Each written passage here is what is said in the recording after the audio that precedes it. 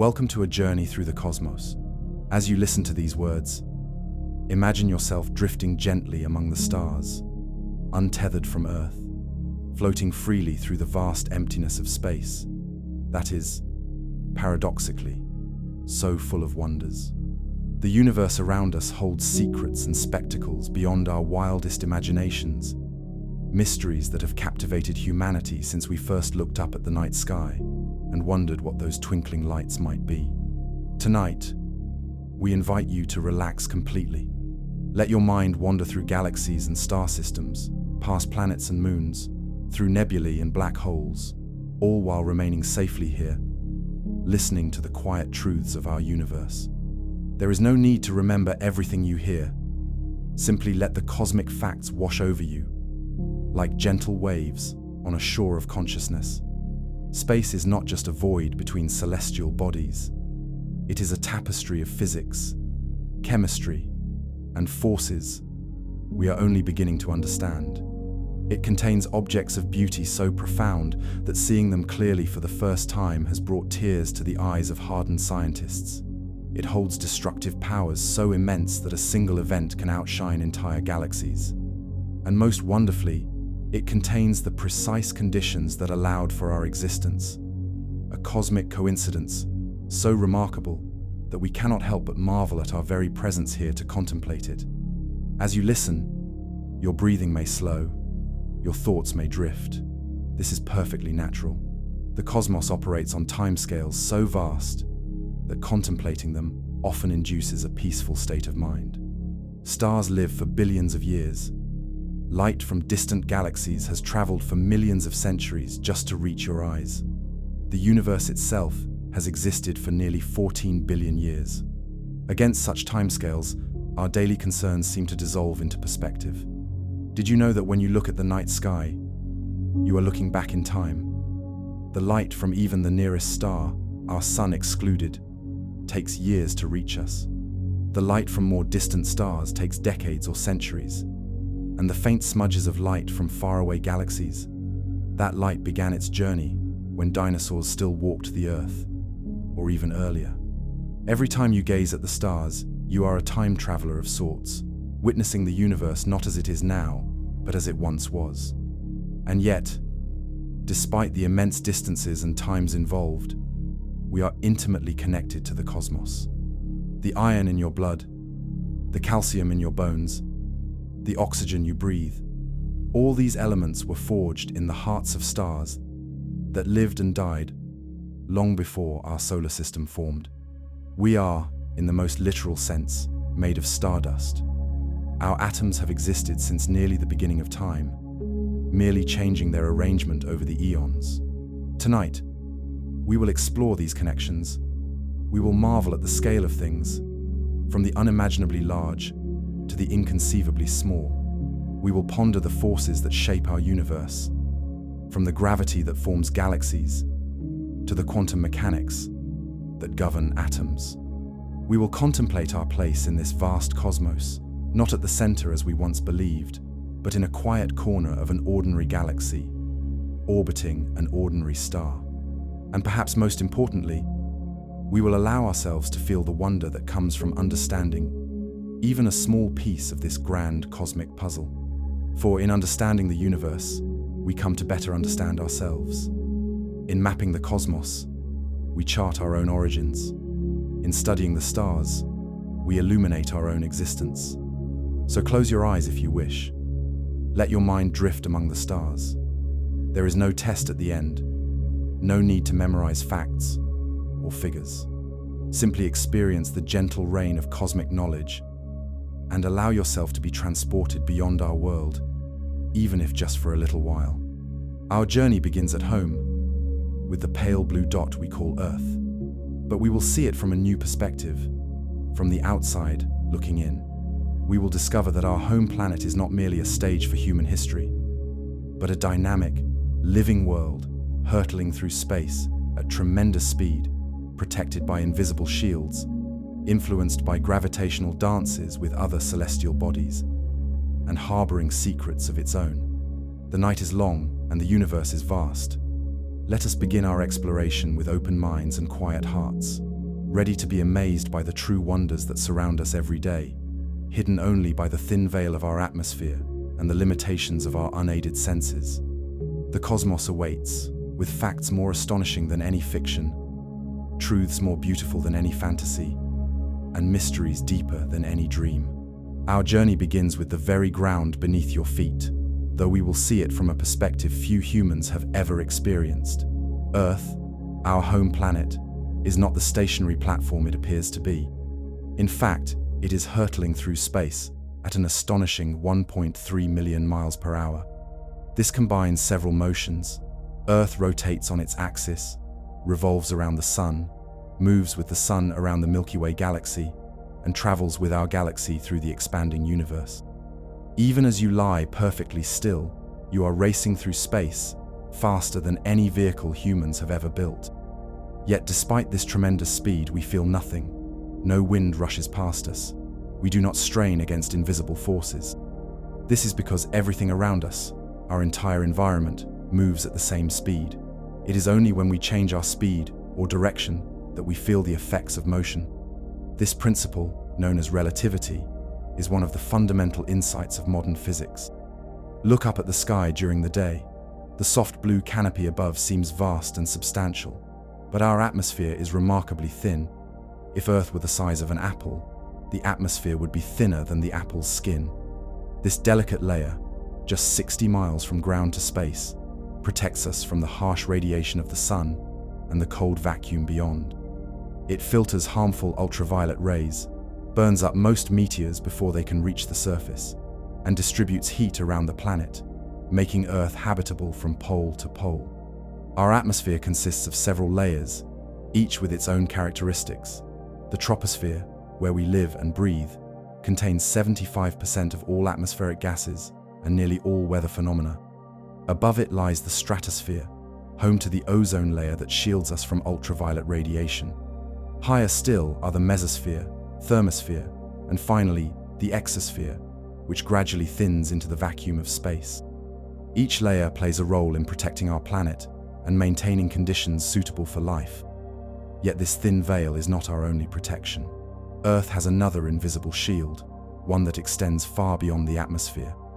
Our planet's magnetic field, generated by the movement of molten iron in the outer core, stretches tens of thousands of miles into space.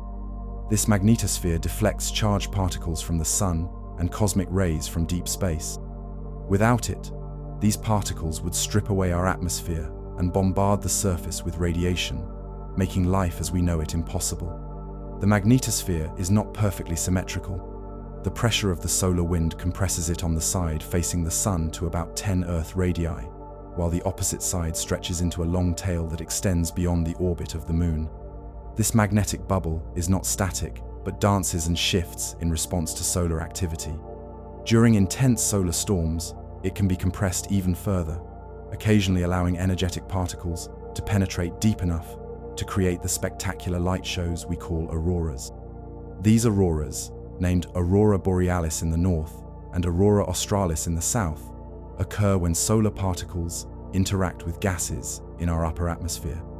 Oxygen produces green and red lights, while nitrogen creates blue and purple hues.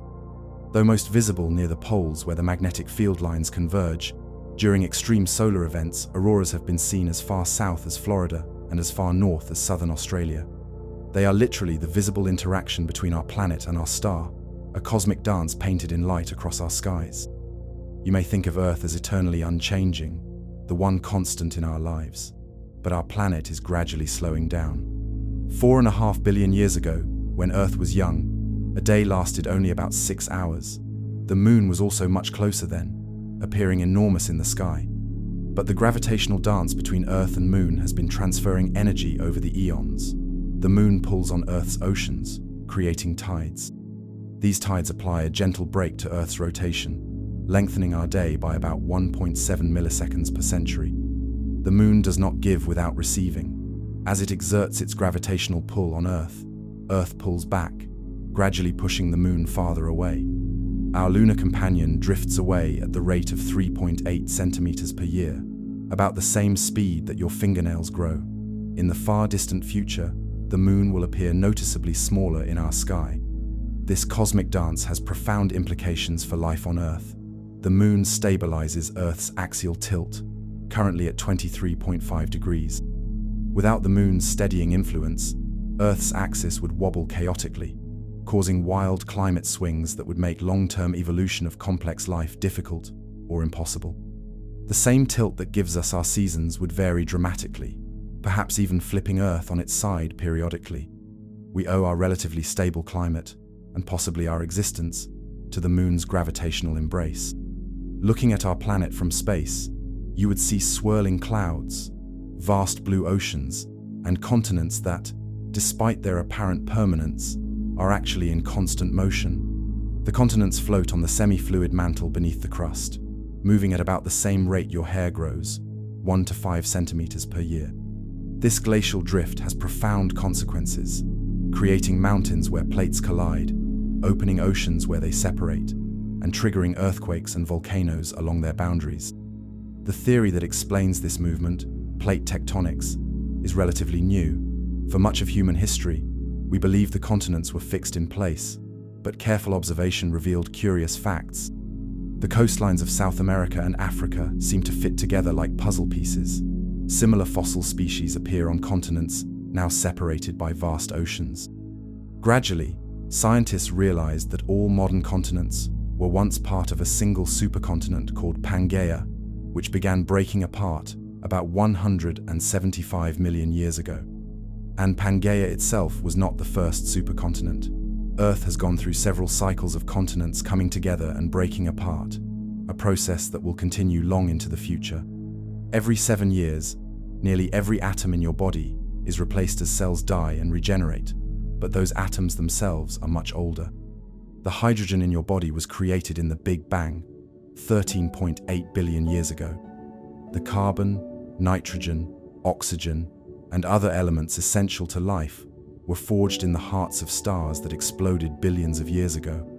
When you look at your hand, you are seeing star stuff, atoms that once existed in the cores of massive stars that died spectacular deaths, scattering their enriched material across space. This cosmic recycling happens on planetary scales as well. Earth formed from the debris of older stars. The very iron in Earth's core, the calcium in its rocks, were produced by nuclear fusion in long-dead suns or during their explosive deaths. Our planet is literally made from the remains of stars that lived and died before our sun was born. The ocean that covers 71% of Earth's surface contains enough salt that if it were extracted and spread over the land, it would form a layer more than 500 feet thick. These oceans are not original to Earth. They likely arrived via countless comets and asteroids that bombarded our young planet. The water you drink today may have once been part of a comet that formed beyond the orbit of Neptune.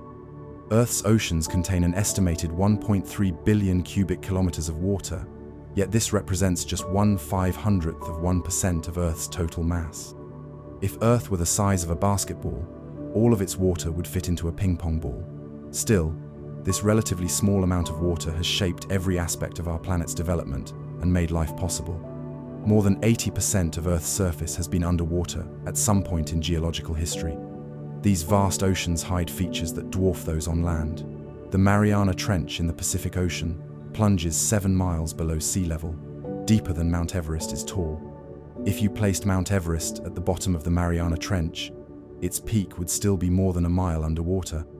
The longest mountain range on Earth is not the Himalayas or the Andes, but the Mid-Ocean Ridge, a continuous chain of underwater mountains that wraps around the globe like the seams of a baseball, stretching for over 40,000 miles.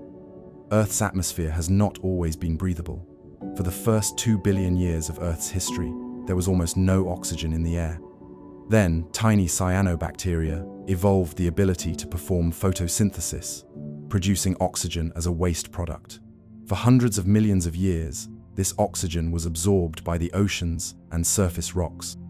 Then, about 2.4 billion years ago, the planet's capacity to absorb oxygen was exceeded, and oxygen levels in the atmosphere rose dramatically. This great oxygenation event was actually a mass extinction for the anaerobic organisms that dominated early Earth, but it paved the way for the evolution of complex, oxygen-breathing life forms like us. The oxygen-rich atmosphere allowed for the formation of the ozone layer, which shields the surface from harmful ultraviolet radiation. Without this protective layer, complex life on land would be impossible. Every breath you take, every moment you spend in the sunlight without harmful radiation burning your skin, you owe to bacteria that lived billions of years ago. The solid ground beneath your feet is not truly solid. Earth's crust floats on a layer of semi-liquid rock called the mantle. Beneath that lies the outer core, a roiling sea of liquid iron and nickel that generates Earth's magnetic field. And at the very center, the inner core, a ball of solid metal as hot as the surface of the sun, squeezed into solidity by the immense pressure of the layers above it. Despite being solid, the inner core rotates slightly faster than the rest of the planet, completing an extra rotation every 1,000 years or so. This independent movement contributes to the complexity of Earth's magnetic field. The core was not always as it is today. When Earth first formed, it was likely a uniform mixture of elements. Over time, heavier elements like iron and nickel sank toward the center while lighter elements rose toward the surface, a process called differentiation. This separation released enormous amounts of heat, which continues to flow outward through the mantle, driving plate tectonics and volcanic activity. The heat from Earth's core travels slowly through the mantle, creating vast, slow-moving convection currents. These currents drive the movement of tectonic plates on the surface and are responsible for most volcanic activity. The mid-ocean ridges mark places where mantle material wells up, creating new oceanic crust. This crust spreads outward, eventually sinking back into the mantle at subduction zones, often marked by deep ocean trenches and chains of volcanoes. This cycle of crust creation and destruction has been ongoing for billions of years and is unique to Earth among the inner planets of our solar system. If you could remove all the empty space from the atoms that make up all humans on Earth, the remaining mass would fit into a sugar cube. Matter is mostly empty space. The nucleus of an atom is about 100,000 times smaller than the atom itself. If an atom were the size of a football stadium, the nucleus would be the size of a pea at the center. The rest is just electrons buzzing about in quantum probability clouds. This emptiness exists at larger scales as well. The average density of the observable universe is estimated to be about 6 hydrogen atoms per cubic meter, making it nearly a perfect vacuum by human standards. Even our seemingly solid planet is not immune to this principle. If you could compress Earth to remove all the space between atomic nuclei, it would shrink to a ball just a few hundred meters across, though its mass would remain the same. Earth has been through 5 major extinction events in its history, wiping out between 70 and 96% of all species each time. The most severe, the Permian-Triassic extinction, about 252 million years ago, eliminated 96% of marine species and 70% of terrestrial vertebrates. Life has remarkable resilience, however. After each catastrophe, surviving organisms evolved and diversified to fill empty ecological niches, eventually producing even greater biodiversity than before. The most recent major extinction event, which killed the dinosaurs 66 million years ago, was likely caused by an asteroid impact near the Yucatan Peninsula in Mexico. The impact site, called the Chicxulub crater, spans over 100 miles in diameter. The asteroid, estimated to have been about 6 miles wide, struck with the force of 10 billion Hiroshima bombs. It created tsunamis hundreds of feet high, sparked global wildfires, and threw so much dust into the atmosphere that photosynthesis was severely reduced for years, causing the collapse of food chains worldwide. Yet from this catastrophe emerged opportunity.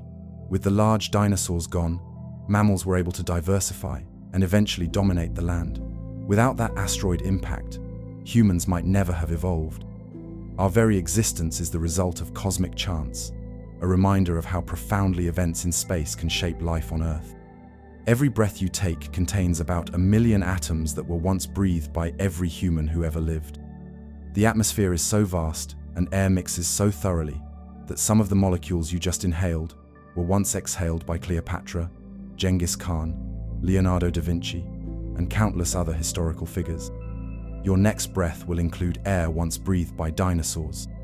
The atoms in your left hand might have come from a different star than those in your right. The calcium in your bones was likely produced by several different types of stellar explosions. The iron in your blood came from stars that died long before our sun was born. we are not just connected to the stars metaphorically. We are literally made of star stuff, assembled from elements that have traveled through space and time to become part of us. Earth's gravity is not uniform across its surface. It varies slightly due to the planet's rotation, which causes an equatorial bulge, and due to differences in the density of underlying rock. These variations are small, typically changing your effective weight by less than 1%, but they can be measured with sensitive instruments. Gravity is also slightly weaker at higher altitudes, decreasing by about 3 parts per million for every 10 meters of elevation. Our planet has a natural resonance frequency, like a bell. When struck by a large enough earthquake or other disturbance, Earth rings like a bell at a frequency of about 573 millihertz, completing one oscillation approximately every 29 minutes. These vibrations, called free oscillations, can continue for weeks after a major earthquake as waves travel through and around the planet. When astronauts look down at Earth from space, many experience what is called the overview effect, a cognitive shift in awareness that comes from seeing our planet as a tiny, fragile ball of life, suspended in the void. From space, national boundaries vanish, conflicts that divide people become less important, and the need to protect our common home becomes both obvious and imperative. Earth, as astronaut Edgar Mitchell described it, suddenly appears as a small pearl in a thick sea of black mystery. From space, the evidence of human activity is surprisingly limited. The Great Wall of China, contrary to popular belief, is not visible from orbit with the naked eye. However, city lights, major highways, forest clearings, and large-scale agriculture create patterns that are clearly visible, especially at night. The most prominent human-made features visible from space are actually our cities at night, which glow with artificial light visible even from the moon. Life on Earth has radically transformed the planet over billions of years. Before photosynthetic organisms evolved, there was no free oxygen in the atmosphere. Before land plants spread across the continents, the surface was largely barren rock. Even the composition of many rocks has been influenced by biological activity. Life and planet have evolved together, each shaping the other in countless ways. And that black mystery surrounding our blue planet, the seeming emptiness of space, is not empty at all. It teems with particles, fields, and waves. Even the vacuum of space contains quantum fluctuations, virtual particles popping in and out of existence, contributing to what physicists call vacuum energy.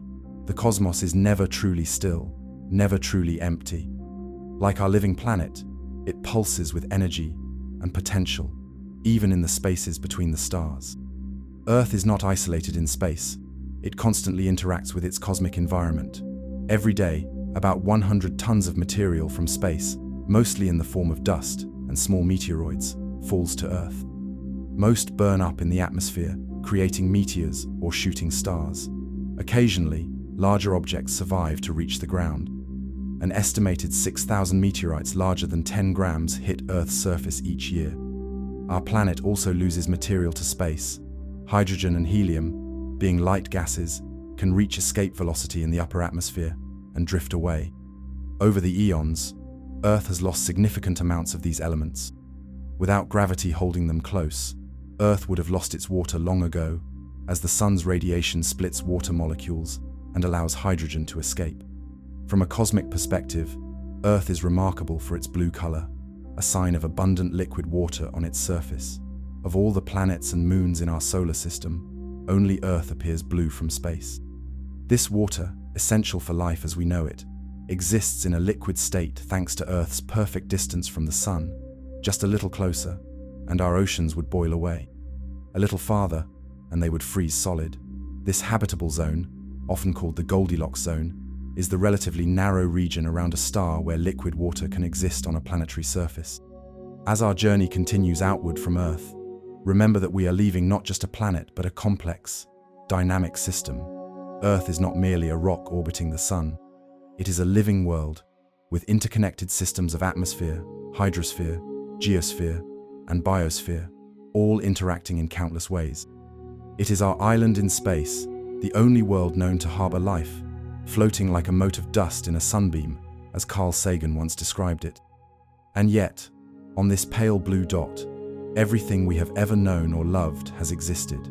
Every human drama has played out on this tiny stage in the cosmic arena. Now, let us turn our gaze toward our nearest celestial neighbor, the Sun, the star that makes all life on Earth possible. But as we do, remember that we carry Earth with us, not just in our thoughts, but in the literal composition of our bodies. We are Earth, rearranged. Let us turn our attention now to the brilliant star at the center of our solar system, the Sun. This seemingly ordinary yellow dwarf star is anything but ordinary to us. It is the gravitational anchor of our solar system, the source of almost all the energy that powers life on Earth, and a fascinating celestial object in its own right. The Sun is immense beyond human comprehension. It contains 999.8% of all the mass in our solar system. The Earth and all other planets, moons, asteroids, comets, and dust combined make up just 0.2%. If the Sun were hollow, you could fit over 1 million Earths inside it. Its diameter is about 109 times that of Earth, and its volume is over 1,300,000 times greater. When we speak of the Sun, we speak of a colossus. Despite its enormous size, the Sun is not particularly large as stars go. It is a G-type main sequence star, often called a yellow dwarf, though its actual color is white. It appears yellow to us because Earth's atmosphere scatters blue light more effectively than red, giving the Sun a yellowish hue when viewed from the ground. From space, the Sun would appear brilliant white, with perhaps a slight bluish tinge. The energy produced by the Sun is almost beyond imagining. Every second, it converts over 600 million tons of hydrogen into helium through nuclear fusion, releasing energy equivalent to the explosion of 91 billion 1 megaton nuclear bombs. Put another way, the Sun produces more energy in a single second than humanity has used throughout its entire history, and it has been doing this continuously for 4.5 billion years. This tremendous energy output is what keeps our planet warm enough for liquid water to exist on its surface. The Sun bathes Earth in a constant stream of electromagnetic radiation, from radio waves to visible light to X-rays. Only a tiny fraction of this energy, about 1 part in 2 billion, falls on Earth. Yet this minuscule percentage provides virtually all the energy that powers our biosphere. The food you eat, the fossil fuels we burn, even the wind and waves, all ultimately derive their energy from sunlight. The light that reaches us from the Sun has had a long and complex journey. It begins in the Sun's core, where temperatures reach 15 million degrees Celsius, and pressures are 340 billion times Earth's atmospheric pressure at sea level. Under these extreme conditions, hydrogen nuclei can overcome their mutual electrical repulsion and fuse together to form helium, releasing enormous amounts of energy in the process. The specific fusion process in the Sun's core is called the proton-proton chain. It begins when 2 hydrogen nuclei, or protons, collide and merge to form deuterium, a heavy isotope of hydrogen containing 1 proton and 1 neutron. During this collision, one of the protons transforms into a neutron by emitting a positron and a neutrino.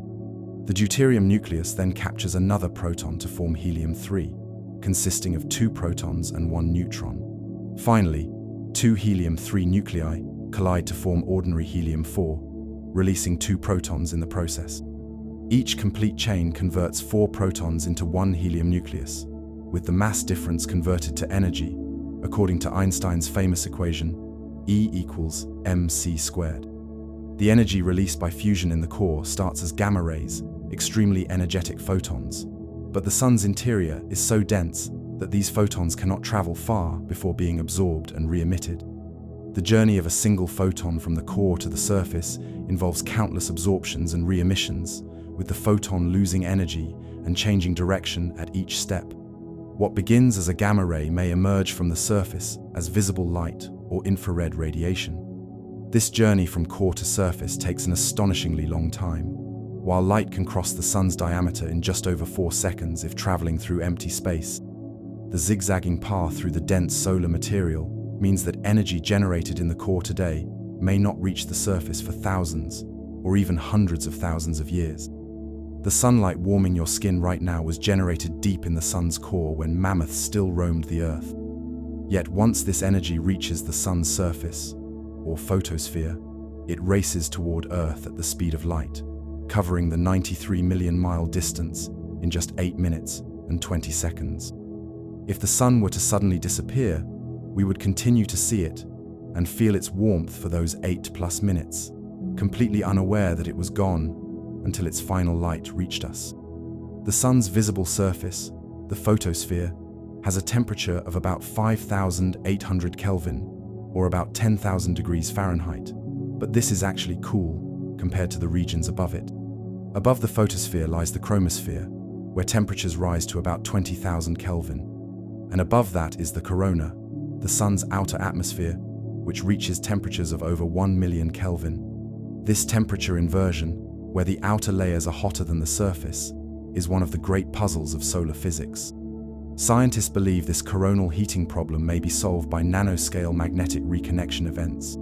The sun's magnetic field lines can become tangled and then snap and reconnect, releasing tremendous energy in the process. Millions of these tiny magnetic explosions happening constantly throughout the corona could heat it to its extreme temperature. Alternatively, certain types of waves propagating through the sun's magnetic field might deposit their energy in the corona. The exact mechanism remains an active area of research. The corona is usually invisible from Earth because the photosphere's brightness overwhelms it. But during a total solar eclipse, when the moon blocks the photosphere, the corona becomes visible as a pearly white halo extending millions of miles into space. This ethereal glow is actually extremely hot, rarefied plasma, but it contains so little matter that it emits very little light compared to the photosphere. From the corona extends the solar wind, a stream of charged particles flowing outward in all directions at speeds of about 400 kilometers per second. This constant outflow of material means the sun loses about 1 million tons of matter every second. Yet even at this rate, the sun has enough mass to continue shining for another 5 billion years before significant changes occur in its structure. The solar wind creates a bubble in interstellar space called the heliosphere, which extends far beyond the orbit of Pluto. This bubble shields our solar system from some of the cosmic rays and interstellar material that would otherwise enter our neighborhood. The boundary where the solar wind's pressure balances the pressure of interstellar space is called the heliopause, and it marks the edge of our sun's direct influence. The shape of the heliosphere is not spherical but more like a comet, with a rounded head in the direction of the sun's movement through the galaxy and a long tail trailing behind. As our solar system moves through the interstellar medium at about 50,000 miles per hour, the heliosphere plows through the sparse gas and dust between the stars, creating a bow shock similar to the wave that forms in front of a moving ship. The Voyager spacecraft, launched in the 1970s, have recently crossed this boundary, becoming the first human-made objects to enter interstellar space. They continue to send back data about the conditions there, teaching us about the environment outside our sun's protective bubble. The face of the sun is not uniform, but mottled with a variety of features. The most noticeable of these are sunspots, dark patches on the photosphere that can be many times larger than Earth. Sunspots appear dark because they are cooler than their surroundings, typically about 4,000 Kelvin compared to the surrounding 5,800 Kelvin. Yet even sunspots would glow brilliantly if viewed in isolation. They appear dark only in contrast to the even brighter photosphere surrounding them. Sunspots are caused by intense magnetic fields that emerge from within the sun and penetrate the photosphere. These magnetic fields inhibit the convection of hot plasma from below, resulting in cooler surface temperatures. Sunspots often appear in pairs or groups with opposite magnetic polarities, like the north and south poles of a bar magnet. They can persist for days, weeks, or even months before dissipating. The largest sunspot group ever recorded, observed in April 1947, covered an area of over 18 billion square kilometers, about 6,000 times the surface area of Earth. This monster sunspot could be seen with the naked eye at sunset, though looking directly at the sun is extremely dangerous and can cause permanent eye damage. The number of sunspots visible on the sun is not constant, but varies over an approximately 11-year cycle. At solar maximum, dozens of sunspots may dot the sun's surface. At solar minimum, the sun may go weeks without a single visible spot. This solar cycle is driven by the periodic reversal of the sun's magnetic field, which flips its north and south poles approximately every 11 years. This 11-year solar cycle was first noticed by amateur astronomer Heinrich Schwabe in the 19th century. After 17 years of daily observations, he recognized the pattern of increasing and decreasing sunspot numbers. Later, astronomers refined his work, establishing the average cycle length as 11 years, though individual cycles can range from 9 to 14 years in duration. Associated with sunspots are other magnetic phenomena, including solar flares and coronal mass ejections. Solar flares are sudden, intense brightenings on the sun's surface, often near sunspot groups. They release enormous amounts of energy across the electromagnetic spectrum, from radio waves to X-rays and gamma rays. A large flare can release energy equivalent to millions of 100 megaton hydrogen bombs in just a few minutes. Solar flares are classified according to their X-ray brightness in the wavelength range from 1 to 8 angstroms. The categories, from weakest to strongest, are A, B, C, M, and X. Each category is 10 times more powerful than the one before it, and within each category, there are 9 subdivisions. An X9 flare is thus 81 times more powerful than an X1 flare. The most powerful flare ever recorded, in November 2003, saturated the X-ray detectors at X28 before they cut out. Even more energetic are coronal mass ejections, or CMEs, vast bubbles of plasma ejected from the sun's corona. These can contain billions of tons of material traveling at millions of miles per hour.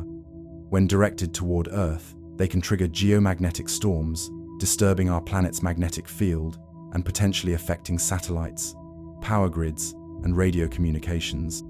CMEs can be enormous, sometimes extending to more than half the distance between the Sun and Earth. The plasma they contain is so hot that it consists of free electrons and atomic nuclei rather than neutral atoms. This electrically charged state makes the material responsive to magnetic fields, both the Sun's and Earth's. The most powerful solar storm on record, the Carrington event of 1859, caused auroras visible as far south as Cuba and Hawaii. Telegraph systems worldwide failed, with some telegraph operators reporting sparks leaping from their equipment and setting papers on fire.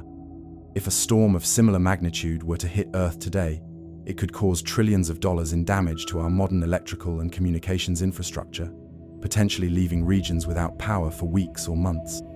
In March 1989, a considerably less powerful solar storm caused the collapse of northeastern Canada's Hydro-Quebec power grid, leaving 9 million people without electricity for 9 hours.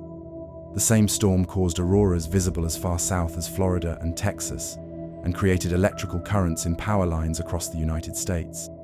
Modern power grids have been somewhat hardened against such events, but a Carrington-level event would still pose a serious threat. To monitor such solar activity, space agencies maintain a fleet of satellites observing the Sun continuously. The Solar and Heliospheric Observatory, or SOHO, has been watching the Sun since 1995, providing unprecedented views of its atmosphere and interior.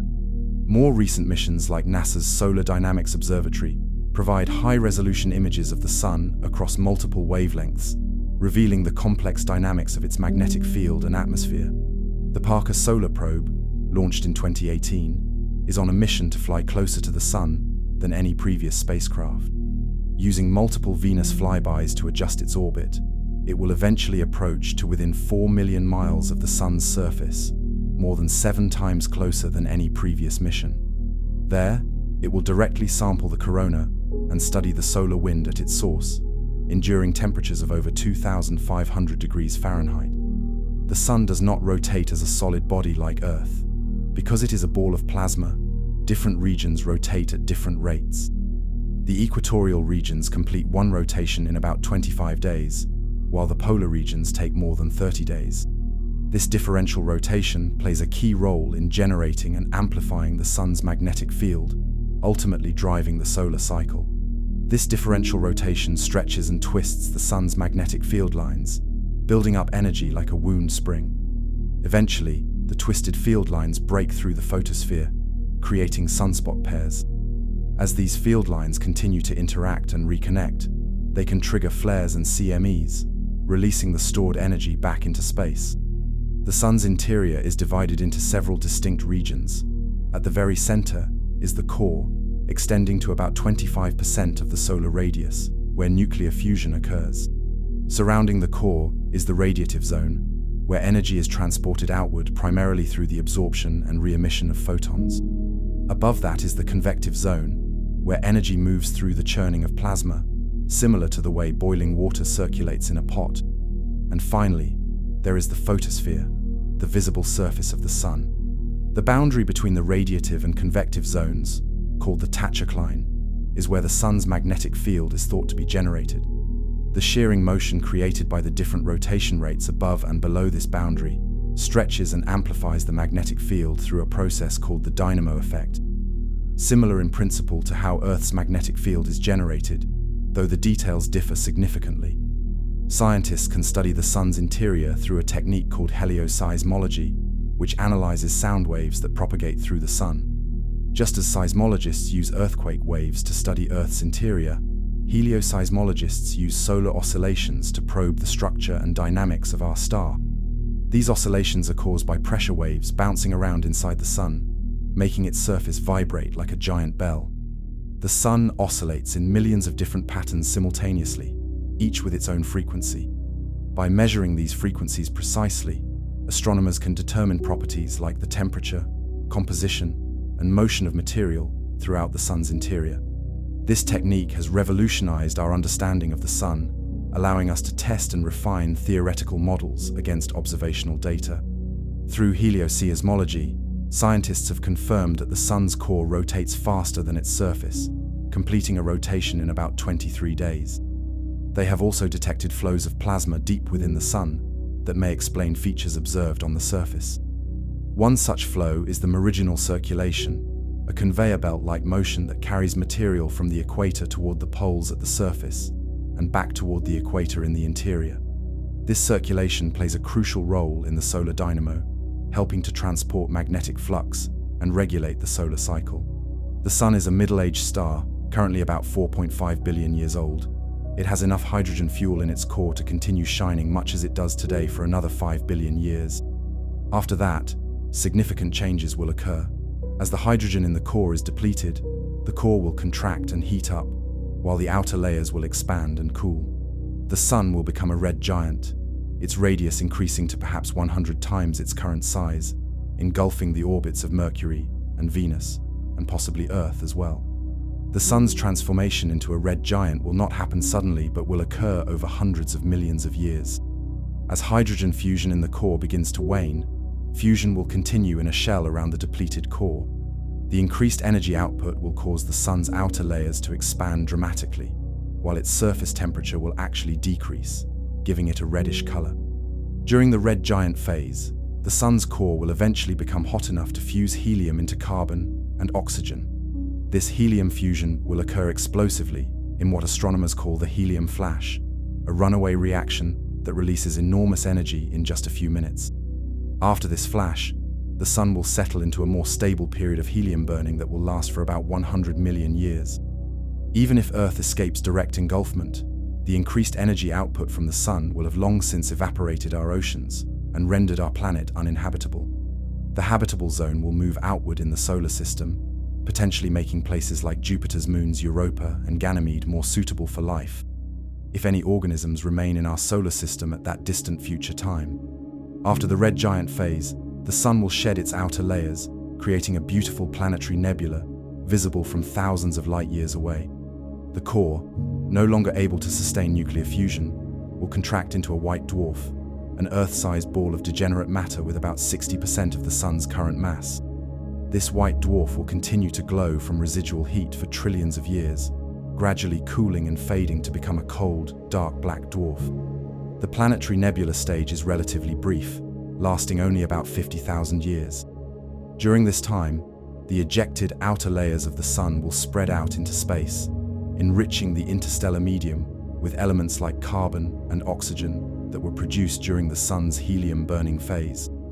These elements may eventually be incorporated into new stars and planetary systems, continuing the cycle of stellar evolution and chemical enrichment that has been ongoing in our galaxy for billions of years. The white dwarf remnant will be incredibly dense, packing about 60% of the sun's mass into a volume similar to Earth's. A teaspoon of white dwarf material would weigh several tons. This extreme density results from a state of matter called electron degeneracy, where quantum mechanical effects prevent further compression. The white dwarf will initially be extremely hot, with a surface temperature of perhaps 100,000 Kelvin, but with no internal heat source. It will gradually cool over unimaginably long timescales. The Sun's eventual fate is tied to its mass. Stars much more massive than the Sun live shorter lives and die more spectacularly, exploding as supernovae and potentially leaving behind neutron stars or black holes. Stars less massive than the Sun live much longer but never achieve temperatures high enough to fuse elements heavier than helium. Our Sun is in a sweet spot, massive enough to eventually produce carbon and oxygen, the elements essential for life as we know it, but not so massive as to exhaust its fuel in just a few million years. The most massive stars can burn through their nuclear fuel in just a few million years, compared to the Sun's 10 billion year lifespan. These stellar giants can synthesize elements as heavy as iron in their cores through successive stages of nuclear fusion. But iron fusion absorbs rather than releases energy, leading to the star's catastrophic collapse and subsequent explosion as a supernova. In the extreme temperatures and pressures of these explosions, elements heavier than iron are created and scattered into space. The elements that compose our bodies, planets, and virtually everything we interact with were forged in the hearts of stars and distributed through space by stellar winds and supernova explosions. As the astronomer Carl Sagan famously said, "We are made of star stuff." Our connection to the stars is not metaphorical, but literal. The carbon in our cells, the oxygen we breathe, the calcium in our bones, and the iron in our blood all originated in stellar furnaces. Although the Sun will eventually die, it has given rise to something potentially immortal: consciousness. The atoms in our bodies, forged in other stars, have been arranged by the energy of our Sun into beings capable of contemplating the cosmos. As the astronomer Carl Sagan once said, "We are a way for the cosmos to know itself." Through us, the universe has begun to understand its own nature and history. The ancient cultures of Earth recognized the Sun's fundamental importance to life. Many civilizations worshipped the Sun as a deity or regarded it as the visible manifestation of a supreme being. The Egyptian Ra, the Greek Helios, the Aztec Huitzilopochtli, and many other solar deities received prayers and sacrifices from people who understood, in their way, their absolute dependence on the Sun's life-giving rays. The ancient Egyptians saw the sun god Ra sailing across the sky in a boat during the day and navigating the perilous underworld at night, to be reborn each morning. For them, the daily cycle of the sun was a powerful symbol of death and rebirth. Similarly, the ancient Aztecs believed the sun required human sacrifices to rise each day, a reflection of their understanding that all life depends on the sun's energy. Stone monuments aligned with solar events are found worldwide, from Stonehenge in England to Newgrange in Ireland to Chichen Itza in Mexico. These structures allowed ancient peoples to track the seasonal movements of the sun, helping them time agricultural activities and religious ceremonies. The remarkable precision of these alignments demonstrates the advanced astronomical knowledge of cultures that lacked telescopes or written mathematical systems. Even today, with our scientific understanding of the sun's true nature, it is difficult not to feel a sense of wonder and gratitude when contemplating this extraordinary star. Without it, Earth would be a frozen, lifeless rock, drifting through the darkness of space. With it, our planet teems with an incredible diversity of life forms, including beings capable of understanding the very nuclear processes that power their existence. The sun's energy reaches Earth not just as light and heat, but also as a more subtle influence. The gravitational pull of the sun, along with that of the moon, causes the tides in Earth's oceans. The seasonal variations in the sun's apparent position in the sky drive the cycle of seasons that have shaped the evolution of life. Even the composition of our atmosphere is influenced by solar radiation, which can break apart or ionize gas molecules in the upper layers. The sun's light takes 8 minutes and 20 seconds to reach Earth, traveling at 186,000 miles per second. This finite speed of light means that we always see the sun as it was, not as it is at the exact moment of observation. This delay is negligible on human timescales, but becomes significant when considering more distant objects. The light from the nearest star system, Alpha Centauri, takes over 4 years to reach us, while light from distant galaxies may have been traveling for billions of years. Our cultural conception of time is deeply tied to the sun. The day is defined by one rotation of Earth relative to the sun. The year is one orbit around the sun. Even our calendar months approximately track the 12 orbits of the Moon around Earth during one solar year. Our very notion of time passing is inseparable from our planet's relationship with its star. The light from the Sun takes slightly different amounts of time to reach us throughout the year. This is because Earth's orbit is not perfectly circular, but slightly elliptical.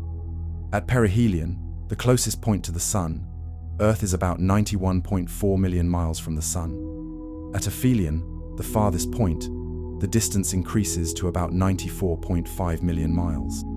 This 3% variation in distance causes about a 6% variation in the intensity of sunlight reaching Earth, but this effect is overshadowed by the more significant impact of Earth's axial tilt on the seasons.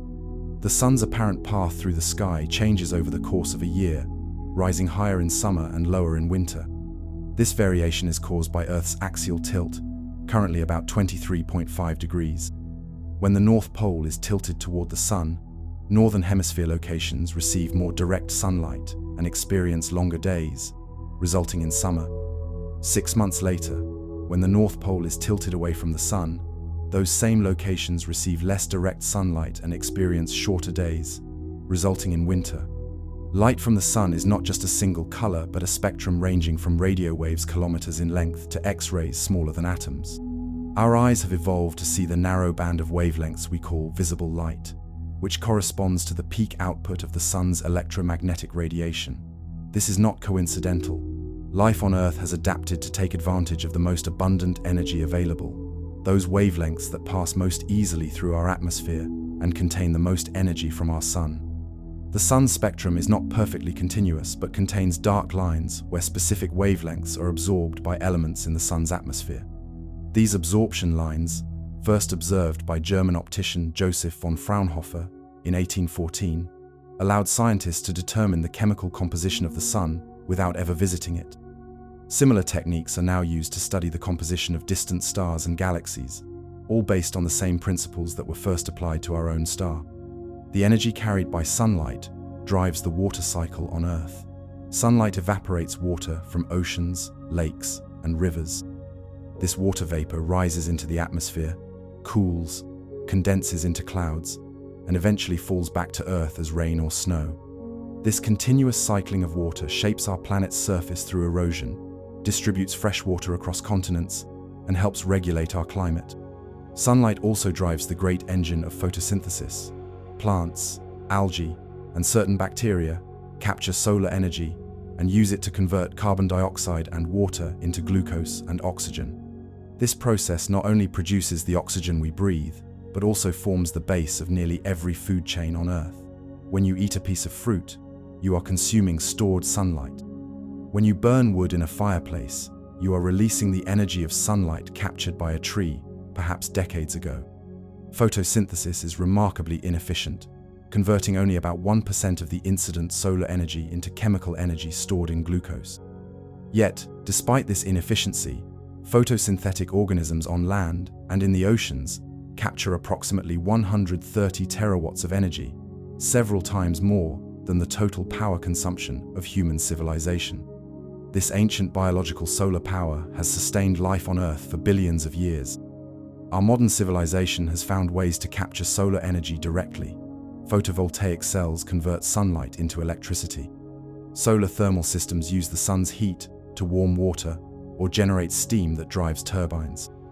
These technologies allow us to tap into the vast energy flux from the sun without relying on the biological processes that stored ancient sunlight in the fossil fuels we currently depend on. The sun delivers more energy to Earth in 1 hour than humanity uses in an entire year.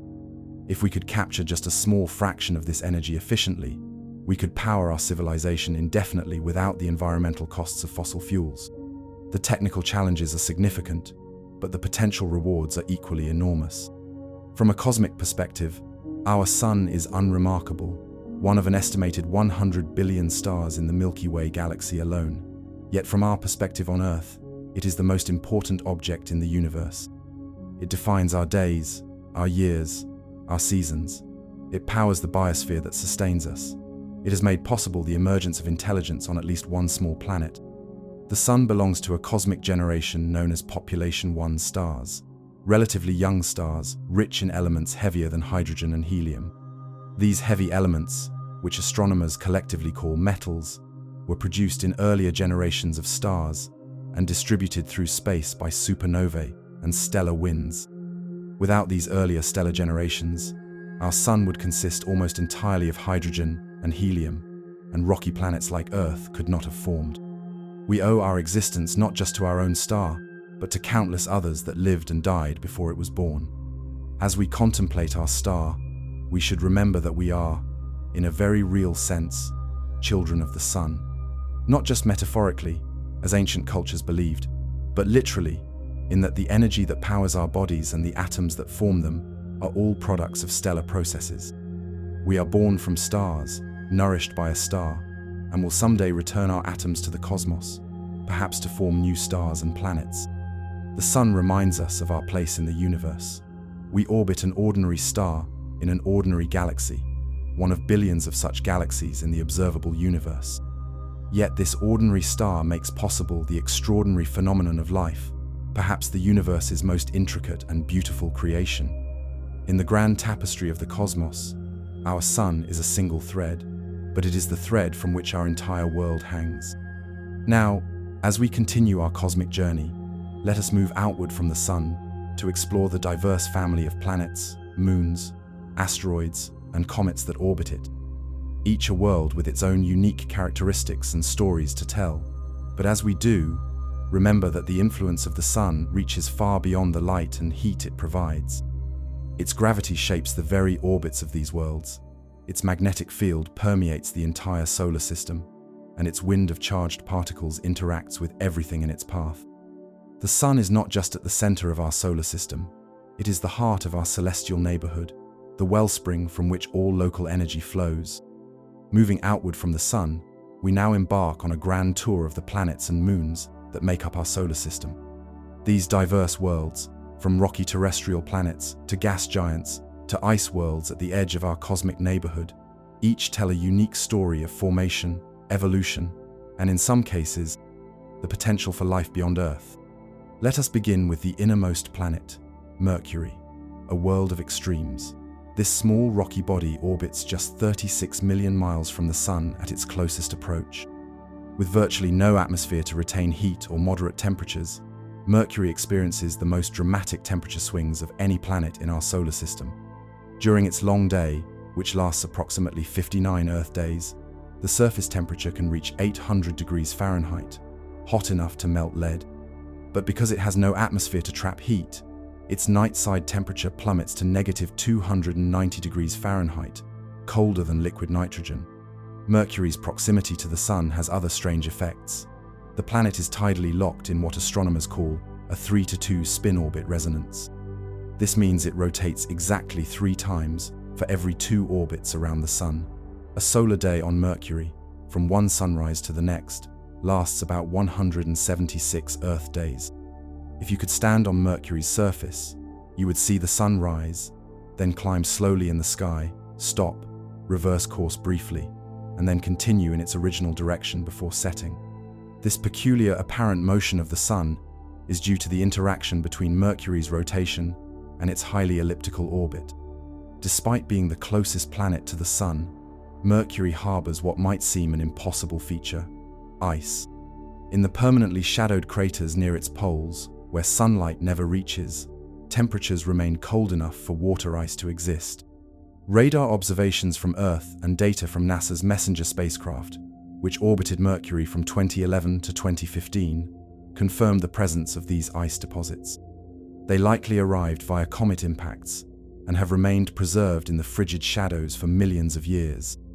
Mercury's surface bears the scars of billions of years of meteor impacts. The planet's most notable feature is the Caloris Basin, an enormous impact crater about 960 miles across, created when an asteroid or comet the size of a large city slammed into the planet. The impact was so powerful that it sent seismic waves racing through the planet, converging on the opposite side of Mercury and creating a strange, hilly terrain nicknamed the Weird Terrain.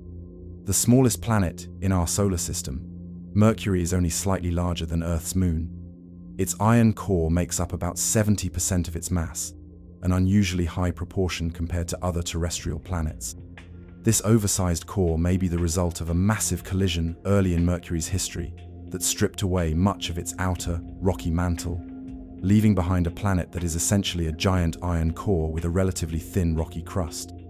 Moving outward from the Sun, we encounter Venus, often called Earth's twin due to its similar size and mass, but any resemblance ends there.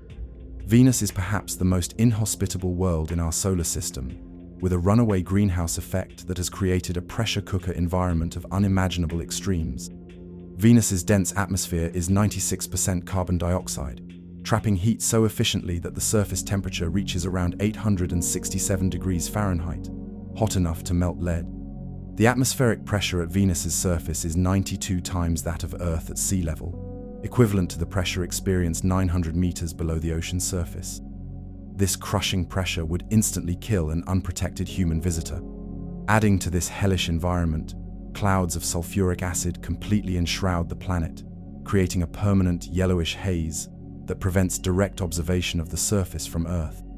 These clouds reflect most of the sunlight that hits them, making Venus the brightest object in our night sky after the Moon. But beneath these clouds, the surface is perpetually dim, with light levels similar to a heavily overcast day on Earth. Perhaps the strangest feature of Venus is its backward rotation. While most planets rotate in the same direction as their orbit, a phenomenon astronomers call prograde rotation, Venus slowly spins in the opposite direction. This retrograde rotation means that on Venus, the Sun rises in the west and sets in the east. One theory for this backward spin is that a massive impact early in Venus's history effectively flipped the planet's rotation. This slow, backward rotation means that a day on Venus is longer than its year. Venus takes 225 Earth days to complete one orbit around the Sun, but it takes 243 Earth days to complete one rotation on its axis. From the surface of Venus, if you could somehow see through the thick clouds, you would witness a sunrise about once every 117 Earth days. Despite these extreme conditions, Venus may not have always been so inhospitable.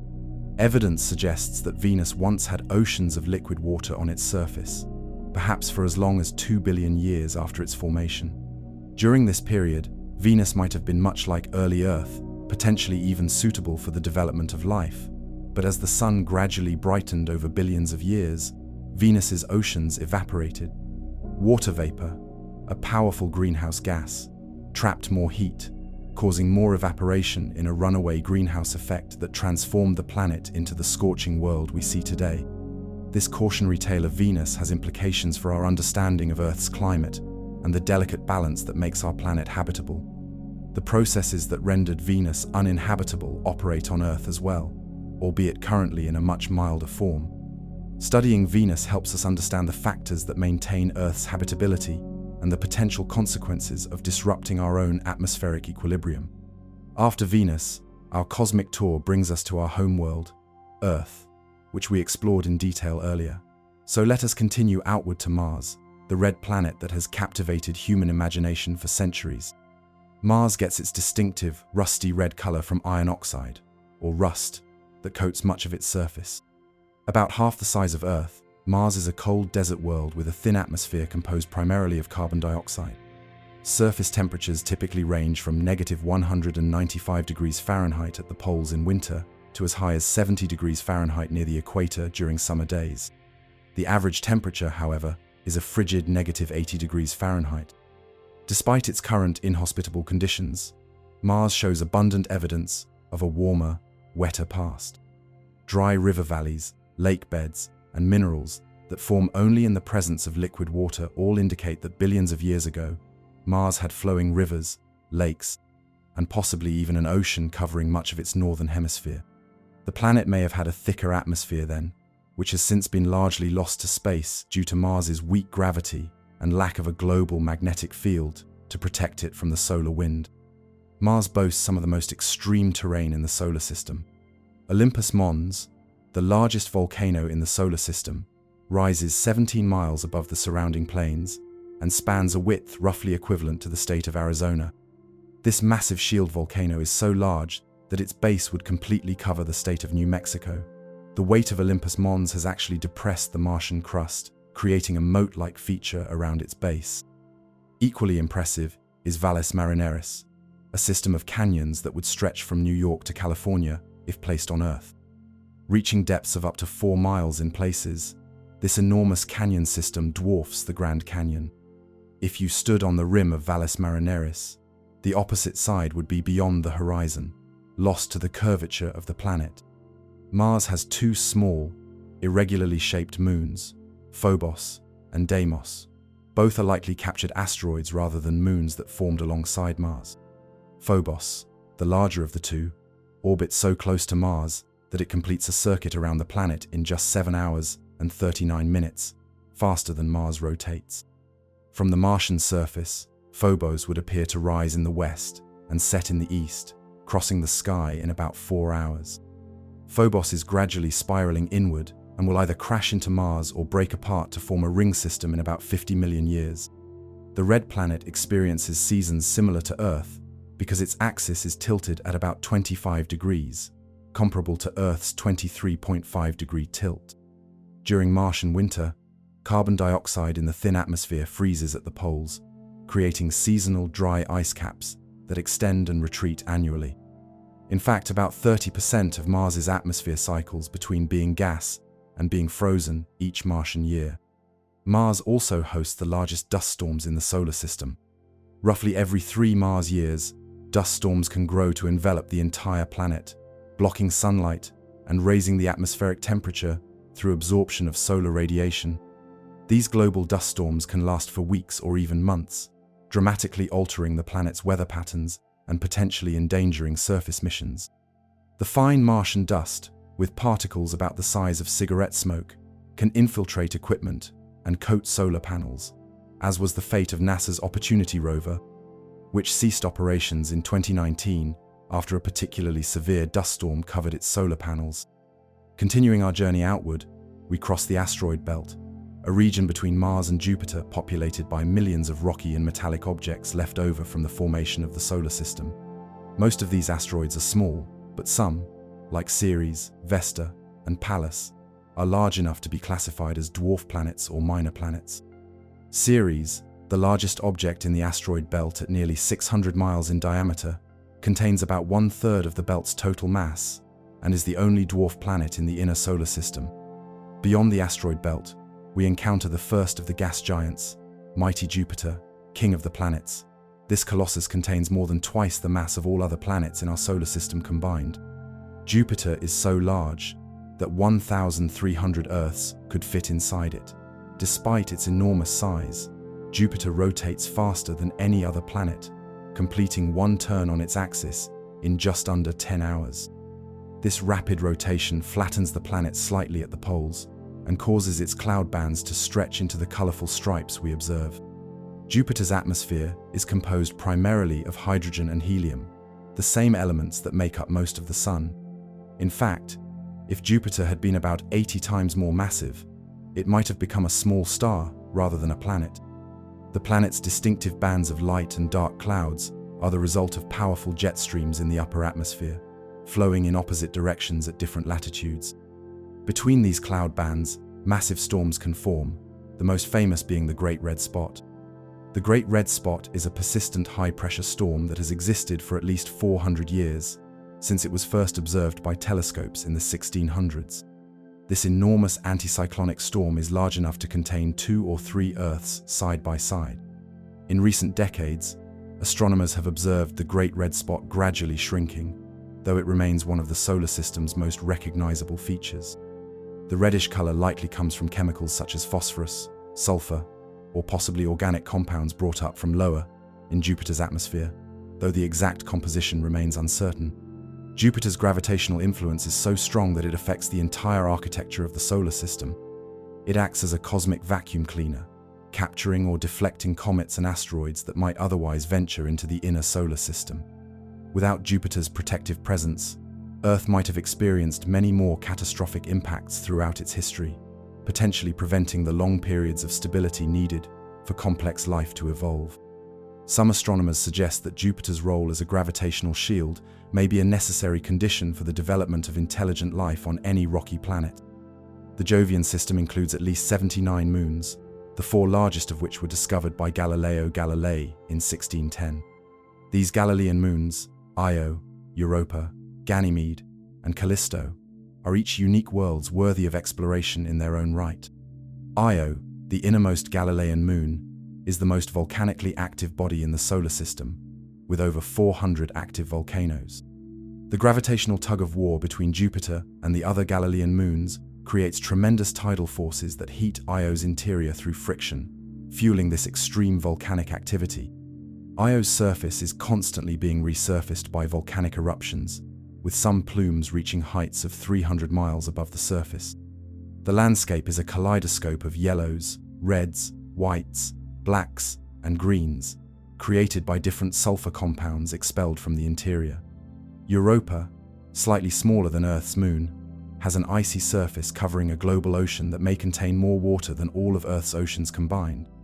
This subsurface ocean is kept liquid by the same tidal heating that drives Io's volcanism, though to a lesser degree. Europa's ocean, combined with the energy from tidal heating and the presence of essential elements, makes this moon one of the most promising places to search for extraterrestrial life in our solar system.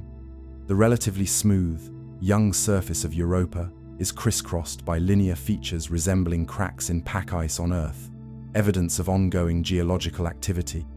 Ganymede, the largest moon in the solar system, is even bigger than the planet Mercury.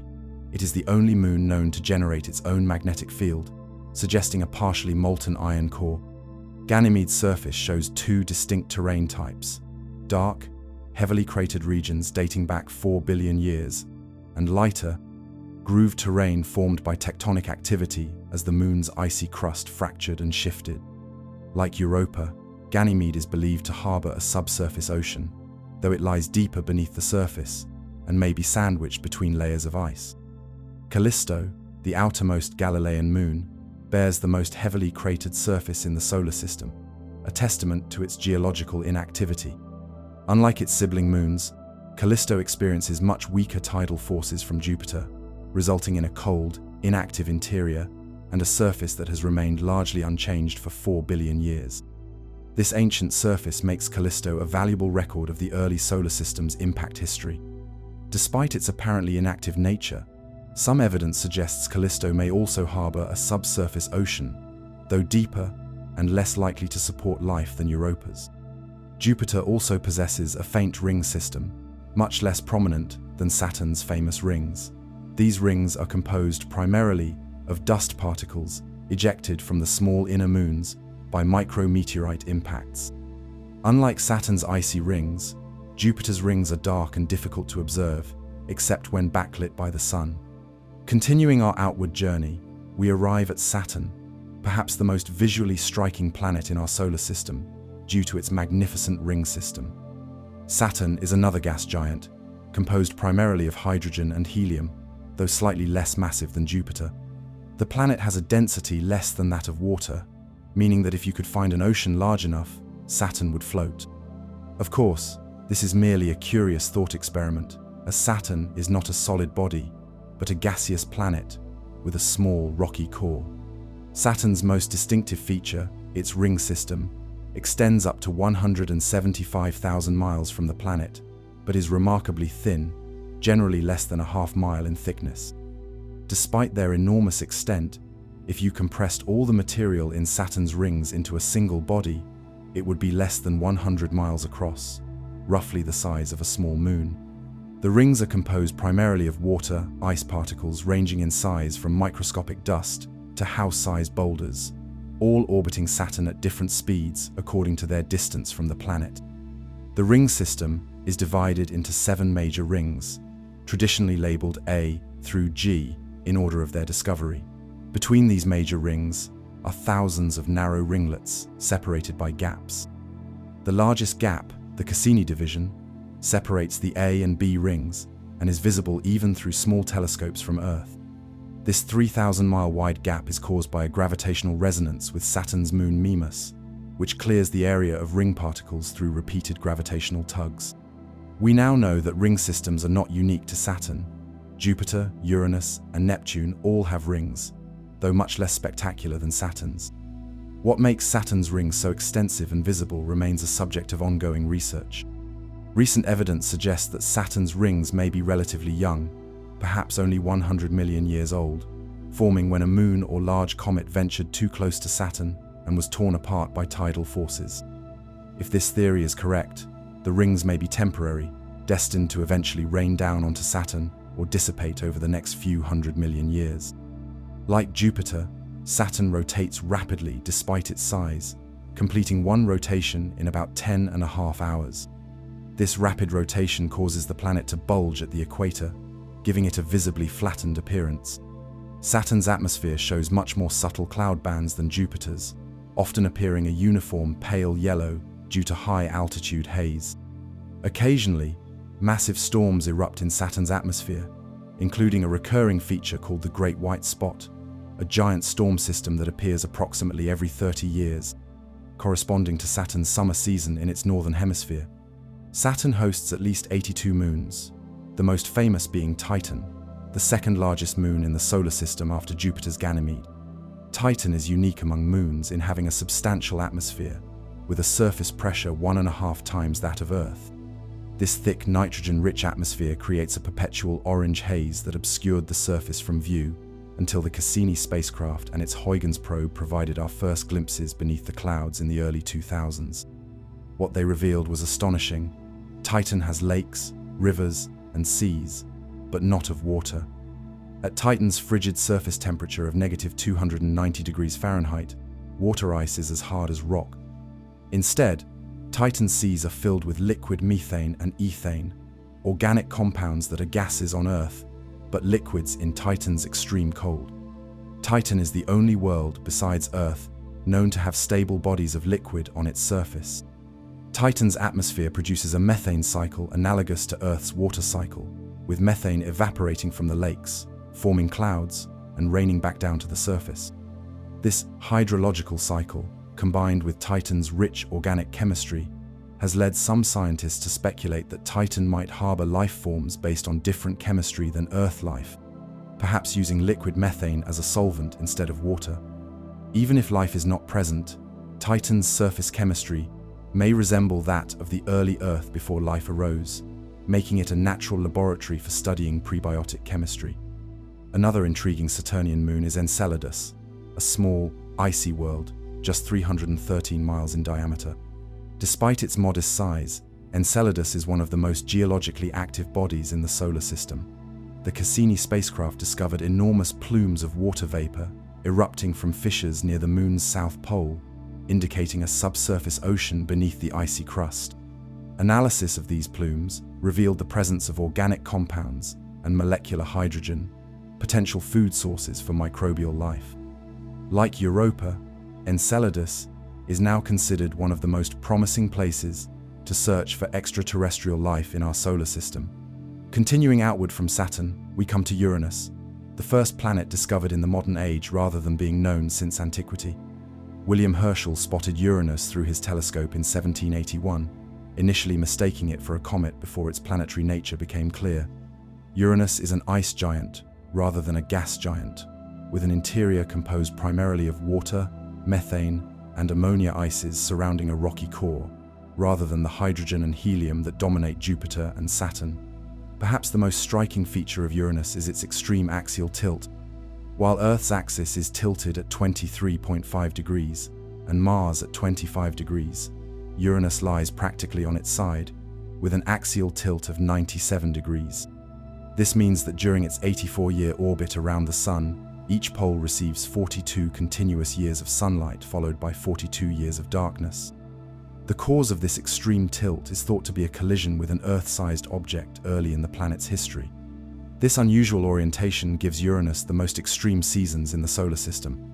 During the solstices, one pole faces directly toward the Sun, while the other faces away, creating a stark division between day and night hemispheres. During the equinoxes, the Sun lies above the equator, and the planet experiences brief periods similar to the day-night cycles on other planets. A complete rotation of Uranus takes about 17 hours, but because of its sideways orientation, an observer at either pole would see the Sun circle just above the horizon during the summer and remain below the horizon for 42 years during the winter.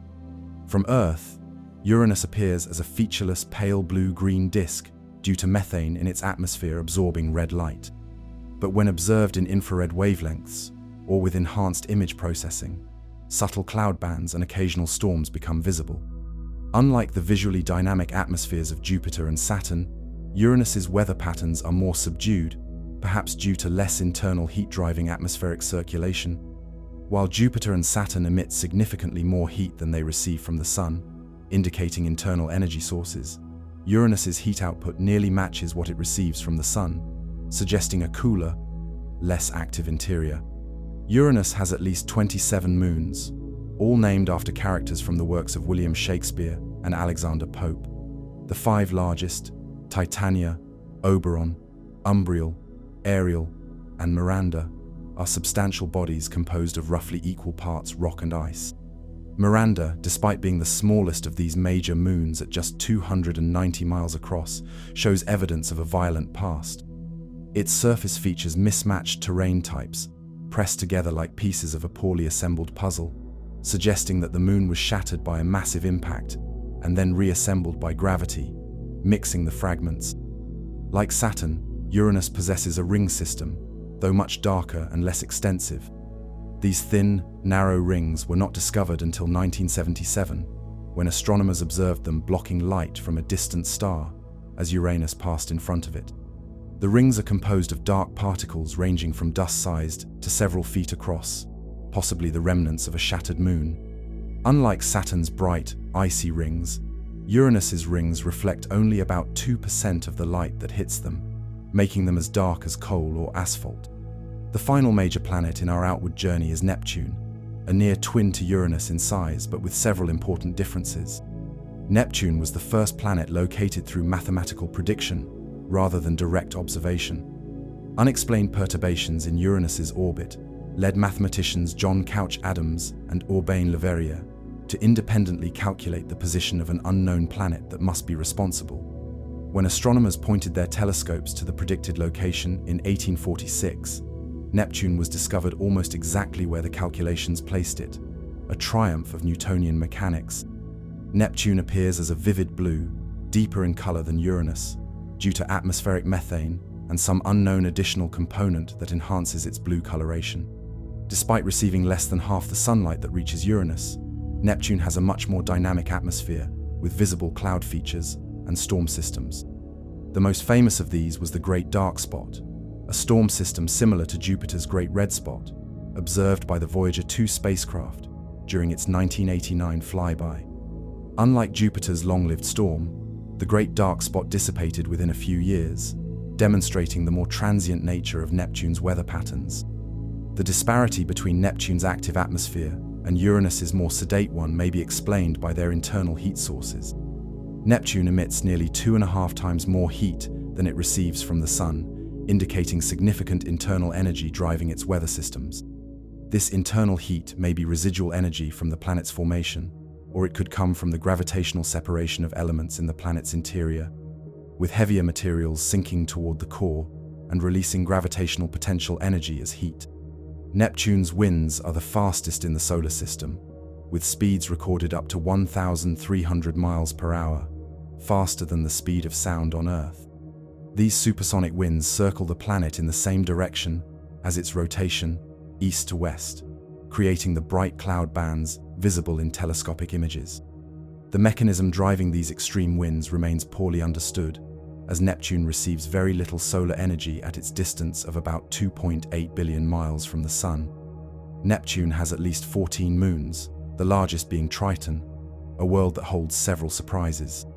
Triton orbits Neptune in the opposite direction to the planet's rotation, a retrograde orbit that suggests it was not formed along with Neptune, but was captured from the Kuiper Belt, the region of icy bodies beyond Neptune. With a diameter of about 1,680 miles, Triton is slightly smaller than Earth's moon and is the only large moon in the solar system with a retrograde orbit. Triton's surface temperature of -390 degrees Fahrenheit makes it one of the coldest objects in the solar system. Despite this extreme cold, Voyager 2 observed active nitrogen geysers erupting from the south polar region, sending plumes of material up to 5 miles into the thin atmosphere before it settled back to the surface. This unexpected activity indicates that Triton is not a completely frozen world, but maintains some internal heat, possibly from tidal interactions with Neptune or radioactive decay in its rocky core. The surface of Triton shows relatively few impact craters, indicating that it is geologically young and has been resurfaced within the last few 100 million years. The most distinctive terrain type is the Cantaloupe Terrane, a region of the northern hemisphere marked by a pattern of shallow depressions reminiscent of the skin of a cantaloupe melon. Other areas show evidence of cryovolcanism, where water mixed with ammonia or methane, acting as antifreeze, erupts onto the surface and freezes. Due to its retrograde orbit, Triton is spiraling slowly inward toward Neptune. In about 3.6 billion years, it will reach the Roche limit, the distance at which tidal forces from Neptune will overcome the Moon's internal gravity, tearing it apart to form a spectacular ring system, perhaps even more extensive than Saturn's current rings. Neptune also possesses a faint ring system, consisting of 5 main rings and a broader dust sheet between them. The rings are not uniform but contain denser regions called ring arcs, where material is concentrated rather than spread evenly around the orbit. These arcs are maintained by the gravitational influence of the small moon Galatea, which shepherds the ring material through gravitational resonances. Beyond Neptune lies a vast region known as the Kuiper Belt, a disc-shaped region extending from about 30 to 50 astronomical units from the Sun. Similar to the asteroid belt, but much larger and composed primarily of icy bodies rather than rock and metal, the Kuiper Belt is home to dwarf planets including Pluto, Haumea, and Makemake, as well as countless smaller bodies. Pluto, once considered the 9th planet, was reclassified as a dwarf planet in 2006, following the discovery of several similarly sized objects in the outer solar system. Pluto's demotion sparked public controversy, but from a scientific perspective, it recognized Pluto's true nature as one of the larger members of the Kuiper Belt, rather than a standalone planet like the 8 major planets. The New Horizons spacecraft's flyby of Pluto in 2015 revealed a surprisingly complex world, with mountains of water ice rising 13,000 feet above nitrogen ice plains, glaciers of flowing nitrogen ice, and a thin atmosphere of nitrogen, methane, and carbon monoxide that expands and contracts as Pluto's highly elliptical orbit takes it closer to and farther from the Sun. Perhaps most surprisingly, Pluto shows evidence of recent or ongoing geological activity, with some regions appearing to be less than 10 million years old, remarkably young in geological terms. Pluto's largest moon, Charon, is so large relative to Pluto that the two bodies orbit a common center of gravity located outside Pluto itself, making them technically a binary system rather than a planet and moon. Charon and Pluto are tidally locked to each other, meaning that Charon always presents the same face to Pluto, and Pluto always presents the same face to Charon. An observer on Pluto's Charon-facing side would see Charon fixed in the sky, never rising or setting, while someone on the opposite side of Pluto would never see Charon at all. Far beyond the Kuiper Belt lies the Oort cloud, a spherical shell of icy bodies surrounding the entire solar system at distances between 1,000 and 100,000 astronomical units, or roughly 1/4 the distance to the nearest star. The Oort cloud is the source of long-period comets, which can take thousands or millions of years to complete one orbit of the Sun. Unlike the planets and Kuiper Belt objects, which orbit in roughly the same plane, the Oort cloud surrounds the Sun in all directions, a relic of the solar system's formation and subsequent gravitational interactions with passing stars and the Milky Way's tidal forces. As we conclude our tour of the planets and their moons, we should reflect on the extraordinary diversity of worlds that share our solar system. From scorching Mercury to frigid Neptune, from the barren Moon to potentially life-harboring moons like Europa and Enceladus, our cosmic neighborhood contains worlds of every description. Each has its own story to tell, its own lessons to teach us about the processes that shape planets and the conditions that might give rise to life.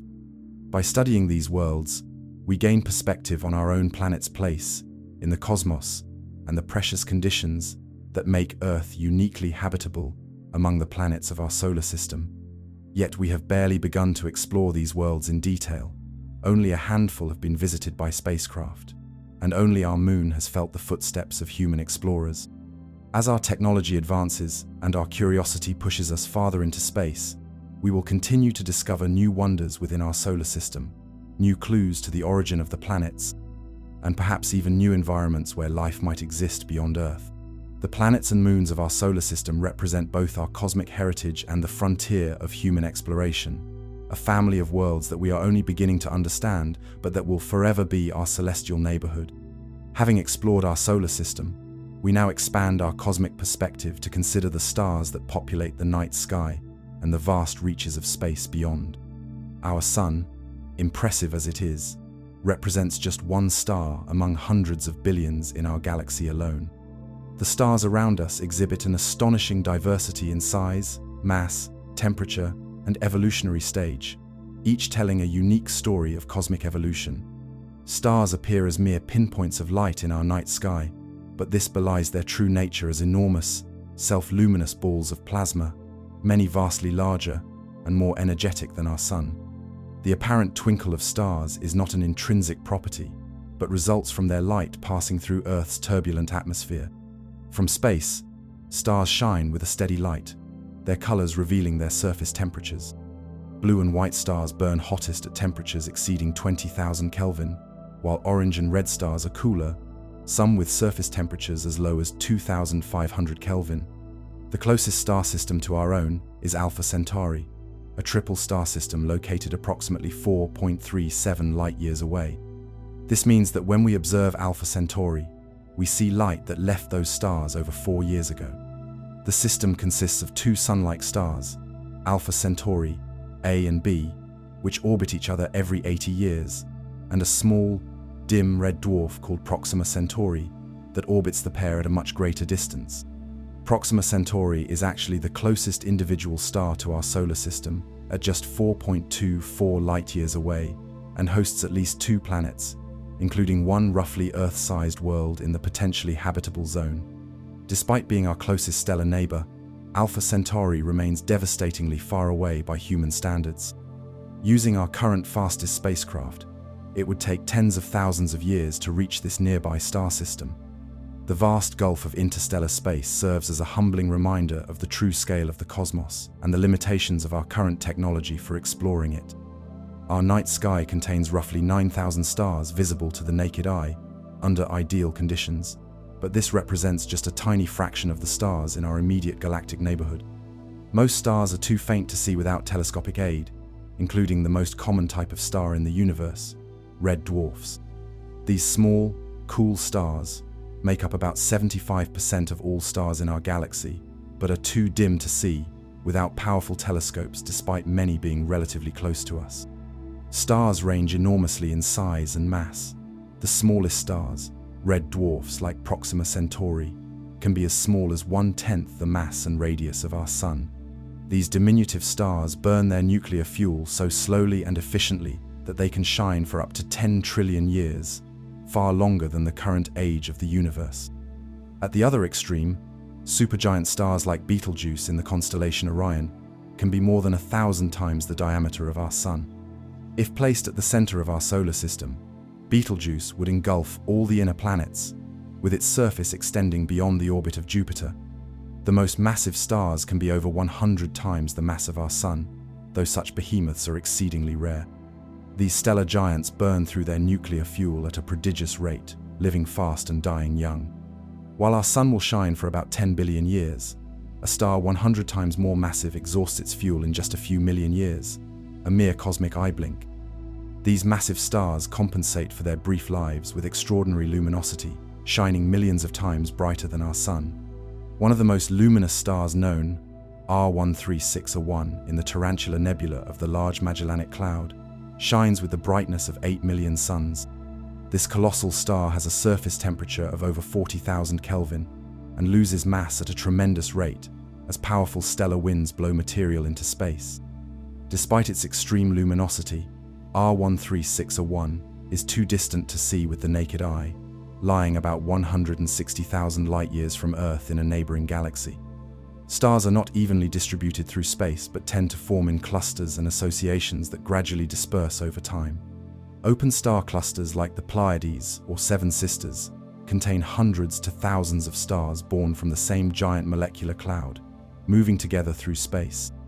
Globular clusters are even more spectacular, containing hundreds of thousands of stars packed into a roughly spherical volume, just a few dozen light-years across.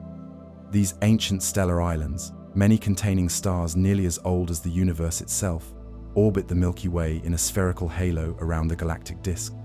Many stars are not solitary like our Sun, but exist in binary or multiple star systems where two or more stars orbit a common center of mass. Binary stars are incredibly common, with surveys suggesting that more than half of all Sun-like stars have stellar companions. Some triple, quadruple, or even higher-order multiple star systems exist, creating complex gravitational interactions and orbital dances. In some cases, stars can orbit each other so closely that they exchange material, drastically altering their evolutionary paths. Some multiple star systems visible to the naked eye include Mizar and Alcor in the handle of the Big Dipper, which appear as a double star to sharp-eyed observers, but actually comprise at least 6 stars in a complex system. Castor in the constellation Gemini consists of 6 stars arranged as 3 binary pairs. Alpha Centauri, as mentioned earlier, is a triple system. These multiple star configurations remind us that our solitary sun is somewhat unusual among stars, though single stars like ours remain common enough in the galaxy. Stars are born in vast clouds of gas and dust, called molecular clouds or stellar nurseries. These enormous structures, sometimes spanning hundreds of light years, contain primarily hydrogen and helium, along with traces of heavier elements. When a portion of such a cloud begins to collapse under its own gravity, perhaps triggered by the shock wave from a nearby supernova explosion or the collision of 2 clouds, it fragments into smaller clumps that become individual stars. As each protostar continues to collapse, its core grows increasingly hot and dense. When the temperature reaches about 10 million Kelvin and the pressure becomes sufficiently extreme, nuclear fusion ignites, converting hydrogen into helium and releasing enormous energy. This moment marks the birth of a true star, as the outward pressure from fusion energy balances the inward pull of gravity, establishing an equilibrium that can last billions of years. One of the most spectacular stellar nurseries visible from Earth is the Orion Nebula, a cloud of gas and dust about 1,500 light-years away. This glowing region, visible to the naked eye as a fuzzy patch in the constellation Orion's Sword, spans about 24 light-years and contains hundreds of newly formed stars, many less than 1 million years old. Powerful telescopes reveal intricate details of this star-forming region, including protoplanetary disks around young stars, jets of material ejected from stellar poles, and the sculpting effect of stellar winds and radiation on the surrounding nebula. The mass of a newly formed star determines nearly everything about its future evolution and ultimate fate. Stars like our Sun follow what astronomers call the main sequence, a stable phase where hydrogen fusion in the core provides energy and maintains the star's structure. More massive stars burn hotter and faster, while less massive stars burn cooler and slower. When plotted on a graph of temperature versus luminosity, called a Hertzsprung-Russell diagram, most stars fall along this main sequence, a diagonal band from hot, luminous stars at the upper left to cool, dim stars at the lower right. Main sequence stars are powered by the proton-proton chain or CNO cycle, nuclear fusion processes that convert hydrogen into helium. In stars like our Sun, and smaller, the proton-proton chain dominates, directly fusing hydrogen nuclei to form helium. In more massive stars with hotter cores, the CNO cycle becomes more efficient, using carbon, nitrogen, and oxygen as catalysts to achieve the same end result. 4 hydrogen nuclei transformed into 1 helium nucleus, with a tiny fraction of the mass converted to energy, according to Einstein's equation, E equals mc squared. For roughly 90% of a star's life, it remains on the main sequence, steadily converting hydrogen to helium in its core. But eventually, the core hydrogen is depleted, and the star must evolve to maintain energy production. What happens next depends critically on the star's mass. For a star like our Sun, the end of hydrogen fusion in the core marks the beginning of the red giant phase. As core fusion ceases, the outward pressure that balanced gravity diminishes, allowing the core to contract and heat up. This higher temperature enables hydrogen fusion in a shell surrounding the inert helium core. The energy output from this shell burning causes the star's outer layers to expand dramatically, increasing the star's diameter by as much as 100 times while cooling its surface. This transformation turns a yellow dwarf like our Sun into a red giant. Eventually, the contracting helium core becomes hot and dense enough to trigger helium fusion, converting 3 helium nuclei into 1 carbon nucleus in a process called the triple alpha reaction. For stars like our Sun, this helium ignition occurs suddenly in an event called the helium flash, as the degenerate nature of the core's matter does not allow for a gradual temperature increase and pressure expansion. After the flash, the core stabilizes, and the star shrinks somewhat, entering a phase of stable helium burning. When the core helium is exhausted, a similar process repeats. The core contracts, while a helium-burning shell forms around it, and the star expands again. During this phase, complex pulsations develop in the star's outer layers, causing brightness variations and enhanced stellar winds. These winds blow away the star's outer layers, enriching the interstellar medium with elements like carbon and nitrogen produced in the star's interior. As the remaining stellar core contracts and heats, the expelled outer layers form an expanding shell of gas called a planetary nebula. This name is a historical misnomer, as these structures have nothing to do with planets, but they are among the most beautiful objects in the universe. The Ring Nebula in the constellation Lyra and the Dumbbell Nebula in Vulpecula are famous examples visible through small telescopes. These glowing shells of gas, illuminated by the hot stellar core at their center, take on intricate shapes influenced by magnetic fields, rotation, and the presence of binary companions. The exposed core, now deprived of its fuel and unable to generate energy through fusion, becomes a white dwarf, a bizarre object about the size of Earth, but containing roughly the mass of the Sun. This incredible density results from electron degeneracy pressure, a quantum mechanical effect that prevents further collapse. A white dwarf's gravity is so intense that a teaspoon of its material would weigh several tons on Earth. Unable to produce new energy, the white dwarf gradually cools over billions of years, eventually becoming a black dwarf, a cold, dark remnant that would be difficult to detect in space. The universe is not yet old enough for any white dwarfs to have fully cooled to this state. For stars substantially more massive than our Sun, the evolutionary path is more complex and leads to a more dramatic end. A star of around 8 to 10 solar masses or greater can achieve the core temperatures and pressures needed to fuse elements heavier than helium. After exhausting its core hydrogen, such a star becomes a red supergiant, perhaps 1,000 times the Sun's diameter. In the core of this supergiant, a series of nuclear fusion reactions creates progressively heavier elements. Carbon fuses to form neon, magnesium, and sodium. Neon fuses to form oxygen and magnesium. Oxygen fuses to form silicon and sulfur. Finally, silicon fuses to form iron and nickel. Each of these fusion stages proceeds faster than the last, with silicon burning lasting mere days compared to the millions of years of hydrogen burning. This sequence stops at iron because iron fusion does not produce energy but actually requires energy input. With no viable energy source at its center and fusion proceeding in concentric shells around the iron core, the massive star develops an onion-like structure of different elements. When the iron core grows to about 1.4 solar masses, electron degeneracy pressure can no longer support it against gravity. The core collapses suddenly, falling inward at about 23% of the speed of light.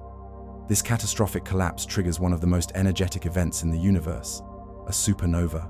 As the core implodes, protons and electrons combine under the extreme pressure to form neutrons. The now hard and incompressible neutron core rebounds, sending a powerful shock wave outward through the infalling stellar material. This shock, enhanced by neutrinos produced in the core, blasts away the star's outer layers in a titanic explosion, visible across billions of light years. A Type II or core collapse supernova can briefly outshine an entire galaxy, releasing more energy in a few weeks than our Sun will produce in its entire lifetime. The extreme temperatures and pressures of the explosion forge elements heavier than iron, including gold, silver, platinum, and uranium, which are scattered into space, along with all the other elements produced during the star's life. Virtually all elements heavier than helium in your body were created inside stars, and elements heavier than iron likely came from supernova explosions. The remnant of such a supernova depends on the initial mass of the star. For stars between about 8 and 20 solar masses, The collapsed core forms a neutron star, an object roughly 20 kilometers in diameter, but containing more mass than our Sun. Neutron stars consist almost entirely of neutrons packed to nuclear density, approximately 100 trillion times denser than water. A teaspoon of neutron star material would weigh about 1 billion tons on Earth. These bizarre objects rotate rapidly due to the conservation of angular momentum during collapse, with some spinning hundreds of times per second. Many neutron stars emit beams of radiation from their magnetic poles, which sweep through space like cosmic lighthouses as the star rotates. If one of these beams crosses Earth's line of sight, we observe regular pulses of radiation, leading to the term pulsar for these objects. The first pulsar was discovered in 1967 by Jocelyn Bell Burnell, who initially labeled the regular radio signals LGM1 for little green men because of their artificial seeming regularity. Neutron stars possess the strongest magnetic fields known in the universe, up to 1,000,000,000,000 times stronger than Earth's magnetic field. Some neutron stars, called magnetars, have magnetic fields so powerful they can distort the electron orbitals in atoms, making chemistry as we understand it impossible within thousands of kilometers of the star. Magnetars can produce enormous bursts of gamma rays and X-rays when their magnetic fields reconfigure or when starquakes crack their solid crusts, releasing more energy in a fraction of a second than the Sun produces in thousands of years. For stars more massive than about 25 solar masses, even neutron degeneracy pressure cannot halt the core's collapse. The core continues to implode, and according to Einstein's general theory of relativity, the mass becomes so concentrated that it curves space-time to the point of forming a black hole, an object from which not even light can escape. We will explore these extraordinary objects in more detail in the next section. Not all supernovae result from the core collapse of a massive star. Another type, called Type Ia supernovae, occurs in binary star systems where a white dwarf accretes material from a companion star. As the white dwarf's mass approaches 1.4 solar masses, carbon fusion ignites throughout the degenerate material, causing a runaway thermonuclear explosion that completely destroys the white dwarf. Because these explosions always occur at approximately the same mass threshold, Type Ia supernovae have remarkably consistent peak brightness, making them valuable standard candles for measuring cosmic distances. Some stars take even more exotic evolutionary paths. In very close binary systems, stars can transfer material to each other, dramatically altering their evolution.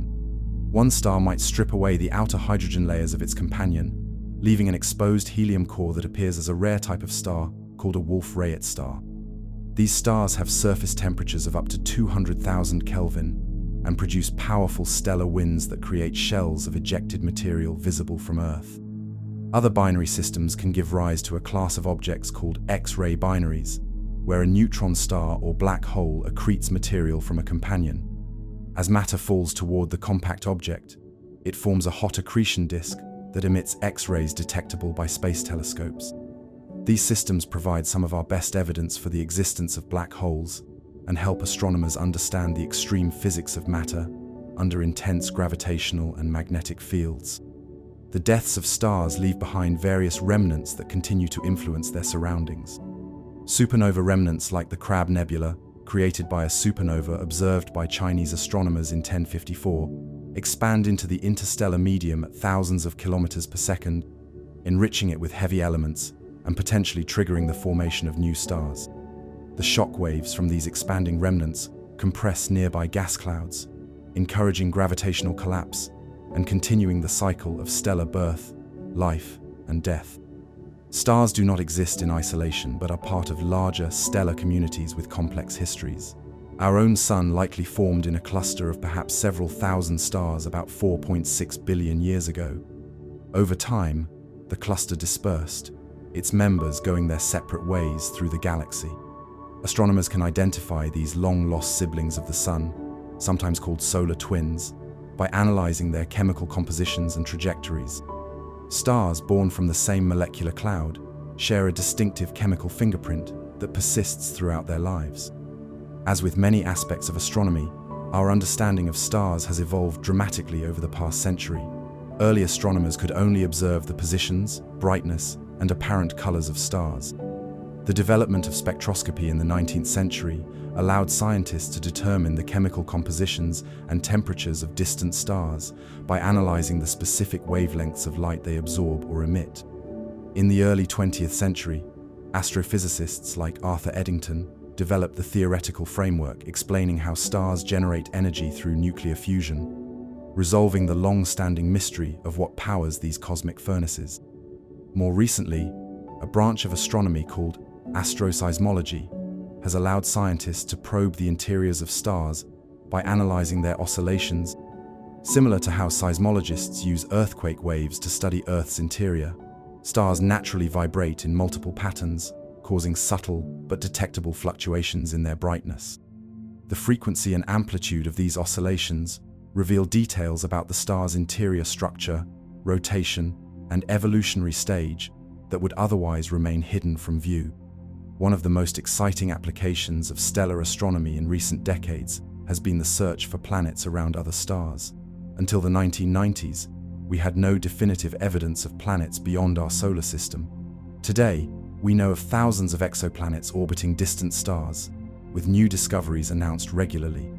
These findings have revolutionized our understanding of planetary systems, revealing a diversity of worlds and system architectures far exceeding what we see in our own solar system. The most successful planet hunting techniques rely on careful observations of stars. The radial velocity method detects the slight wobble of a star as an orbiting planet pulls it back and forth, while the transit method observes the tiny dip in stellar brightness as a planet passes in front of its host star.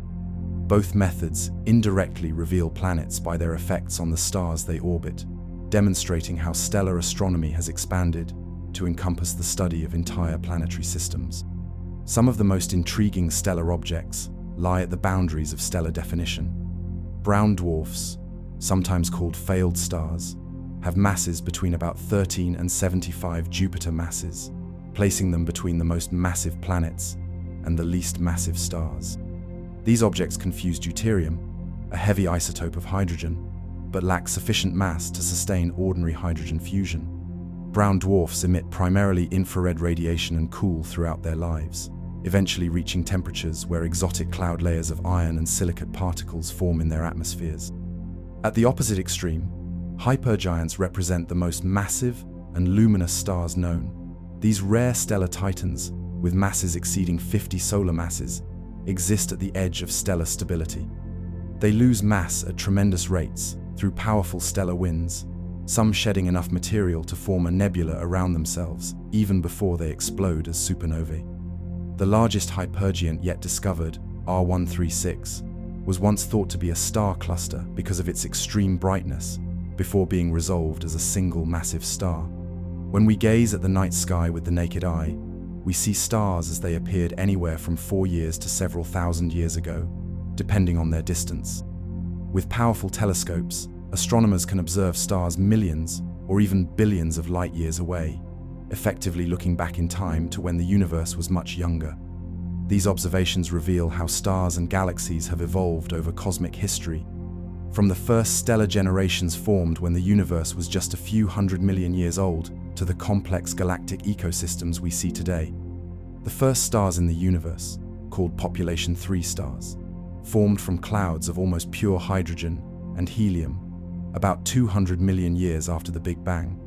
With no heavier elements to facilitate cooling during collapse, these primordial stars grew to enormous sizes, perhaps hundreds of times the mass of our Sun. These stellar behemoths lived brief, brilliant lives before exploding as supernovae and seeding the cosmos with the first heavy elements, beginning the process of chemical enrichment that would eventually make planets and life possible. Stars represent cosmic recycling at its grandest scale. The material ejected by dying stars becomes the raw material for new stellar generations, each cycle increasing the abundance of heavy elements in the universe. Our Sun is estimated to be a third-generation star, containing the processed remains of many previous stellar generations. When we look at the elements that make up Earth and our bodies, we are literally examining the legacy of ancient stars that died billions of years ago. The study of stars connects us to the vast timescales and distances of the cosmos. Stars live for millions to trillions of years, timeframes almost incomprehensible to humans. They are scattered across distances measured in light years, reminding us that looking outward into space is also looking backward in time. Each point of light in the night sky tells a story spanning immense gulfs of time and space, a story we have only recently learned to read. Stars also provide our cosmic address.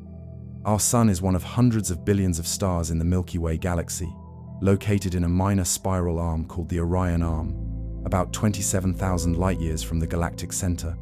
The Milky Way is part of the local group of galaxies, which in turn is part of the Virgo supercluster, itself a lobe of the larger Laniakea supercluster.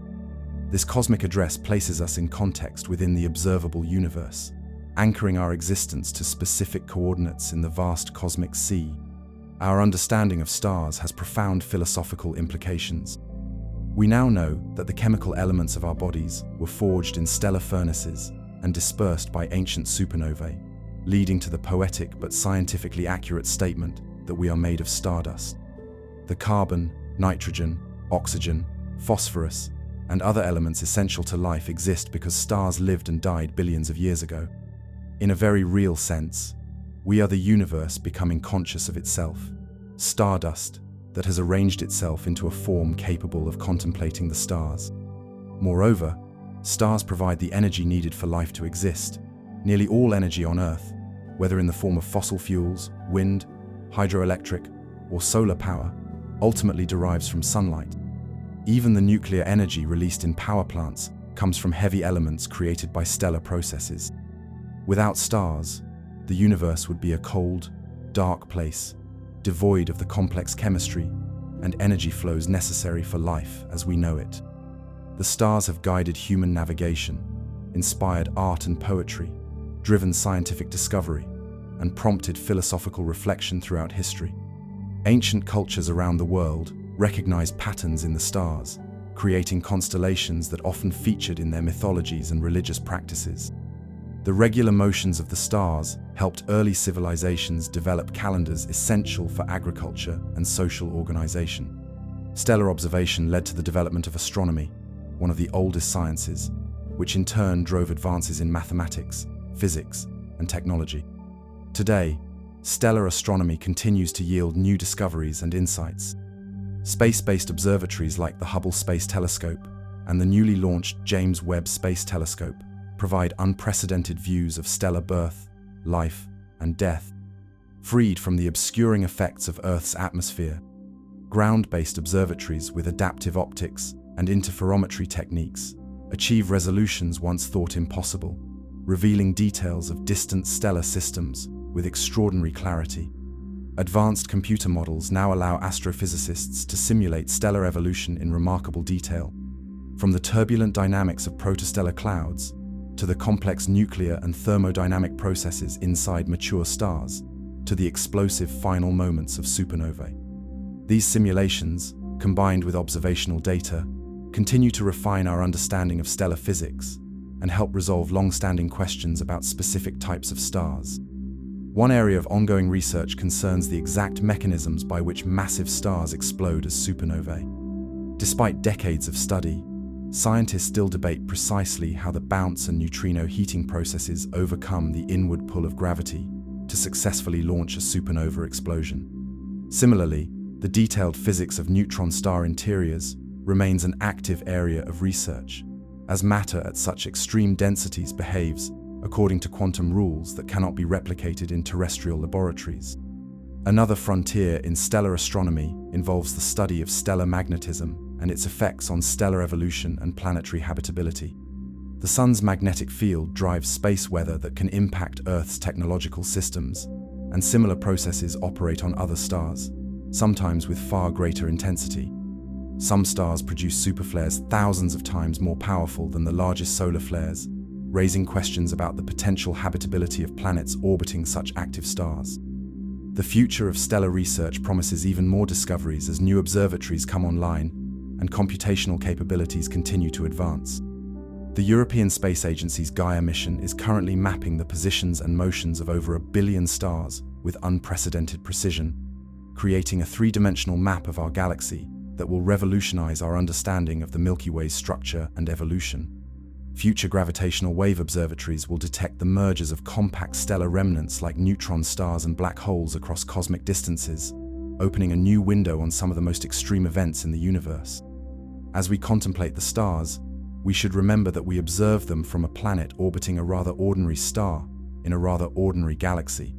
Yet this ordinary perspective has allowed us to decipher the life cycles of stars across the universe, to understand processes occurring at temperatures and pressures far beyond anything we can create on Earth, and to trace our own atomic origins back to stellar furnaces that burned billions of years ago. The study of stars connects us to the cosmos in the most fundamental way, revealing not just our place in the universe, but our physical connection to the stars themselves. In the next section, we will delve into even more extreme cosmic objects, black holes, those regions of space-time where gravity becomes so intense that not even light can escape.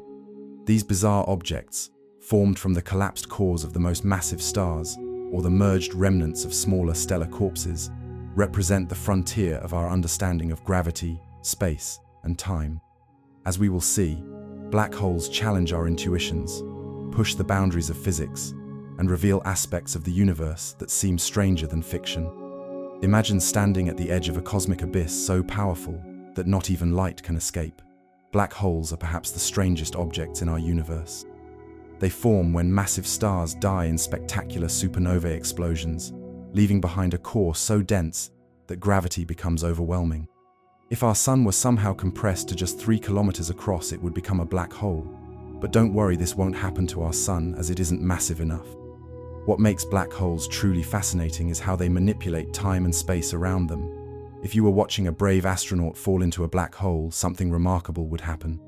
From your perspective, the astronaut would appear to slow down, eventually freezing in time, never quite crossing the point of no return called the event horizon. Yet from the astronaut's perspective, they would fall right through, experiencing nothing unusual at the horizon itself. This frozen image effect happens because light from the falling astronaut gets trapped in the black hole's intense gravity, struggling harder and harder to escape the closer they get to the horizon. But what would happen to our unfortunate astronaut as they approach a black hole? They would experience spaghettification. This isn't a delicious pasta dinner, but rather the black hole's tidal forces stretching their body. Gravity would pull much stronger on their feet than their head, creating an enormous stretching effect. Near a stellar mass black hole, this force would be so powerful, it would stretch a person into a strand thinner than a strand of spaghetti, hence the name. Black holes aren't eternal, though. In 1974, physicist Stephen Hawking made the revolutionary discovery that black holes actually emit radiation very slowly, losing mass over time. This Hawking radiation means that all black holes will eventually evaporate, but don't hold your breath. A black hole with the mass of our sun would take 10 to the power of 67 years to evaporate. That's a 1 followed by 67 zeros. The current age of our universe is only about 14 billion years, so these black holes will outlive everything else in the cosmos. At the center of almost every large galaxy, including our own Milky Way, sits a supermassive black hole, millions or billions of times more massive than our sun. Our galactic black hole, Sagittarius A star, is relatively quiet now, but when black holes actively feed, they create the most luminous sustained objects in the universe. These feeding black holes create quasars, blazing beacons that can outshine their entire host galaxy. The energy doesn't come from the black hole itself, but from the incredible friction generated as matter spirals into an accretion disk around it, heating to millions of degrees before taking the final plunge.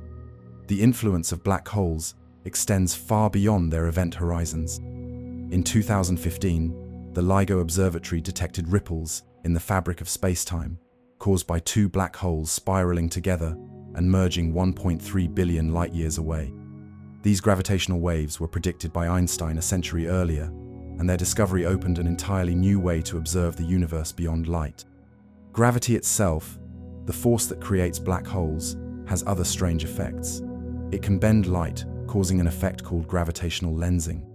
When light from distant galaxies passes near massive objects like galaxy clusters, it bends around them, sometimes creating multiple images of the same galaxy, or even making galaxies appear as perfect rings called Einstein rings.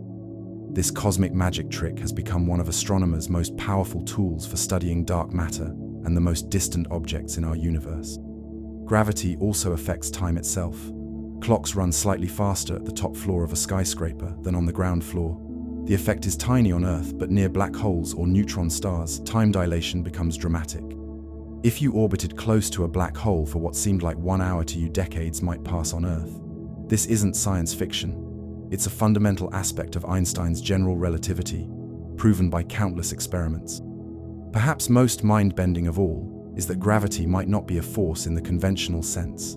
Einstein showed us that gravity is actually the curvature of space-time itself. Massive objects like stars and planets create dents in the fabric of space-time, causing other objects to follow curved paths around them. This explains why planets orbit stars and why light bends around massive objects. When you feel gravity pulling you toward Earth, you're actually feeling the curvature of space-time directing your natural motion. The mysteries of black holes continue to challenge our understanding of physics. At the singularity where all the black hole's mass is concentrated, our current theories break down completely. Here, quantum physics and general relativity collide in ways we don't yet understand. These cosmic mysteries residing at the hearts of black holes may hold the key to a deeper understanding of reality itself. Perhaps a quantum theory of gravity or string theory will eventually reveal their secrets. Some physicists have proposed exotic ideas about black holes.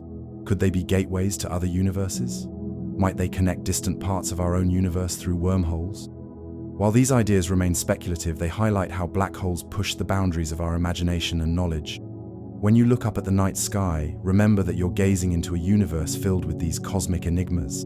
Black holes, invisible yet enormously powerful, shaping galaxies and perhaps holding secrets to the fundamental nature of reality. The darkness between the stars isn't empty, it's rich, with mystery waiting to be understood. The first photograph of a black hole was captured in 2019 by the Event Horizon Telescope, a network of radio observatories spanning the globe. The image shows the supermassive black hole at the center of galaxy M87, a bright ring of light surrounding a dark central region. This historic achievement required technology equivalent to reading a newspaper in New York from a sidewalk cafe in Paris. What makes this image so remarkable is that we're not actually seeing the black hole itself, since no light escapes it, but rather the shadow it casts against the glowing hot gas swirling around it. Imagine a black hole the size of our solar system. Such behemoths exist at the hearts of quasars, the most luminous persistent objects in the universe. The largest known black hole, ultramassive TON 618, contains roughly 66 billion times the mass of our Sun. If placed in our solar system, it would extend far beyond Pluto's orbit. Despite their enormous size, these cosmic giants are incredibly dense. A teaspoon of black hole material would weigh as much as all the mountains on Earth combined. The environments around black holes are among the most extreme in the universe. Matter spiraling toward a supermassive black hole forms an accretion disk that can reach temperatures of millions of degrees. This superheated plasma generates intense radiation across the electromagnetic spectrum, from radio waves to deadly gamma rays. Some black holes shoot out jets of particles moving at nearly the speed of light, extending thousands of light years into space, influencing the evolution of entire galaxies. These jets can be seen across billions of light years, making them among the largest structures produced by a single object. But not all black holes announce their presence so dramatically. Millions of stellar mass black holes may lurk unseen throughout our galaxy. These dormant black holes don't actively feed on surrounding matter, making them nearly impossible to detect directly. Astronomers hunt for them by looking for their gravitational effects on nearby stars, or by catching rare moments when they briefly consume passing gas clouds or stars that venture too close. The idea of microscopic black holes adds another layer of fascination to these cosmic objects. Some theories suggest that tiny black holes might have formed in the extreme conditions just after the Big Bang. Unlike their larger cousins, these primordial black holes would evaporate quickly through Hawking radiation, potentially disappearing completely by now. Other speculations suggest that incredibly energetic particle collisions could theoretically create microscopic black holes, though such objects would evaporate almost instantly and pose no danger. Consider the strange physics at an event horizon, the boundary beyond which nothing can escape. Time and space exchange roles in a sense. Inside the event horizon, all paths lead inexorably toward the center, no matter which direction you try to move. Even light emitted directly outward is pulled back by the immense gravity. This one-way nature of the event horizon leads to profound questions about information and quantum physics. What happens to the information contained in matter that falls into a black hole? Does it truly disappear, violating a fundamental principle of quantum mechanics, or is it somehow preserved? This information paradox remains one of the greatest unsolved problems in theoretical physics. If you fell into a supermassive black hole, you'd experience something quite different from falling into a stellar mass black hole. The tidal forces near a supermassive black hole's event horizon are relatively mild due to its immense size. You might cross the event horizon without feeling anything unusual, only realizing you've passed the point of no return when you notice that the universe outside appears to speed up. Stars would live and die in what seems like moments to you as you continue your inward journey. Eventually, though, as you approach the singularity, the tidal forces would grow overwhelming. The story of black hole science is filled with brilliant minds and revolutionary ideas. John Wheeler coined the term black hole in 1967, though the concept dates back to the 18th century, when John Michell and Pierre-Simon Laplace independently proposed the idea of dark stars, objects so massive that light could not escape their gravity. In 1916, Karl Schwarzschild solved Einstein's field equations, providing the first mathematical description of what would later be called a black hole. The theoretical work continued with Roy Kerr describing rotating black holes in 1963, and Stephen Hawking and Roger Penrose proving that black holes must contain singularities in 1970. Black holes challenge our understanding of the most fundamental aspects of reality. The singularity at the center of a black hole represents a breakdown in our physical theories. According to general relativity, it contains infinite density in zero volume, a mathematical impossibility that signals the theory's limits. Many scientists believe that a complete theory of quantum gravity will eventually resolve these paradoxes, perhaps revealing that singularities don't truly exist, or that they represent doorways to other physical realities beyond our current understanding. The dance of binary black holes provides some of the most spectacular events in the cosmos. When two black holes orbit each other, they gradually lose energy through gravitational radiation, spiraling closer and closer together. In their final moments, they reach incredible speeds before merging in a cataclysmic event that converts several suns' worth of mass directly into gravitational wave energy. These waves ripple outward through space-time at the speed of light, carrying with them the signature of the merger. Since 2015, LIGO and other gravitational wave observatories have detected dozens of these mergers, revealing a previously invisible population of black holes. Could advanced civilizations harness the power of black holes? Theoretical physicist Roger Penrose proposed that energy could be extracted from a rotating black hole through a process now called the Penrose process. By dropping matter into the ergosphere, the region outside the event horizon where space-time itself is dragged along by the black hole's rotation energy could theoretically be extracted. Even more speculative is the concept of Hawking radiation farms, where an advanced civilization might collect the minute radiation emitted by small black holes. Some have even suggested that tiny artificial black holes could serve as perfect waste disposal systems or exotic power sources. The relationship between black holes and the birth of galaxies reveals their cosmic importance. Growing evidence suggests that supermassive black holes and their host galaxies evolve together in a complex dance. The mass of a galaxy's central black hole correlates strongly with properties of the galaxy, such as the velocity dispersion of stars in its central bulge. This relationship, known as the M-sigma relation, suggests that black holes play a crucial role in regulating galaxy formation.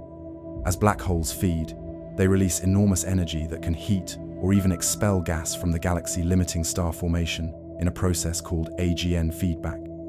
Some of the most dramatic events in astronomy involve black holes tearing apart stars. When a star wanders too close to a black hole, tidal forces stretch it until it breaks apart in what's called a tidal disruption event. About half the stellar material gets flung away, while the rest forms an accretion disk around the black hole, leading to a bright flare that can outshine the entire galaxy for months.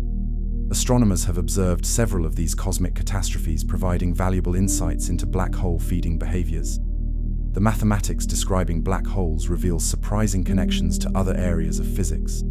In the 1970s, Jacob Bekenstein and Stephen Hawking discovered that black holes have entropy proportional to their surface area, not their volume as might be expected. This insight led to the holographic principle, the revolutionary idea that all the information contained in a volume of space can be represented on its boundary. This principle has profound implications for our understanding of quantum gravity, and may even suggest that our three-dimensional reality emerges from information encoded on a lower dimensional surface like a cosmic hologram. How many black holes exist in our universe? Current estimates suggest there may be as many as 100 million stellar mass black holes in our galaxy alone. Multiply that by the hundreds of billions of galaxies in the observable universe, and the number becomes truly astronomical. Nearly every large galaxy appears to harbor a supermassive black hole at its center, and some galaxies like M82 have been found to contain multiple supermassive black holes, likely due to galaxy mergers. These cosmic cannibals shape the evolution of galaxies and may determine the ultimate fate of many stars. The concept of Hawking radiation revolutionized our understanding of black holes. Before Hawking's breakthrough, black holes were thought to be completely black objects that could only grow, never shrink. His calculations showed that quantum effects near the event horizon cause black holes to emit radiation very slowly, losing mass in the process. This means that black holes aren't truly black, they glow with a faint radiation whose temperature is inversely proportional to their mass. A stellar mass black hole would have a temperature of only about 100 billionth of a degree above absolute zero, making it practically impossible to detect. But as the black hole loses mass, its temperature increases, creating a runaway process that ends in a final explosion. The event horizons of black holes may hold the key to resolving the conflict between quantum mechanics and general relativity. In 2012, physicist Ahmed Almheri and colleagues proposed the firewall paradox, which suggests that the smooth spacetime near the event horizon, predicted by general relativity, contradicts the requirements of quantum mechanics. This paradox has led to fascinating proposals, including the idea that black hole horizons might actually be walls of intense energy firewalls, or that they might be quantum fuzzballs with no true event horizon at all. Others suggest that entanglement between the interior and exterior of the black hole might resolve the paradox. Throughout human history, across countless cultures, people have gazed at the night sky, telling stories about the cosmos. Little did they know that among the twinkling stars and colorful nebulae lurked objects so extreme they bend the very fabric of reality. Black holes represent both the current frontier of physics and a cosmic reminder of how much we still have to learn. As you drift towards sleep tonight, imagine these cosmic enigmas scattered throughout our universe, waiting silently for the day when our science and mathematics can fully comprehend their mysteries. As powerful telescopes peer deeper into space, they reveal black holes from increasingly distant epochs of cosmic history. The most distant known black hole, ULAS J1342+0928, exists in a galaxy so far away that we see it as it was just 690 million years after the Big Bang. Its existence challenges our understanding of how such massive objects could form so early in cosmic history. Did the first black holes grow from massive stars, or did they form directly from the collapse of enormous clouds of gas? The James Webb Space Telescope will help answer these questions by studying the earliest galaxies and their central black holes. The future fate of black holes leads us to contemplate the far future of our universe. In about 100 trillion years, star formation will cease as galaxies exhaust their gas supplies. Over unfathomably long timescales of 10 to the power of 40 years or more, black holes will dominate the universe, growing by consuming matter and occasionally merging with each other. But even these cosmic devourers cannot last forever. Through Hawking radiation, they will eventually evaporate over timescales of 10 to the power of 100 years, leaving behind a cold, dark cosmos. Unless new physics intervenes, the universe may ultimately become a diffuse soup of elementary particles separated by ever-expanding space. Many astronaut near-death experiences mention a tunnel with light at the end. Isn't it fascinating how this imagery parallels certain aspects of black hole physics? Like a consciousness moving toward an unknown new reality, light moves inexorably toward the black hole singularity once past the event horizon. Some philosophers and physicists have playfully noted these parallels, even suggesting that our universe itself might be the interior of a higher dimensional black hole. While such ideas remain firmly in the realm of speculation, they remind us how black holes capture not just matter and light, but also our imagination. When physicists first predicted black holes, many found the idea too extreme to be real. Einstein himself doubted their existence, even though they emerged from his own theory of general relativity. Today, we've not only confirmed their existence, but found them to be commonplace cosmic objects that play central roles in galaxy evolution. This transformation from theoretical curiosity to cornerstone of astrophysics reminds us to keep an open mind about even the strangest predictions of our best physical theories. Next time you see a whirlpool in water or watch bathwater drain from a tub, notice how the rotation creates a central vortex. While vastly different in scale, this fluid behavior offers a crude visual analogy to space-time around a rotating black hole. The dragging of space-time, called frame dragging, occurs around all rotating objects including Earth, but becomes extreme near black holes. A rapidly spinning black hole drags space-time around it, at close to the speed of light, creating a region called the ergosphere, where nothing can remain stationary relative to distant stars. The merger of neutron stars can create new black holes in spectacular cosmic fireworks. When two neutron stars spiral together, they produce gravitational waves, and upon collision, create a fireball that generates heavy elements like gold and platinum. If the combined mass exceeds about 2.5 solar masses, the remnant collapses into a black hole. The first observed neutron-star merger detected through both gravitational waves and electromagnetic radiation in 2017 gave astronomers unprecedented insights into these extreme cosmic events. Black holes also offer tantalizing possibilities for testing theories of quantum gravity. Some proposals suggest that information falling into a black hole might be preserved in subtle quantum correlations in the Hawking radiation emitted as the black hole evaporates. Others propose that information might be stored in a quantum fuzz at the event horizon. Testing these ideas remains enormously challenging, but they represent our best attempts to reconcile the apparent information loss in black holes with the principles of quantum mechanics. Let your mind drift now into cosmic relaxation. Imagine floating freely in space, far enough from a black hole to be safe yet close enough to witness its majesty. Around you, stars appear to move in slow, graceful arcs, their light slightly bent by the curvature of space-time. The accretion disk glows with multicolored light gas, heated to millions of degrees, creating a cosmic light show of unparalleled beauty. Jets of particles shoot out from the poles like cosmic fountains, stretching farther than you can see. In this peaceful yet awesome presence, you begin to feel the profound connection between all things in our universe, from the largest black holes to the smallest particles, including those that make up your own consciousness. In the quiet darkness of night as you prepare for sleep, remember that you're experiencing another of nature's fundamental forces. The same gravity that forms black holes also keeps you gently pressed against your bed. The same laws of physics that govern the most extreme objects in our universe also guide the gentle rise and fall of your breathing. The carbon in your body was forged in ancient stars that may have ended their lives, creating the very black holes we've explored in our cosmic journey tonight. As you drift toward dreams, know that you too are a part of this grand cosmic story written in the language of gravity, light, and time. When you look up at the night sky, the vast majority of stars you see belong to our home galaxy, the Milky Way. But our galaxy is just one among billions in the observable universe, each a vast cosmic city, teeming with stars, gas dust, and the mysterious dark matter. These galaxies come in stunning varieties, from graceful spirals to fuzzy ellipticals to irregular clouds of stars, each telling a different story of cosmic evolution.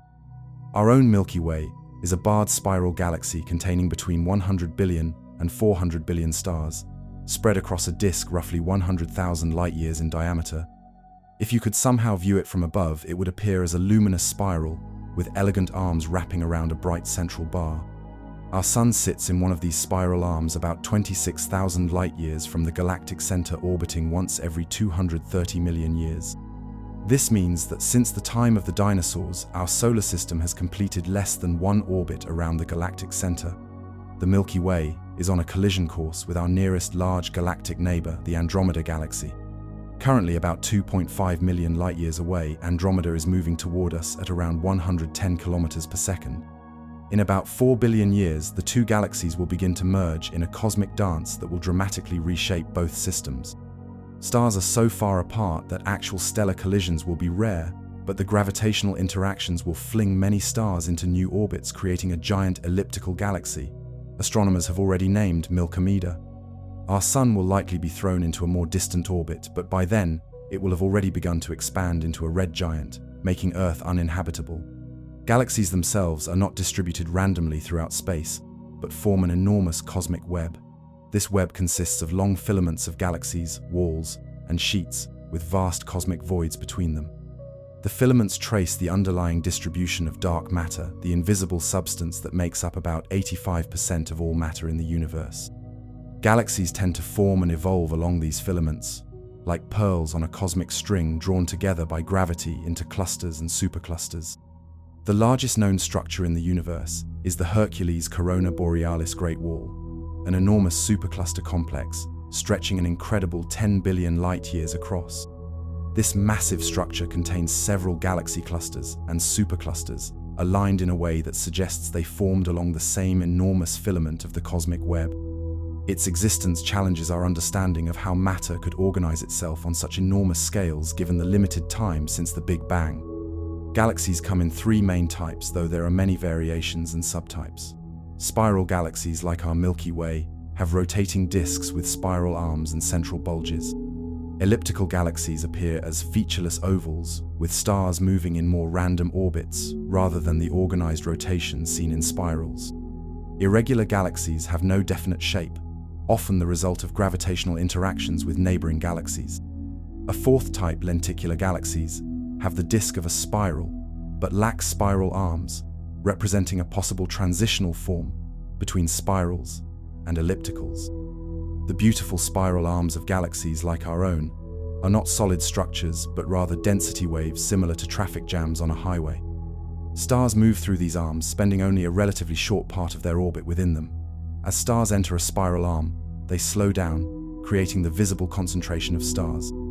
The compression of gas in these arms triggers star formation, which is why spiral arms appear blue and bright, filled with young hot stars, while the spaces between arms contain older, redder stellar populations. Galaxy evolution is a complex process shaped by both internal and external factors. Galaxies grow by forming new stars from gas clouds and by merging with other galaxies. When two galaxies of similar size collide, they often create spectacular distortions known as tidal tails, long streams of stars and gas pulled out by gravitational forces. The collision can trigger intense bursts of star formation, as gas clouds are compressed, creating what astronomers call starburst galaxies. Our own Milky Way bears the scars of past mergers, including a significant collision with a galaxy astronomers have named Gaia Enceladus about 10 billion years ago. Galaxies can be cosmic cannibals, absorbing smaller neighbors in a process called galactic cannibalism. Our Milky Way is currently consuming several dwarf galaxies, including the Sagittarius dwarf spheroidal galaxy, whose stars are being stretched into a long stream wrapping around our galaxy multiple times. The Large and Small Magellanic Clouds, visible from the southern hemisphere, are dwarf irregular galaxies that will eventually be consumed by the Milky Way. This cannibalistic behavior is common throughout the universe as gravity draws smaller galaxies toward larger ones. At the largest scales, the universe appears remarkably uniform and homogeneous, a property cosmologists call the cosmological principle. This principle states that on sufficiently large scales, the universe looks essentially the same in all directions and from all locations. Observations largely confirm this principle, finding that the distribution of galaxies becomes uniform when viewed on scales larger than about 300 million light-years. This uniformity is a crucial foundation for our current cosmological models. The most distant galaxies we can observe appear to us as they were billions of years ago when the universe was much younger. These early galaxies look quite different from those nearby, being smaller, more irregular, and forming stars at much higher rates. By studying galaxies at different distances, astronomers have pieced together a picture of how galaxies evolve over cosmic time. The early universe contained many small protogalaxies that gradually merged to form the larger structured galaxies we see today. Star formation was much more intense in the past, peaking when the universe was about 3 billion years old, in what astronomers call cosmic noon. The space between galaxies is not entirely empty. The intergalactic medium consists primarily of extremely diffuse hydrogen and helium gas, occasionally enriched with heavier elements, ejected from galaxies by supernova explosions and galactic winds. In galaxy clusters, this intergalactic gas is heated to millions of degrees, creating a diffuse X-ray emitting plasma called the intracluster medium. This hot gas contains most of the normal matter in galaxy clusters, with the galaxies themselves representing just the visible peaks of much larger dark matter halos. Perhaps the most visually stunning galaxies are those with active galactic nuclei, where the central supermassive black hole is actively feeding on surrounding matter. When material falls into these black holes, it heats up and emits enormous amounts of radiation across the electromagnetic spectrum. Some active galaxies, called blazars, direct powerful jets of particles directly toward Earth, making them appear extraordinarily bright from our perspective. The most powerful active galaxies, quasars, can outshine their entire host galaxy, making the hundreds of billions of stars seem dim by comparison. Galaxy clusters are the largest structures in the universe held together by gravity. These enormous collections can contain hundreds or even thousands of galaxies bound together along with vast amounts of hot gas and dark matter. The total mass of a typical galaxy cluster is about 1 quadrillion times the mass of our Sun, with only about 5% of that mass in the form of stars. The Virgo cluster is the nearest large cluster to our Milky Way, containing about 1,500 galaxies centered around the giant elliptical galaxy Messier 87. Our own Milky Way belongs to a much smaller collection called the Local Group, containing just over 50 galaxies dominated by Andromeda and the Milky Way. The gaps between galaxy clusters are not empty, but contain vast cosmic voids, regions of space containing very few galaxies. These voids can span hundreds of millions of light years and occupy most of the volume of the universe. Far from being completely empty, these regions contain extremely diffuse gas and possibly small faint galaxies that are difficult to detect. The boundaries between voids form the filaments and walls of the cosmic web where most galaxies reside. This cellular structure, resembling cosmic bubbles or a sponge, emerged from tiny density fluctuations in the early universe that were amplified by gravity over billions of years. Galaxies can interact in fascinating ways beyond just merging. When two galaxies pass near each other without colliding, they can still exert strong gravitational influences, creating tidal distortions, bridges, and tails of stars and gas. One spectacular example is the Whirlpool galaxy Messier 51, where the close passage of a smaller companion galaxy has enhanced and distorted its spiral structure. Another example is the ring galaxy Hoag's object, which features a perfect ring of young blue stars surrounding a yellow central core with a mysterious gap between them, likely the result of a galaxy passing through its center. The motions of galaxies reveal one of the greatest mysteries in modern astronomy: dark matter. In the 1930s, astronomer Fritz Zwicky noticed that galaxies in clusters move too fast to be held together by the gravity of visible matter alone. Later, Vera Rubin and Kent Ford found that stars in the outer regions of galaxies orbit at unexpectedly high speeds. These observations suggest that galaxies and clusters are embedded in halos of invisible matter that extends far beyond their visible boundaries.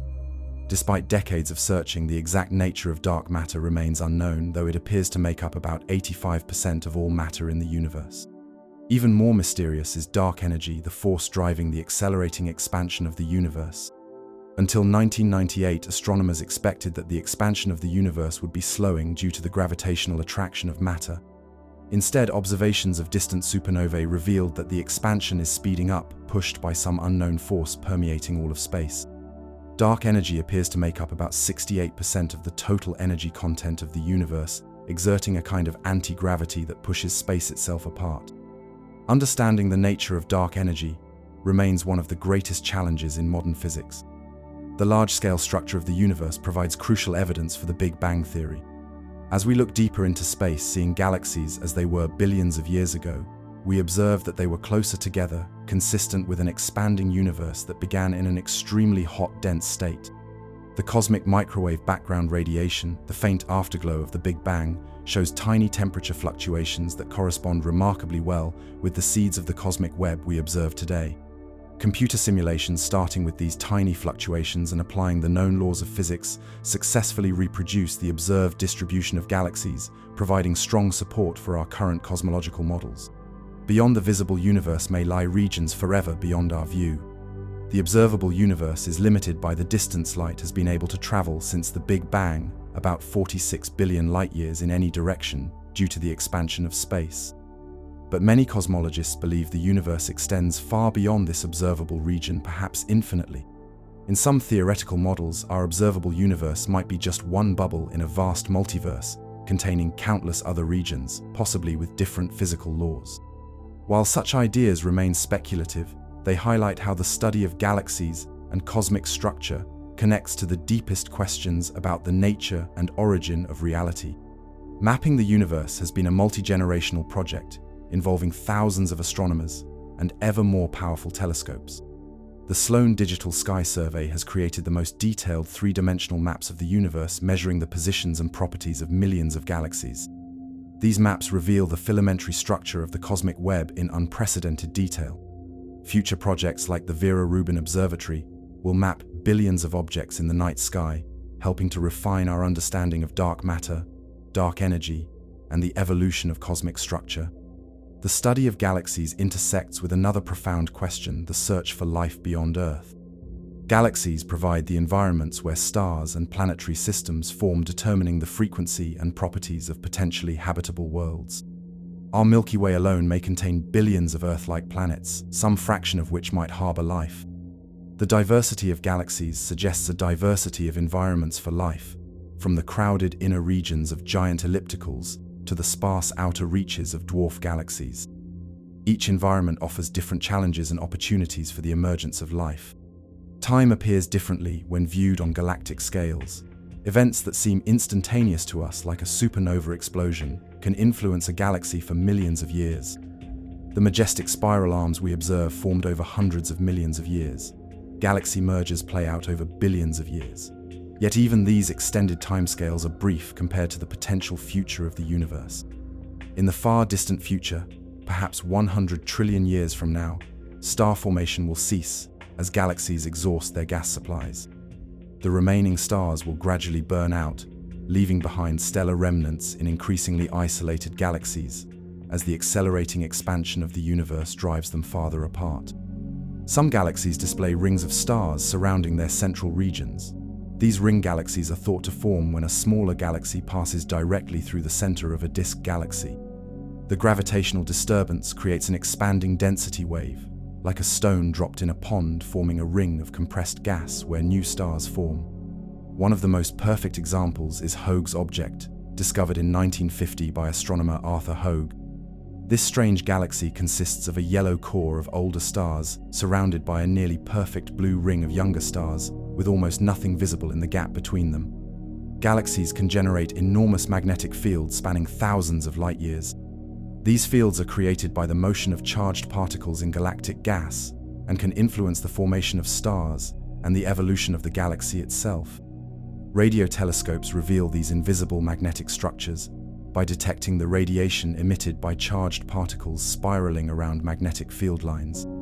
In some galaxies, these fields form huge magnetic bubbles, extending far above and below the galactic disk, the result of powerful outflows from intense star formation or active galactic nuclei.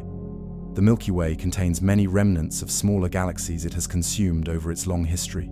The process of galactic cannibalism leaves behind streams and shells of stars that can persist for billions of years. Astronomers have identified numerous stellar streams arcing through our galaxy, the debris of past mergers. By studying the motions of stars in these streams, researchers can reconstruct the galaxy's violent past and even map the distribution of dark matter in our galactic halo. Recent studies have revealed that star formation is not always a gentle process. When stars form in large numbers, they create powerful galactic winds that can expel enormous amounts of gas from a galaxy. These outflows, driven by the combined effect of supernova explosions and radiation pressure from hot young stars, can reach speeds of hundreds of kilometers per second.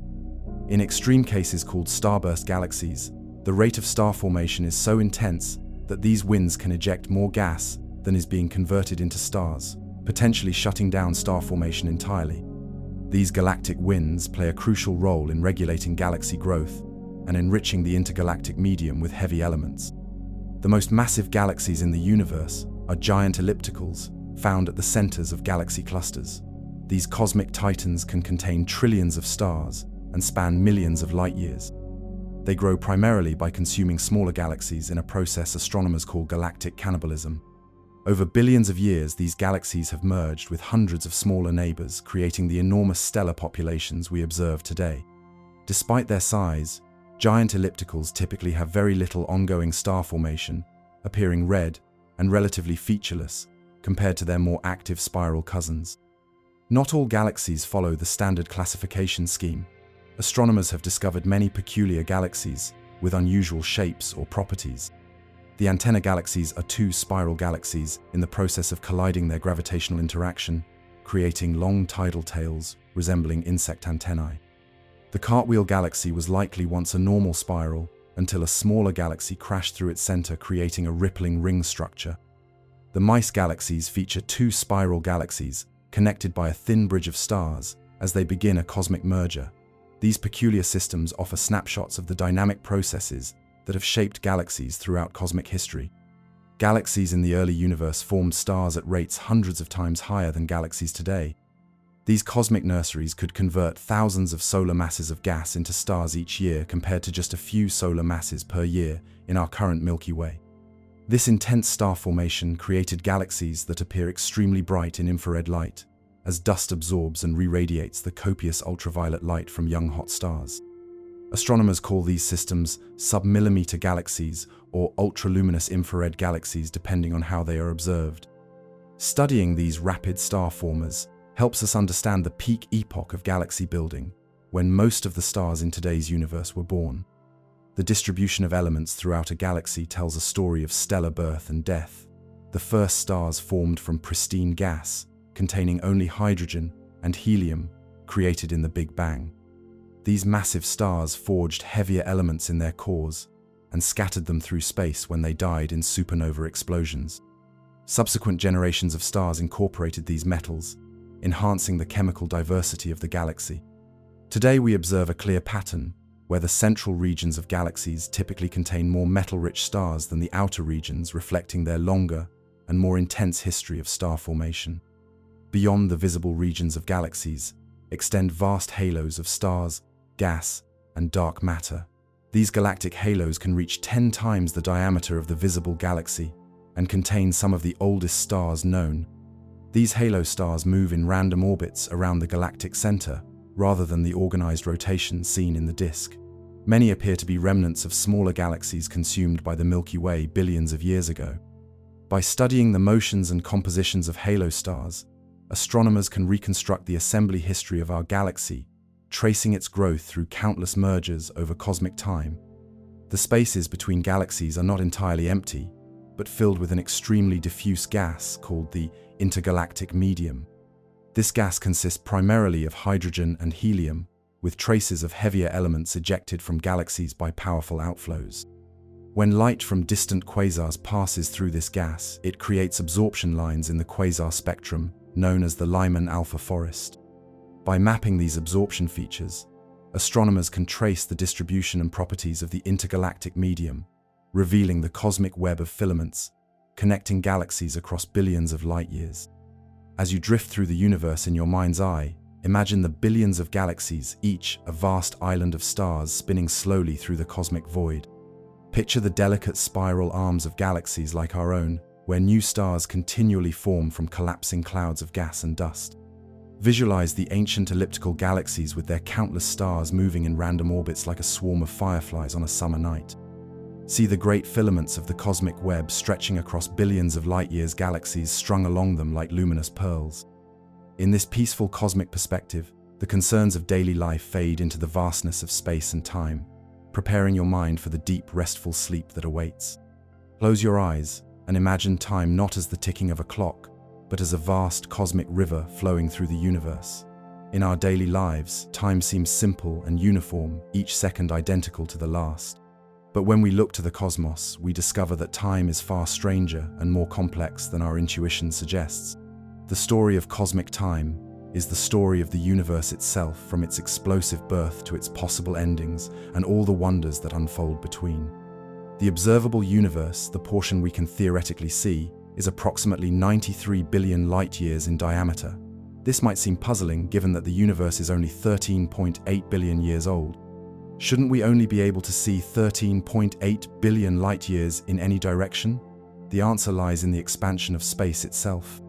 While nothing can travel through space faster than light, space itself has no such limitation. the most distant regions we can observe have been carried far away by the expanding fabric of space-time since they emitted the light that we now detect. This expansion of the universe, one of the most profound discoveries of modern astronomy, tells us that the cosmos was once much smaller, denser, and hotter. Tracing this expansion backward leads to the Big Bang, not an explosion in space, but the origin of space and time themselves. In the first moments of the universe, temperatures were so extreme that not even atoms could form. As the universe expanded and cooled, fundamental particles formed, then simple atoms, and eventually the complex structures we see today.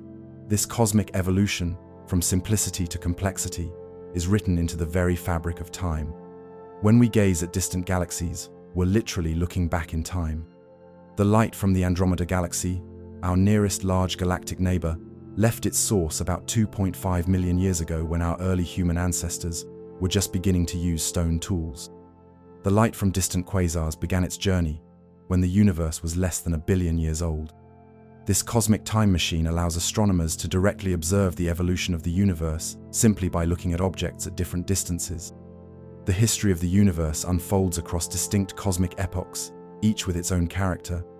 The first epoch lasted from the Big Bang until about 380,000 years later, when the universe cooled enough for electrons and protons to combine, forming neutral hydrogen atoms. Before this moment, the universe was opaque, filled with a dense fog of charged particles. After this recombination, light could travel freely through space, creating the cosmic microwave background radiation that we detect today as a faint glow coming from all directions in the sky. The next epoch, known as the Cosmic Dark Ages, lasted from recombination until the first stars began to shine several 100 million years later. During this time, the universe contained mostly neutral hydrogen and helium gas, with no sources of visible light. Gravity gradually pulled matter into denser regions, where the first stars and galaxies would eventually form. When these objects began to shine, they initiated the epoch of reionization, heating and ionizing the surrounding gas and bringing the Dark Ages to an end. By about 1 billion years after the Big Bang, the universe had become largely transparent again, as it remains today. One of the most remarkable features of our universe is its fine-tuning. The fundamental constants of nature, including the strength of gravity, the charge of the electron, and the mass of various particles, appear precisely calibrated to allow the existence of stable atoms, stars, galaxies, and ultimately life. If these values were even slightly different, the universe might contain no complex structures at all. This apparent fine-tuning raises profound questions. Is it merely a coincidence? Does it suggest a multiverse with many universes each having different properties? Or does it point to some deeper principle or purpose underlying cosmic evolution? The universe operates according to a set of fundamental forces that govern all interactions between matter and energy. Gravity, the weakest but most far-reaching of these forces, shapes the largest structures in the cosmos, from the orbits of planets to the distribution of galaxies. The electromagnetic force binds atoms together and enables all of chemistry, including the processes of life. The strong nuclear force holds atomic nuclei together, overcoming the electromagnetic repulsion between protons. The weak nuclear force governs certain types of radioactive decay and plays a crucial role in the nuclear reactions that power stars. Understanding these forces and potentially unifying them into a single framework represents one of the greatest challenges in modern physics. The arrow of time points inexorably from past to future, marked by increasing entropy or disorder in the universe. This temporal asymmetry stands in curious contrast to most of the fundamental laws of physics, which would work equally well, running forward or backward in time. Why does time have a direction? The answer appears connected to the initial conditions of the universe, which began in an extraordinarily low entropy state. As the cosmos evolves toward greater entropy, it creates the temporal flow we experience. This connection between time and entropy suggests that our perceived flow of time emerges from the statistical behavior of countless particles rather than being fundamental to reality itself. Dark matter, invisible and mysterious, makes up approximately 27% of the universe. Unlike normal matter, it doesn't interact with light or other electromagnetic radiation, making it impossible to see directly. Its presence is inferred from its gravitational effects on visible matter stars and galaxies. Dark matter appears to form a cosmic scaffolding around which galaxies and galaxy clusters form, providing the additional gravitational attraction needed to hold these structures together. Despite decades of searching, scientists still don't know what dark matter is made of, though leading candidates include various exotic particles not found in ordinary matter. Even more mysterious is dark energy, which constitutes about 68% of the universe's total energy content. Discovered in 1998 through observations of distant supernovae, dark energy acts as a kind of anti-gravity, causing the expansion of the universe to accelerate rather than slow down as previously expected.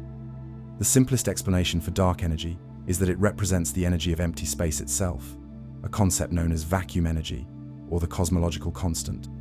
However, the observed value of dark energy is vastly smaller than theoretical predictions, suggesting a fundamental gap in our understanding of physics. The universe appears remarkably uniform in all directions, a property astronomers call isotropy. This uniformity poses a puzzle because regions on opposite sides of the observable universe couldn't have communicated with each other given the finite speed of light and the age of the universe. How then did they come to have nearly identical properties? The theory of cosmic inflation provides an answer, suggesting that the universe underwent an incredibly rapid expansion in its first fraction of a second, growing from subatomic size to cosmic scales almost instantaneously. This inflationary period would have smoothed out any initial irregularities, explaining the observed uniformity, while also generating the tiny fluctuations that later grew into galaxies and larger structures. Time itself behaves differently depending on where you are and how you're moving. Einstein's theory of relativity reveals that time passes more slowly in stronger gravitational fields and for objects moving at high speeds relative to the observer. These effects, negligible in everyday life, become significant in extreme environments. An astronaut orbiting a black hole would experience time passing much more slowly than observers watching from a distance. A twin traveling at close to the speed of light would age more slowly than their earthbound sibling. These temporal distortions show that time is not absolute, but relative, woven together with space in the fabric of space-time. The quantum realm adds another layer of temporal strangeness. At the smallest scales, time appears to lose its continuous flow, becoming granular or discrete. Particles can exist in multiple states simultaneously until measured, a phenomenon called quantum superposition. Some interpretations of quantum mechanics suggest that each measurement creates new timelines or parallel universes, where each possible outcome occurs. Time at the quantum level seems fundamentally different from our macroscopic experience, raising profound questions about the true nature of temporal reality. The ultimate fate of the universe remains uncertain, though cosmologists have identified several possibilities based on current understanding. If the acceleration caused by dark energy continues indefinitely, the universe will expand forever, growing increasingly cold and diffuse in what astronomers call the Big Freeze. Eventually, stars will exhaust their fuel, galaxies will grow dark, and even black holes will evaporate through Hawking radiation, leaving a nearly empty cosmos of scattered elementary particles. Alternatively, if dark energy changes its behavior over time, the universe might eventually stop expanding and collapse back on itself in a big crunch, the reverse of the Big Bang. A third possibility, the Big Rip, suggests that accelerating expansion might eventually tear apart all structures from galaxies to atoms. These cosmic scenarios, playing out over trillions of years, remind us that the universe operates on timescales vastly exceeding human experience. Our perception of time differs dramatically from cosmic reality. Human consciousness evolved to track changes occurring over seconds, minutes, and days, suitable for hunting, gathering, and social interaction. We struggle to intuitively grasp both the immense slowness of geological and astronomical processes and the incredible speed of atomic and subatomic events. Our brains compress the 14 billion-year history of the universe into a conceivable narrative just as they expand the femtosecond flickering of elementary particles into something we can discuss. This mismatch between experienced time and cosmic time invites humility about our place in the universal order. Many ancient cultures developed sophisticated understanding of astronomical time. The Maya created complex calendars tracking planetary cycles with remarkable precision. Ancient Egyptians aligned monuments with stellar movements to mark seasonal changes. Indigenous Australian traditions include detailed knowledge of celestial cycles passed down through tens of thousands of years. These historical approaches to cosmic time remind us that humans have long sought to connect their lived experience with the broader rhythms of the universe, finding meaning in the cycles of celestial objects. The concept of now seems simple in daily life, but becomes profoundly complex when extended to the cosmos. According to relativity, there is no universal now, no single present moment shared throughout the universe. Events that appear simultaneous to one observer may occur at different times for another observer moving at a different velocity. This relativity of simultaneity means that the present is not a universal slice of time, but depends on the observer's frame of reference.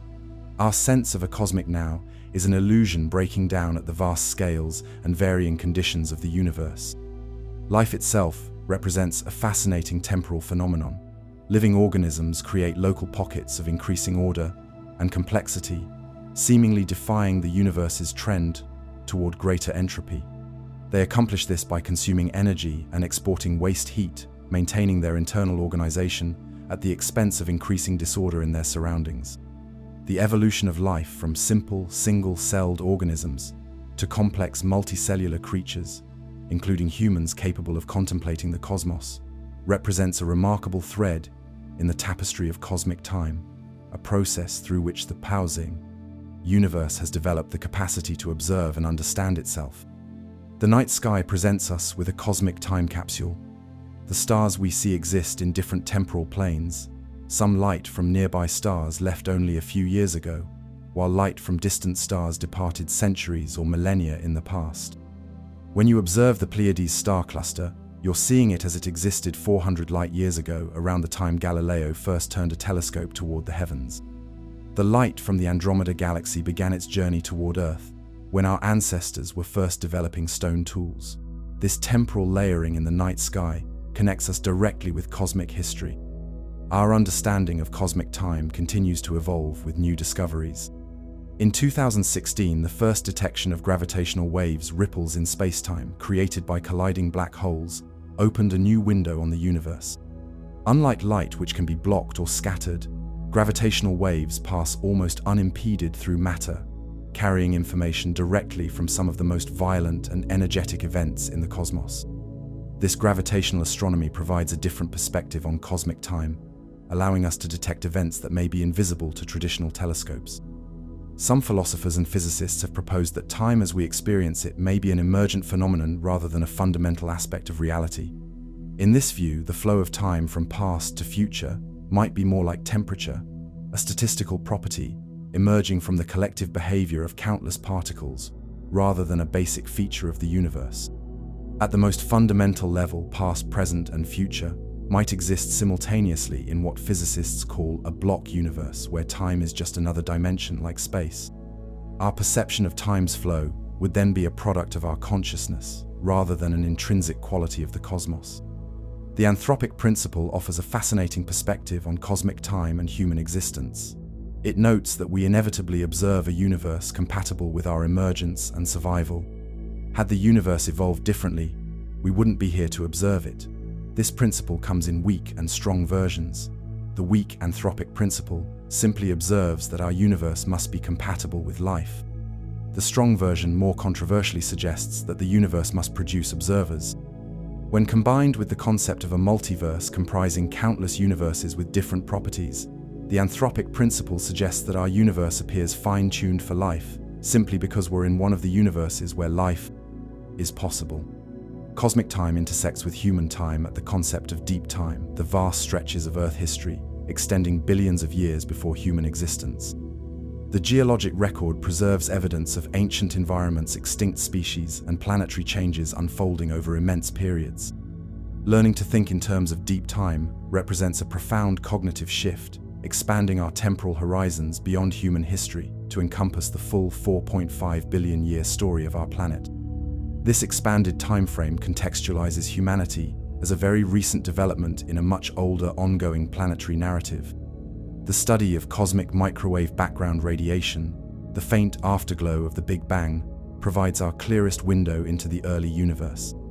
This radiation, emitted when the universe was just 380,000 years old, bears the imprint of tiny density fluctuations that eventually grew into the galaxies and larger structures we see today.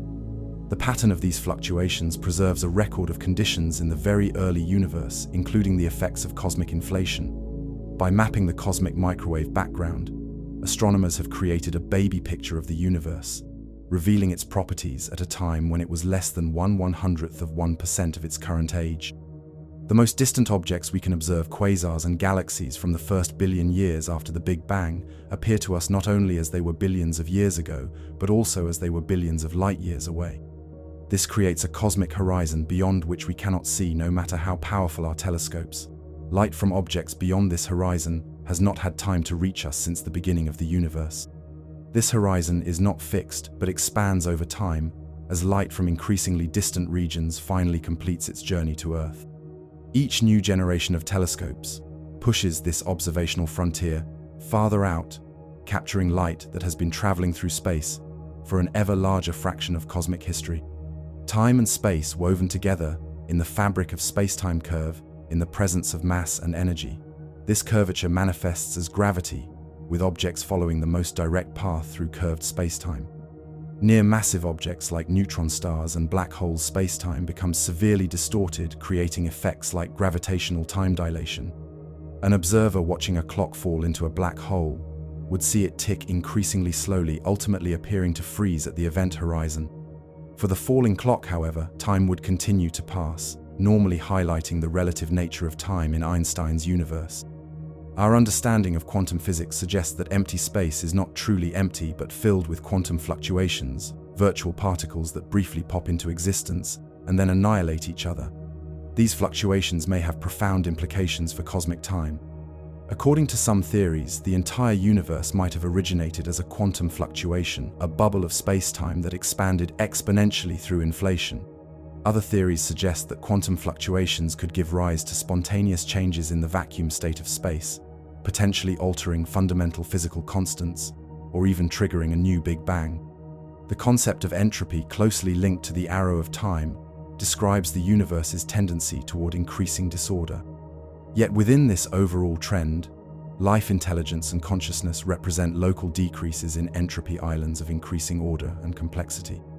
These organized systems maintain their structure by consuming energy and exporting waste heat to their surroundings. From this perspective, life appears as a cosmic process through which the universe explores increasingly complex forms of organization, despite the overall trend toward disorder. Consciousness and intelligence may represent the universe's way of understanding itself, creating meaning within the vast flows of cosmic time. As we contemplate these deep questions about time, the universe, and existence itself, remember that you're participating in something truly remarkable. You are the universe becoming conscious of itself.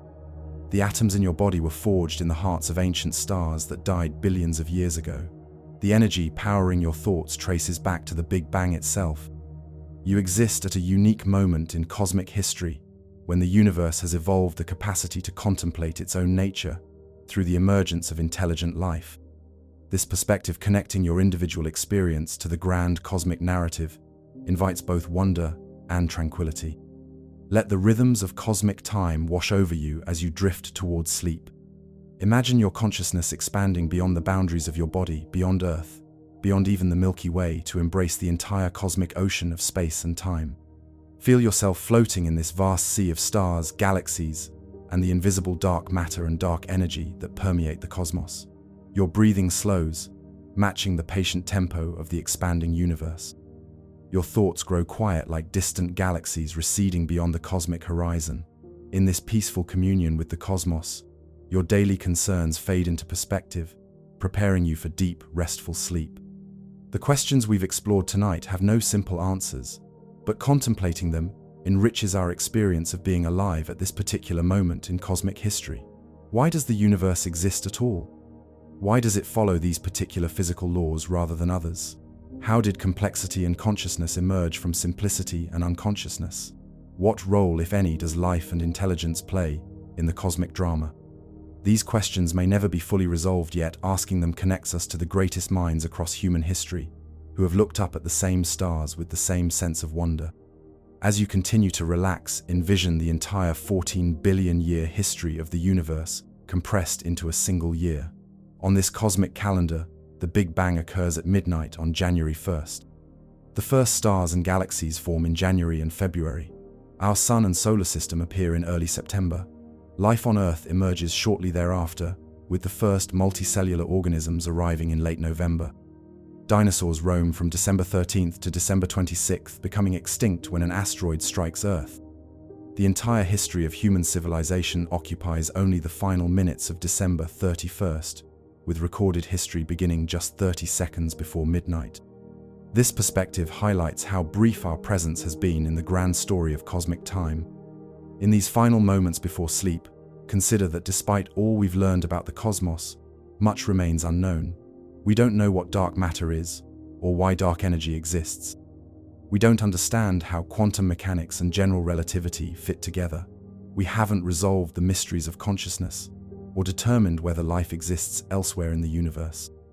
These unknowns aren't failures, but invitations, frontiers of knowledge, waiting to be explored by curious minds. The universe has been expanding and evolving for nearly 14 billion years, with most of that history unfolding before humans existed to observe it. Yet in our brief cosmic moment, we've managed to piece together this remarkable story connecting our lives to the grand cosmic narrative. The universe isn't just strange, it's stranger than we can imagine. Yet in that strangeness, we find something beautiful, a cosmos of exquisite complexity, operating according to elegant mathematical principles. From the smallest quantum fluctuations to the largest galaxy superclusters, from the briefest particle interactions to the longest stellar lifetimes, the universe displays patterns and rhythms that we can discover and appreciate. As you fall asleep tonight, let your consciousness merge with the cosmic flows of matter, energy, space, and time. Sleep now, let your dreams float beyond the stars. The multiverse concept suggests our universe might be just one of many, perhaps infinite universes existing simultaneously. Several scientific frameworks support this possibility. Inflationary theory proposes that our universe formed within a rapidly expanding false vacuum that continues to create other bubble universes with potentially different physical laws. String theory suggests a vast landscape of possible vacuum states, each representing a different universe. Quantum mechanics, in some interpretations, implies that every possible outcome of quantum measurements occurs in separate branching universes. If true, the multiverse would transform our understanding of existence, making our entire observable cosmos just a tiny fraction of a much larger reality. Throughout human history, people have developed various models of cosmic time. Ancient cyclical conceptions viewed time as an endless series of repeating ages, creation and destruction following each other like seasons. Linear conceptions, often emerging from religious traditions, saw time as having a definite beginning and moving toward a final purpose or end. Modern scientific understanding combines elements of both linear time in the overall expansion of the universe and cyclical patterns in the life cycles of stars, galaxies, and perhaps the universe itself. These different temporal frameworks reveal how deeply our concept of time shapes our understanding of existence and our place within it. Time may flow at different rates throughout the universe. According to general relativity, regions with stronger gravitational fields experience slower time passage than regions with weaker fields. This means that cosmic time, the age of the universe itself, varies slightly depending on location. In the dense cores of galaxy clusters, time flows more slowly than in the vast cosmic voids between them. These differences, negligible for human perception, nevertheless indicate that the universe doesn't share a single universal clock, but rather consists of innumerable local time frames, flowing at slightly different rates, all woven into the fabric of space-time. The Great Cosmic Web, the largest visible structure in the universe, challenges our understanding of time and causality. Stretching across billions of light years, the filaments, walls, and nodes of this web formed from quantum fluctuations in the earliest moments after the Big Bang. Parts of this web are so distant from each other that they could never have been in causal contact, light from one region never having had time to reach another. Yet they show similar structural patterns, suggesting common origins in the physics of the very early universe.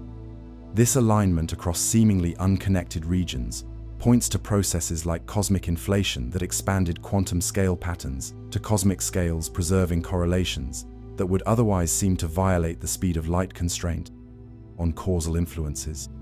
The discovery of the accelerating universe in 1998 revolutionized our understanding of cosmic destiny.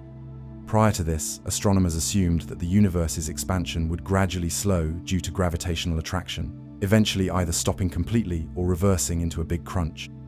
The detection of cosmic acceleration revealed that some mysterious force, dark energy, is overcoming gravity at the largest scales, pushing galaxies apart at an increasing rate.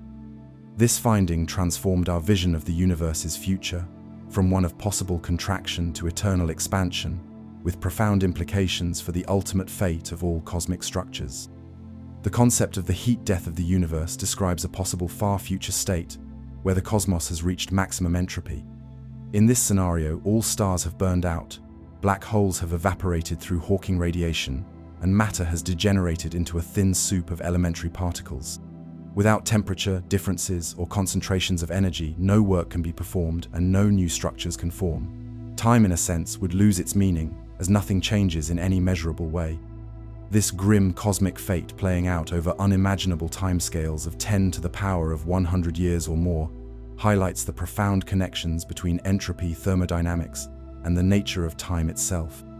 Could the universe be cyclical rather than having a singular beginning and end? Some cosmological models propose a bouncing universe scenario, where the current expansion eventually reverses, leading to a big crunch, followed by a new Big Bang. Others suggest that even with continued expansion, quantum effects might eventually trigger a new inflationary phase, creating a new universe. These cyclical models address philosophical questions about the nature of time and existence, suggesting that our universe might be just one cycle in an eternal cosmic process rather than a unique event with a definite beginning and end. The study of exoplanets, worlds orbiting other stars, has profound implications for our understanding of cosmic time and life's place in the universe. With billions of potentially habitable planets in our galaxy alone, it seems plausible that life might have emerged elsewhere, perhaps billions of years before Earth formed. Such ancient civilizations, if they exist, could have witnessed cosmic epochs forever beyond our observation, living through chapters of universal history, inaccessible to us. The possibility of intelligence distributed across cosmic time raises fascinating questions about the temporal distribution of consciousness throughout the universe's history. Time might not be fundamental to reality, but rather an emergent property arising from more basic quantum processes. In some theoretical frameworks, space and time emerge from networks of quantum entanglement, the strange connection between particles that Einstein called spooky action at a distance. Other approaches suggest that reality consists fundamentally of information, with space-time and physical laws being patterns that emerge from its processing. These cutting-edge theories remain speculative, but if proven, would revolutionize our understanding of reality, suggesting that time as we experience it is not a basic ingredient of the cosmos, but a secondary phenomenon arising from deeper quantum foundations. The phenomenon of quantum entanglement challenges our intuitive understanding of time and locality. When two particles become entangled, they form a single quantum system, regardless of the distance between them. Measuring one particle instantaneously determines properties of its entangled partner, even if separated by billions of light years. This connection appears to operate outside of normal space-time constraints, though it cannot be used to transmit information faster than light. Entanglement suggests a deeper level of reality, where particles separated in our familiar space-time remain connected in ways that transcend our conventional understanding of distance and duration. The passage from quantum uncertainty to classical determinism, known as quantum decoherence, has important implications for time's arrow. In the quantum realm, multiple possibilities exist simultaneously in a state of superposition. As quantum systems interact with their environment, these possibilities decohere, resolving into a single classical outcome. This transition from quantum uncertainty to classical determinacy appears to be irreversible, creating a one-way temporal flow from quantum potentiality to classical actuality. Some physicists propose that this quantum to classical transition underlies our perception of time flowing from past to future, connecting the microscopic world of quantum physics to our macroscopic experience of temporal progression. Information plays a crucial role in modern understandings of time and cosmology. The principle that information cannot be destroyed, also known as quantum unitarity, creates tension with the behavior of black holes, which seem to erase information about matter falling into them. The resolution of this black hole information paradox remains an active area of research, with proposals including information storage in Hawking radiation, holographic encoding on the event horizon, or modifications to quantum mechanics itself. Beyond black holes, information theory offers new perspectives on entropy, time, and the evolution of complexity, suggesting that the universe might be viewed as a vast information processing system, gradually transforming simple initial conditions into increasingly complex patterns. Our human experience of time differs dramatically from cosmic reality. We perceive time as flowing steadily forward, dividing neatly into past, present, and future. Yet physics, especially relativity, suggests a different picture where all moments exist equally in a four-dimensional block universe. In this view, the distinction between past, present, and future represents a psychological perspective rather than a fundamental aspect of reality. Our perception of a moving now may be an illusion created by our consciousness as it processes information and forms memories. This disconnect between experienced time and physical time highlights the subjective nature of temporal perception, a product of our evolved cognitive architecture, rather than a direct apprehension of cosmic reality. The age of the universe, approximately 13.8 billion years, represents just a moment in its potential future existence. If dark energy remains constant, the universe could persist in a recognizable form for trillions of years before entering more exotic phases. Stars will continue to form for perhaps another 100 trillion years, using up the available hydrogen gas. After star formation ceases, the universe will grow increasingly dark as existing stars burn out, leaving only stellar remnants, brown dwarfs, white dwarfs, neutron stars, and black holes. Over incomprehensibly long timescales, even these objects will decay through processes like proton decay and Hawking radiation, leading to a diffuse sea of elementary particles separated by ever-expanding space. Consciousness itself represents a fascinating temporal phenomenon. Our awareness seems to flow continuously through time, creating a subjective now that moves forward moment by moment. Yet this experience emerges from neural processes operating at multiple timescales, from millisecond electrochemical signals to slower hormonal changes. The brain essentially combines information from different sensory systems, each with slightly different processing delays, to construct a unified temporal experience. Some philosophers and scientists suggest that consciousness might be viewed as a kind of temporal binding, a mechanism for creating a coherent experience of now from distributed neural activities. This perspective connects our subjective experience of time to the physical and biological processes that generate consciousness itself. Some physicists have proposed that time might be quantized, existing in discrete units, rather than flowing continuously. Just as matter and energy come in discrete packets at the quantum level, time too might have a smallest possible unit, a chronon, below which temporal divisions become meaningless. While speculative, this idea could help resolve conflicts between quantum mechanics and general relativity, providing a framework for quantum gravity. Quantized time would mean that the flow of time is not smooth, but proceeds in tiny jumps too small for us to notice in everyday experience. This granularity might become apparent only in extreme conditions like the earliest moments after the Big Bang or near the singularities of black holes. Imaging the universe at different wavelengths reveals different temporal aspects of cosmic history. Radio waves show ancient emissions from the early universe and processes occurring over millions of years in galactic jets. Infrared light reveals star formation hidden by dust clouds, capturing processes unfolding over thousands to millions of years. Visible light shows stars in various stages of their life cycles spanning millions to billions of years. Ultraviolet radiation highlights the most recent star formation occurring over the last few million years. X-rays indicate violent processes around black holes and neutron stars happening on scales from seconds to years. Gamma rays reveal the most energetic events like supernovae and gamma-ray bursts occurring in fractions of seconds. This multi-wavelength view provides a kind of cosmic time capsule, with each frequency band preserving information from different epochs and timescales. Throughout cosmic history, the universe has grown increasingly complex. The early universe contained only simple hydrogen and helium atoms. Stars formed these elements into heavier elements like carbon, oxygen, and iron. These elements combined into molecules, dust, grains, and eventually planets. On at least one planet Earth, complex chemistry led to life. Single-celled organisms evolved into complex multicellular life, and eventually produced consciousness and intelligence.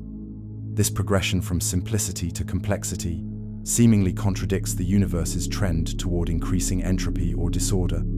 The resolution lies in understanding that while overall entropy increases, complex systems can emerge locally by exporting entropy to their surroundings, using energy flows to create and maintain order. The flow of cosmic time has produced a universe that seems remarkably conducive to observation. Had the universe expanded too quickly, stars and galaxies could never have formed. Had it expanded too slowly, it would have recollapsed before life could evolve. The universe's age, about 13.8 billion years, has allowed sufficient time for multiple generations of stars to produce the heavy elements necessary for planets and life, while still providing stable planetary systems. Even more remarkably, we live at a unique moment when the cosmic microwave background is still detectable, but the accelerating expansion hasn't yet carried most galaxies beyond our observable horizon. This observational sweet spot has enabled us to reconstruct cosmic history, from the Big Bang to the present day, an opportunity that may not persist indefinitely into the future. The constant speed of light creates a cosmic speed limit, with profound implications for time and causality. Nothing can travel faster than light, approximately 300,000 kilometers per second, limiting how quickly information or influence can spread through the universe. This constraint creates light cones, regions of space-time, that can be causally connected to a given event. Events outside your past light cone could not have influenced you, regardless of when they occurred. Events outside your future light cone cannot be influenced by you, regardless of your actions. These causal limitations shape the structure of reality, defining what can be known and what can be affected across cosmic distances and times. Our universe appears remarkably balanced between different possible configurations. Had the early universe been more uniform, gravity might never have formed distinct structures like galaxies and stars. Had it been less uniform, it might have collapsed into black holes before complex structures could emerge. The actual universe exhibits just enough non-uniformity, about 1 part in 100,000, to enable the formation of cosmic structure, while still growing into the vast cosmos we observe today. This balance represents one of many apparent coincidences that have enabled a complex universe capable of generating observers like ourselves, raising questions about whether such coincidences require explanation beyond random chance. The possibility of time travel captivates human imagination but faces serious obstacles in physics. General relativity permits certain solutions like wormholes or rotating universes that theoretically allow movement backward in time. However, these solutions require exotic materials with negative energy density or other properties that may not exist in reality. Additionally, any form of backward time travel raises paradoxes of causality, like the famous grandfather paradox. Some theoretical frameworks resolve these paradoxes by suggesting that time travelers would enter parallel timelines rather than changing their own past. Others propose that the laws of physics fundamentally forbid closed time-like curves, paths through space-time, that return to their starting point in time. Despite these challenges, the question of time's potential malleability remains an active area of theoretical research, connecting fundamental physics with deep philosophical questions about determinism, free will, and the nature of reality itself. The concept of a beginning of time associated with the Big Bang represents one of the most profound insights of modern cosmology. Unlike previous natural phenomena, which could be traced to earlier causes, the Big Bang appears to mark an absolute beginning to time itself. Before the Big Bang, time, as we understand it, may not have existed at all. This notion challenges our intuitive understanding of causality, which presupposes temporal sequence. If time began with the Big Bang, what, if anything, caused the Big Bang itself? Some theories propose that quantum fluctuations in a timeless state gave rise to our universe, while others suggest our Big Bang might be connected to other cosmic regions through higher dimensional space. These speculations push the boundaries of physics into realms where our conventional understanding of time and causality may no longer apply. The emergence of life and consciousness represents a profound development in cosmic time. Through living organisms, the universe has developed the capacity to observe itself, with humans and perhaps other intelligent species serving as the universe's way of knowing itself. This perspective inspired the physicist Carl Sagan to describe humans as a way for the cosmos to know itself. If consciousness is rare in the universe, our existence may represent something precious, a brief window during which the cosmos achieves self-awareness before potentially returning to unconsciousness in the far future as life becomes unsustainable. This view connects our individual lives to the grand cosmic narrative, giving meaning to our existence as conscious participants in an ongoing universal process of discovery and self-realization. As you drift towards sleep on this cosmic journey, consider how your own consciousness exists as a temporal phenomenon shaped by the same laws that govern the universe itself.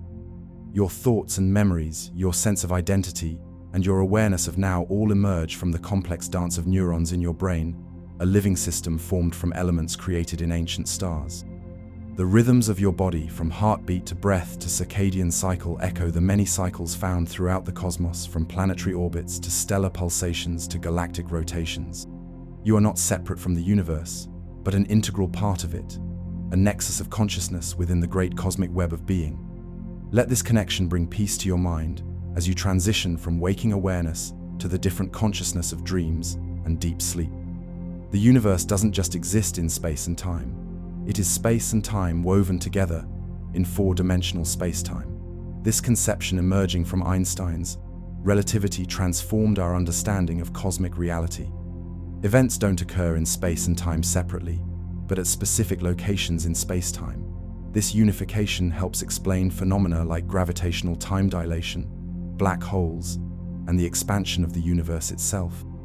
When we speak of cosmic time, we refer to a particular slicing of this four-dimensional reality, a way of defining simultaneity across vast distances.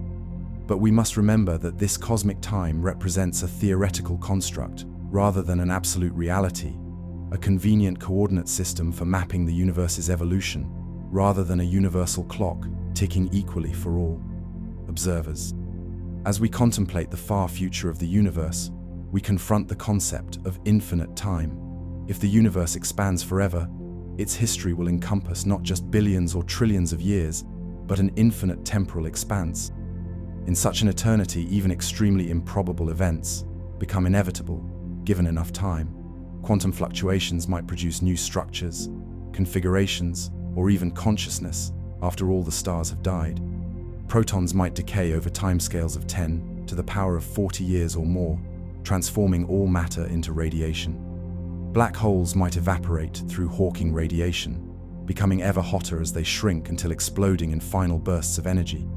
These processes, playing out over incomprehensible timescales, suggest that the universe may never reach a final static state, but continue evolving through increasingly exotic phases throughout an endless future. The speed of light not only limits causal influence, but also defines our cosmic horizon. Light from sufficiently distant regions has simply not had time to reach us since the beginning of the universe, creating a boundary to our observable cosmos. This horizon currently extends about 46 billion light-years in any direction due to the expansion of space since the Big Bang. Beyond this horizon may lie regions of space forever invisible to us, their light destined never to reach Earth, no matter how long we wait.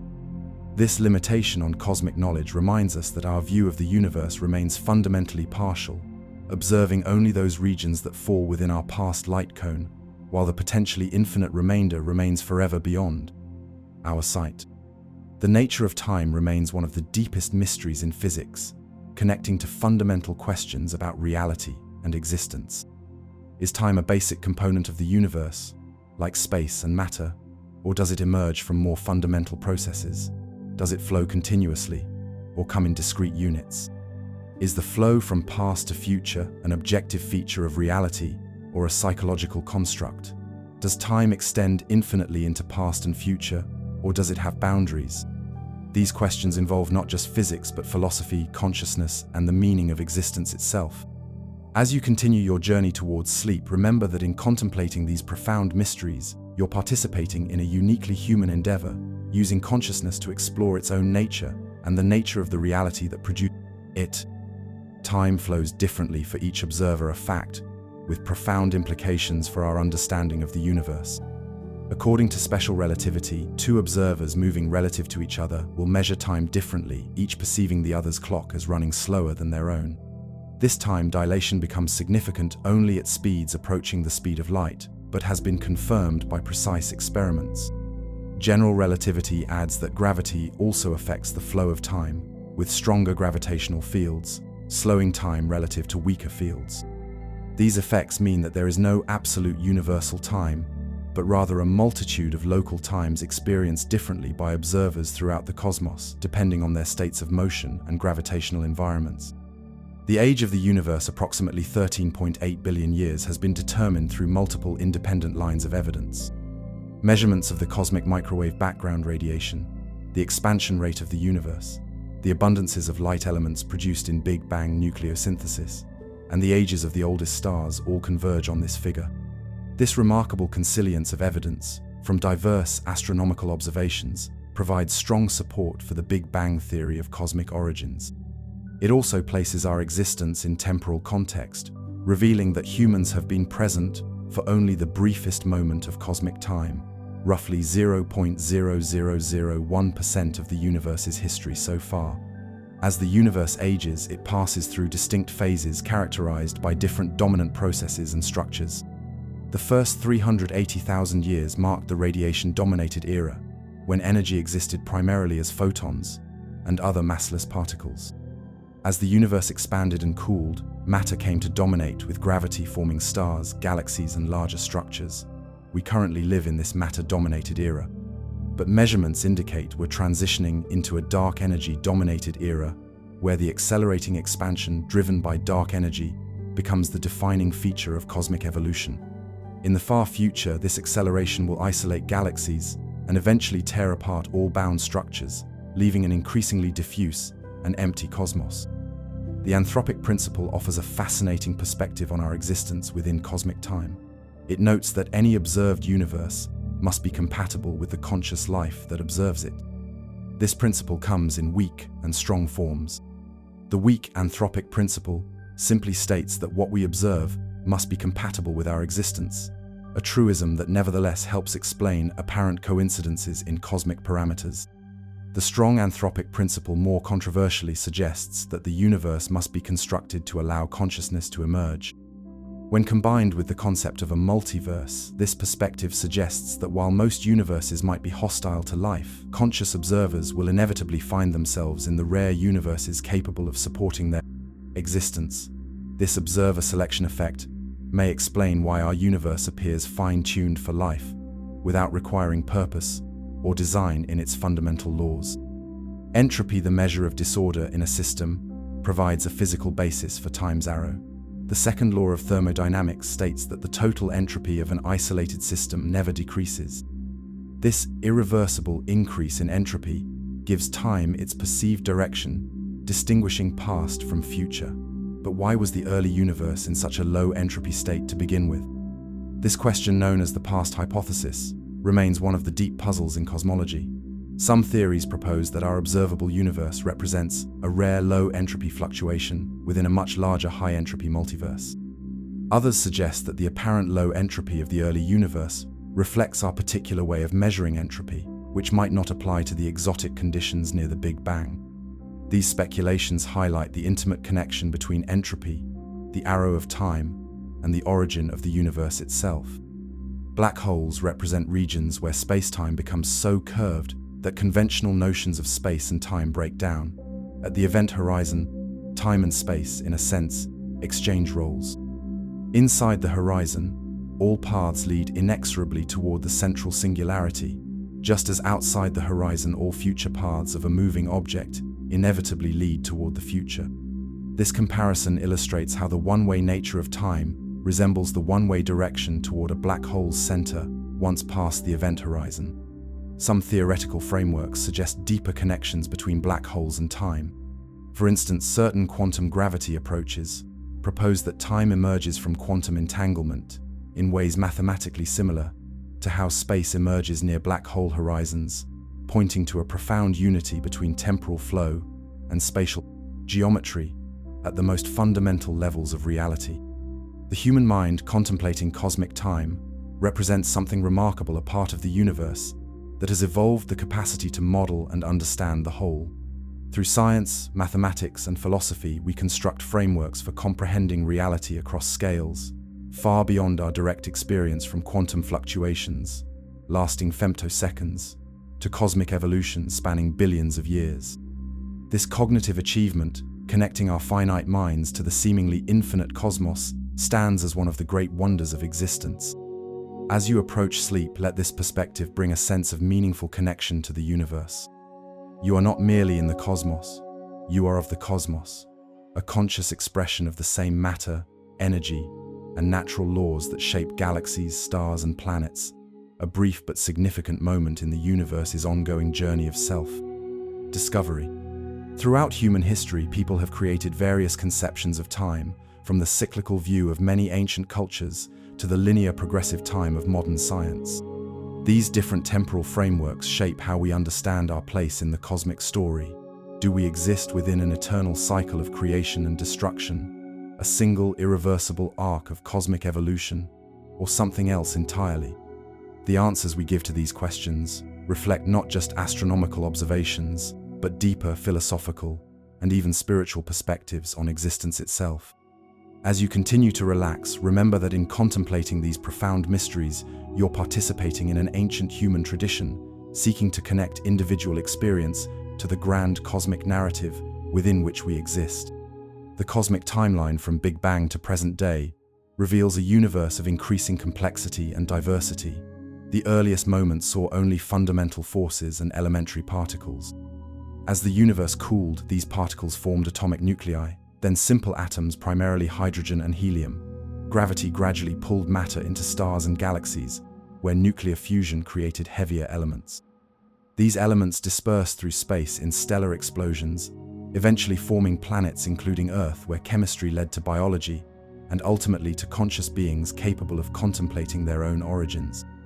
This journey from simplicity to complexity, from uniformity to diversity, from unconsciousness to consciousness, stands as one of the most remarkable features of cosmic evolution, raising profound questions about purpose, meaning, and the nature of reality itself. As your consciousness drifts towards sleep, imagine cosmic time as a vast river flowing from the Big Bang toward an unknown future. Your individual existence represents a tiny eddy in this great temporal current, a brief pattern of energy and matter temporarily organized into awareness before returning to the flow. Yet, in this fleeting moment, you possess something extraordinary, the capacity to comprehend the river itself, to trace its course from source toward destination, and to recognize your own place within its currents. This awareness, this cosmic consciousness, represents something precious in the universe, a way for reality to know itself through the evolved complexity of your mind. Carry this perspective with you into dreams, a reminder of your deep connection to the cosmos and the wonder of existing at all in this vast, extraordinary universe. Beyond our solar system lies a vast frontier of discovery, a cosmos teeming with planets orbiting other stars. These exoplanets, as astronomers call them, represent one of the most exciting areas of modern astronomy, revealing that planetary systems are common throughout our galaxy and offering tantalizing possibilities in the search for life beyond Earth. The story of exoplanet discovery takes us from theoretical speculation to confirmed reality, transforming our understanding of our place in the universe. For centuries, astronomers and philosophers speculated about worlds beyond our solar system, but detecting these distant planets proved extraordinarily challenging. Unlike stars, exoplanets emit very little light of their own and are typically lost in the overwhelming glare of their parent stars. This challenge explains why the first confirmed exoplanet discovery didn't occur until 1995, when astronomers Michel Mayor and Didier Queloz detected a planet orbiting the Sun-like star 51 Pegasi.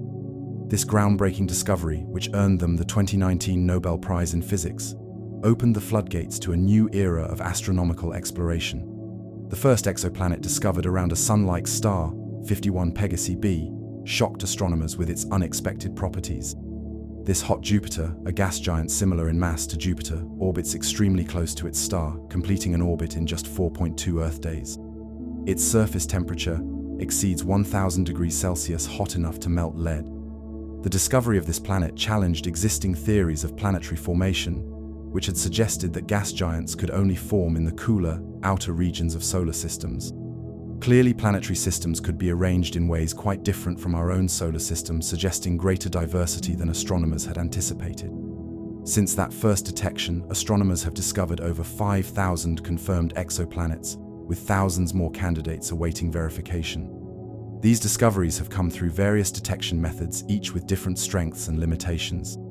The radial velocity method measures tiny wobbles in a star's motion caused by the gravitational pull of an orbiting planet. The transit method detects the slight dimming of a star's light when a planet passes in front of it.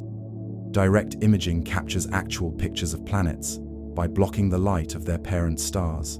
Gravitational microlensing detects planets through their gravitational effect on light from background stars. Together, these methods have revealed a stunning diversity of worlds across our galaxy.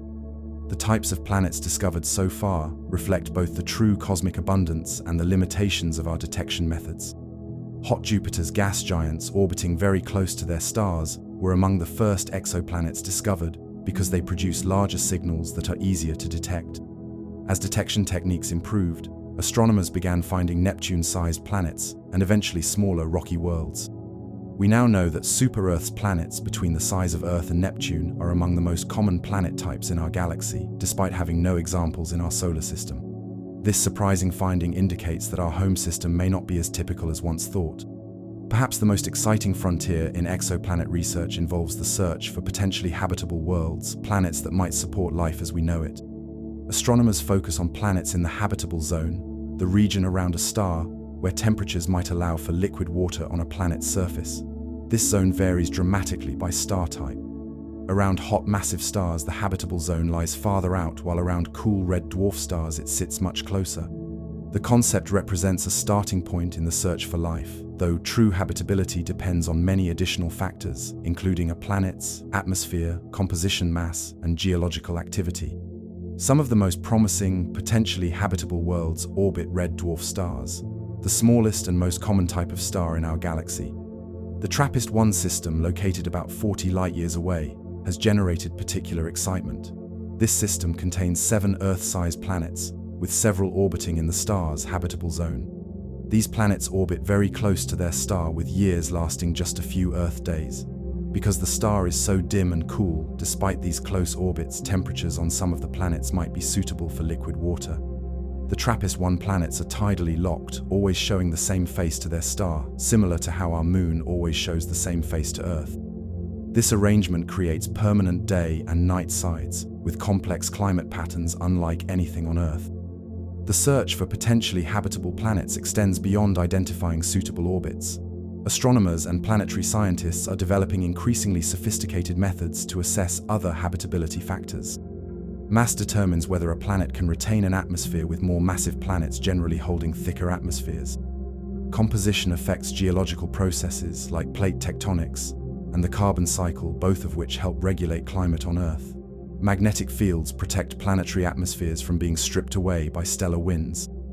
Axial tilt creates seasons that can affect climate stability. The presence of a large moon like Earth's may stabilize a planet's rotation, preventing chaotic variations that could disrupt climate patterns.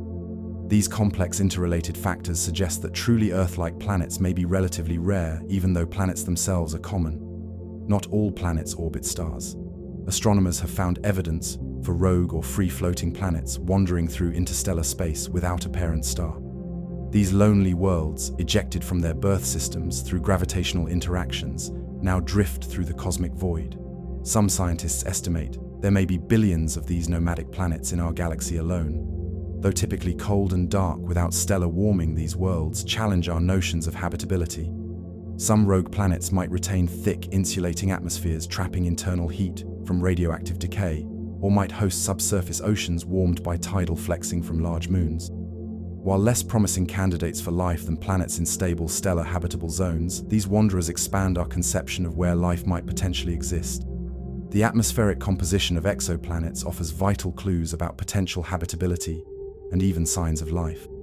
Using a technique called transit spectroscopy, astronomers analyze starlight that passes through a planet's atmosphere during transit, revealing the presence of specific gases. Oxygen, methane, and water vapor are particularly interesting as biosignatures, gases that on Earth result primarily from biological processes. Detecting these gases, especially in certain combinations, might suggest the presence of life, though non-biological processes can sometimes produce them as well. Future telescopes like the James Webb Space Telescope will dramatically enhance our ability to analyze exoplanet atmospheres, bringing us closer to potentially detecting signs of alien biology. Most exoplanets discovered so far orbit stars quite different from our Sun. Red dwarf stars, also known as M-dwarfs, constitute about 75% of all stars in our galaxy, and many host planetary systems. These small, cool stars offer both advantages and challenges for habitability. Their longevity, potentially providing stable conditions for billions or even trillions of years, favors biological evolution. However, they typically emit powerful flares, especially when young, bombarding close orbiting planets with harmful radiation. Additionally, planets in their habitable zones likely become tidally locked, creating extreme temperature differences between their day and night sides. Whether life could adapt to these challenging conditions remains an open question in astrobiology. The concept of the habitable zone continues to evolve as our understanding of life and planetary systems deepens. Beyond the traditional habitable zone, where liquid water could exist on a planet's surface, scientists now discuss subsurface habitable zones where oceans might exist beneath icy crusts, as on Jupiter's moon, Europa, and Saturn's moon. Enceladus, temporal habitable zones, recognize that a planet's habitability may change over time as its star evolves or its own geological processes change. Galactic habitable zones consider regions of the galaxy where conditions favor life, such as areas with sufficient heavy elements for rocky planet formation, but few nearby supernovae or gamma-ray bursts that could sterilize emerging biospheres. These expanded concepts recognize that life might exist in a wider variety of environments than previously thought. The possibility of finding life on exoplanets raises profound questions about what forms such life might take. While Earth life shares common biochemistry based on carbon, water, and DNA, life elsewhere might utilize different biochemical foundations. Some scientists speculate about silicon-based life forms or organisms using ammonia or methane instead of water as a solvent. Others consider the potential for life in exotic environments like the upper atmospheres of gas giants, the subsurface oceans of ice worlds, or even within the dense atmosphere of Venus, where conditions 20 to 30 miles above the buoyant surface might support microbial life. These possibilities remind us that in searching for extraterrestrial life, we must avoid being overly constrained by Earth-centric assumptions. Our ability to discover and characterize exoplanets continues to advance with new technologies and methodologies. The Transiting Exoplanet Survey satellite TESS, launched in 2018, is monitoring over 200,000 nearby stars, identifying thousands of new exoplanet candidates, particularly around stars brighter and closer than those studied by its predecessor, the Kepler Space Telescope. The James Webb Space Telescope will provide unprecedented capabilities for studying exoplanet atmospheres through spectroscopy. Future missions like the proposed Large Ultraviolet Optical Infrared Surveyor, LUVOIR, might even directly image Earth-sized exoplanets and search for signs of life in their atmospheres, bringing us closer to answering the ancient question of whether we are alone in the universe. One of the most intriguing systems discovered to date is the TRAPPIST-1 system, a collection of 7 Earth-sized planets orbiting a tiny red dwarf star. Located just 40 light-years away, these planets orbit their star in a remarkably compact arrangement, with all 7 fitting within a distance smaller than Mercury's orbit around our Sun. 3 to 4 of these worlds orbit in the star's habitable zone, where temperatures might allow liquid water. The planets likely orbit in resonance, meaning their orbital periods form simple numerical ratios, helping stabilize their orbits over long time periods. This compact system offers an exciting laboratory for studying potentially habitable worlds, with several planets that could be analyzed for signs of atmospheres or even biosignatures. Hot Jupiters, like the first discovered exoplanet, 51 Pegasi b, initially puzzled astronomers because gas giants were expected to form only in the cooler outer regions of solar systems. Scientists now believe these planets likely formed farther from their stars and later migrated inward through interactions with the protoplanetary disk or with other planets. These migrations would have dramatically disrupted the architecture of their solar systems, potentially ejecting smaller planets or preventing Earth-like planets from forming or surviving in habitable zones. This planetary reshuffling suggests that systems with architectures, like our own with gas giants in stable distant orbits, might be relatively uncommon, potentially making systems capable of supporting life rarer than the raw numbers of planets might suggest. The statistical analysis of exoplanet discoveries allows astronomers to estimate the prevalence of different planet types throughout our galaxy. Current data suggests that nearly every star hosts at least one planet, with small planets more common than large ones. Approximately 1 in 5 Sun-like stars likely hosts an Earth-like planet in its habitable zone. With roughly 200 billion stars in the Milky Way, this implies tens of billions of potentially habitable planets in our galaxy alone. Even with conservative estimates about the likelihood of life evolving, these numbers suggest that if life can emerge under conditions even broadly similar to Earth's, millions of living worlds might exist within our galaxy, forming a cosmic archipelago of biospheres scattered among the stars. The discovery of numerous rocky planets orbiting in habitable zones raises the profound question at the heart of the Drake equation: how often does life arise when conditions permit it? Formulated by astronomer Frank Drake in 1961, this famous equation attempts to estimate the number of technological civilizations in our galaxy by multiplying factors including the rate of star formation, the fraction of stars with planets, the number of habitable planets per system, the fraction of those where life emerges, the fraction where intelligence evolves, and the duration of technological civilizations. While many of these factors remain highly uncertain, exoplanet discoveries have helped constrain some variables, particularly related to planetary abundance, suggesting that if life readily emerges under suitable conditions, numerous civilizations might exist. Detecting life on exoplanets will require distinguishing biological signatures from non-biological processes. On Earth, oxygen accumulated in our atmosphere primarily through photosynthesis, but some non-biological processes can also produce oxygen. Methane likewise has both biological and non-biological sources. The most compelling evidence would come from detecting multiple biosignature gases in combination, particularly those that would not naturally coexist without being continuously replenished, such as oxygen and methane together. Even more intriguing would be the detection of artificial chemicals or pollutants that could only come from industrial civilization, though such technosignatures would likely be harder to detect than biological signatures. These complexities highlight the challenge of definitively identifying life from astronomical observations alone. Seasons on exoplanets might differ dramatically from Earth's familiar pattern. A planet's seasons depend on its axial tilt, orbital eccentricity, and other factors. Planets with greater axial tilts would experience more extreme seasonal variations, while those with more eccentric elliptical orbits might have seasons driven more by changing distance from their star than by axial orientation. Tidally locked planets orbiting red dwarfs would not experience seasons in the Earth sense, but might have complex climate patterns where air and moisture circulate between their permanent day and night sides.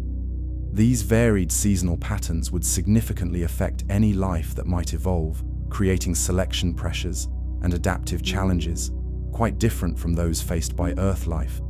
Some exoplanets orbit binary or multiple star systems, experiencing complex illumination patterns and gravitational influences. Circumbinary planets orbit around both stars in a binary system, following a path that encircles the pair. These worlds would experience varying levels of illumination as they orbit, sometimes receiving light from both stars simultaneously, and other times from just one, creating complex day-night cycles and seasonal patterns. Planets in binary systems might also experience significant gravitational perturbations, affecting their orbital stability and potential habitability.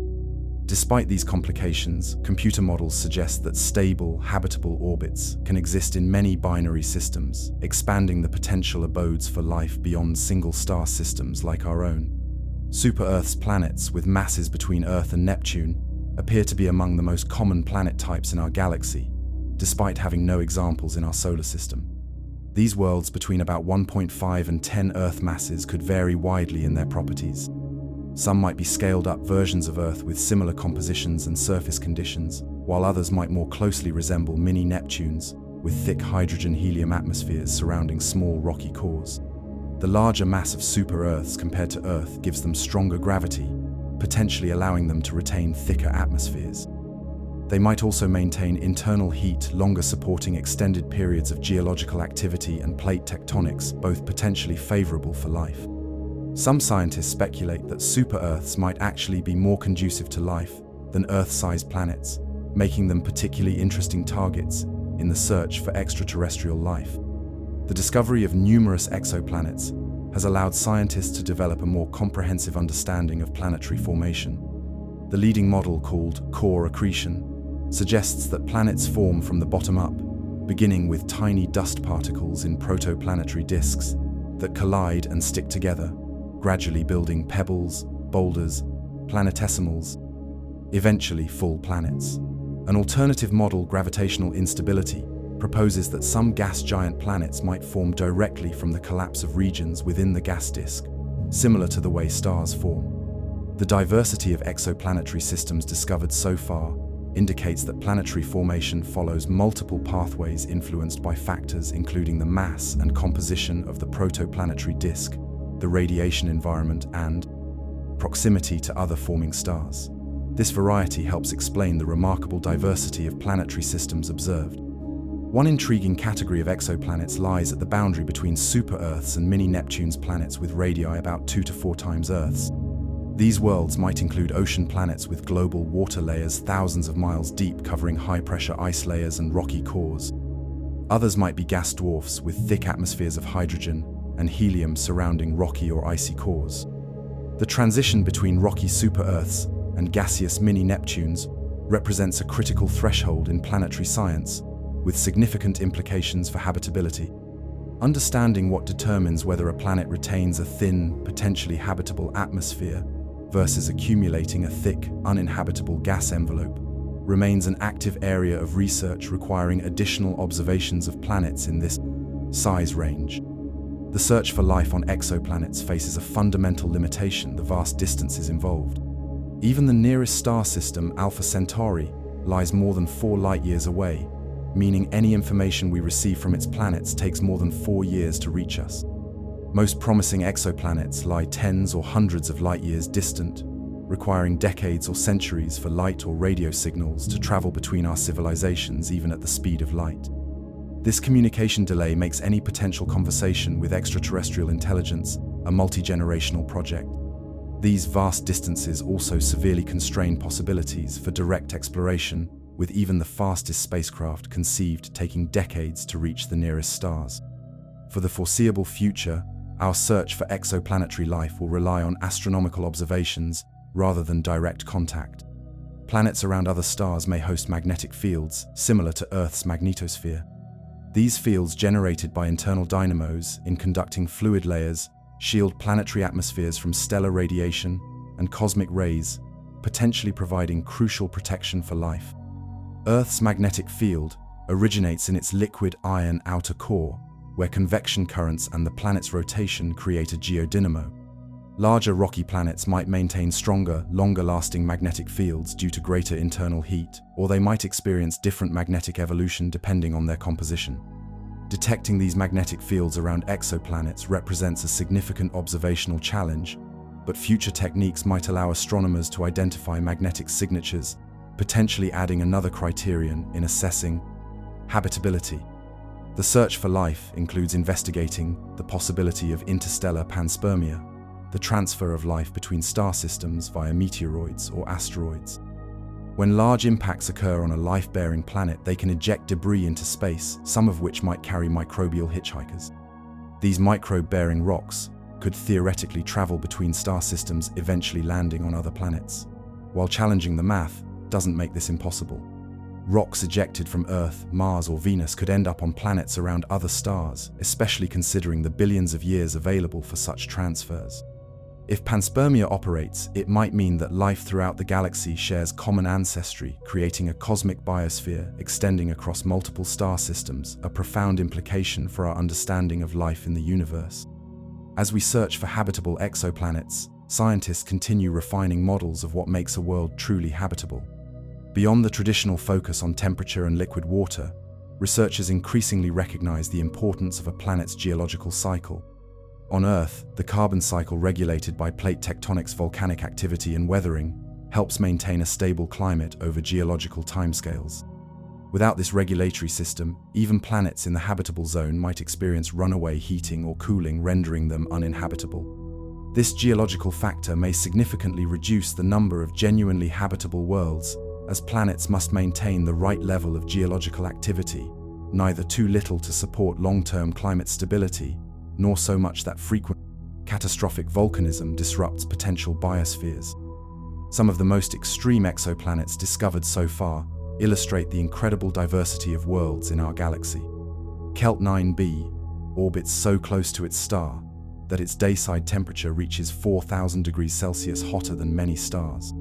HD 18973 experiences storms with wind speeds exceeding 5,000 miles per hour and rain made of molten glass. PSR B 1257 plus 12b orbits a pulsar, the rapidly rotating remnant of an exploded star, bathing the planet in intense radiation. WASP 12b reflects less than 1% of the light that hits it, making it darker than fresh asphalt. J1407b orbits its star at a distance of 1.2 trillion miles, taking nearly 1 million Earth years to complete a single orbit. These extreme worlds expand our understanding of what planets can be, highlighting the incredible diversity of environments in our galaxy. The concept of a galactic habitable zone suggests that life may be more likely in certain regions of the Milky Way than others. The inner galaxy contains more heavy elements needed to form rocky planets, but also experiences more frequent supernovae that could sterilize developing biospheres. The outer galaxy has fewer potentially harmful cosmic events, but may lack sufficient heavy elements for forming rocky planets. The galactic habitable zone represents a middle region, potentially optimized for life. Our Sun orbits about 27,000 light-years from the galactic center, placing it within this theorized habitable ring. This concept adds a galactic dimension to habitability, suggesting that even if planets are common throughout the galaxy, living worlds might cluster in particular regions. One particularly promising technique for studying exoplanets is direct imaging, capturing actual pictures of planets by carefully blocking the overwhelming light of their parent stars. While challenging, this approach allows astronomers to analyze light coming directly from planets, rather than studying them indirectly through their effects on starlight. Current technology limits direct imaging primarily to young massive planets, orbiting far from their stars, but future space telescopes with advanced coronagraphs or star shades could potentially directly image smaller planets in habitable zones. These direct observations would provide the most detailed information about exoplanet atmospheres, surfaces, and potential signs of life, bringing us closer to answering the profound question of whether we share our universe with other living worlds. As you drift towards sleep, imagine the countless worlds circling distant stars. Visualize rocky planets with blue oceans and swirling white clouds, perhaps not so different from our own Earth. Picture exotic super-Earths with stronger gravity and thicker atmospheres where life might have evolved along paths quite different from those taken on our world. See gas giants with rings more spectacular than Saturn's, orbited by moons that might harbor subsurface oceans teeming with alien marine life. Imagine rogue planets drifting alone through interstellar darkness, yet perhaps nurturing their own hidden biospheres, warmed by internal heat. In the quiet darkness of night as you prepare for sleep, remember that we live in a universe filled with planets, a cosmic ocean dotted with countless islands of matter, where the miracle of life might have emerged many times over, creating a galaxy far richer and more wondrous than we ever imagined. Throughout human history, our understanding of the cosmos has been shaped by the tools we use to observe it. From ancient star charts to modern space telescopes, each advance in technology has revealed new aspects of the universe, expanding our cosmic horizons and transforming our place within it. The story of astronomical tools is a testament to human ingenuity as we develop increasingly sophisticated methods to study the light and other signals from distant cosmic objects. The earliest astronomical tools were simple yet effective. Ancient civilizations used gnomons, vertical sticks that cast shadows to track the sun's position and determine the time of day and year. Mesopotamian astronomers created detailed star catalogues using only their naked eyes. Chinese astronomers recorded supernovae and comets centuries before the invention of telescopes. These early observations laid the groundwork for our understanding of celestial patterns and cycles, establishing astronomy as perhaps the oldest science. The telescope revolutionized astronomy after its invention in the early 1600s. Galileo Galilei, though not the inventor of the telescope, was among the first to turn this new tool toward the heavens, making discoveries that transformed our understanding of the cosmos. His observations of Jupiter's moons, craters on our moon, and the phases of Venus provided compelling evidence for the Copernican model, placing the Sun rather than Earth at the center of the solar system. The telescope revealed that the universe was far richer and more complex than anyone had imagined, beginning a technological journey that continues to this day. Modern astronomical research relies on telescopes spanning the electromagnetic spectrum far beyond the visible light our eyes can see. Radio telescopes detect the longest wavelengths, allowing astronomers to peer through cosmic dust and study cool hydrogen gas, magnetic fields, pulsars, and the cosmic microwave background radiation.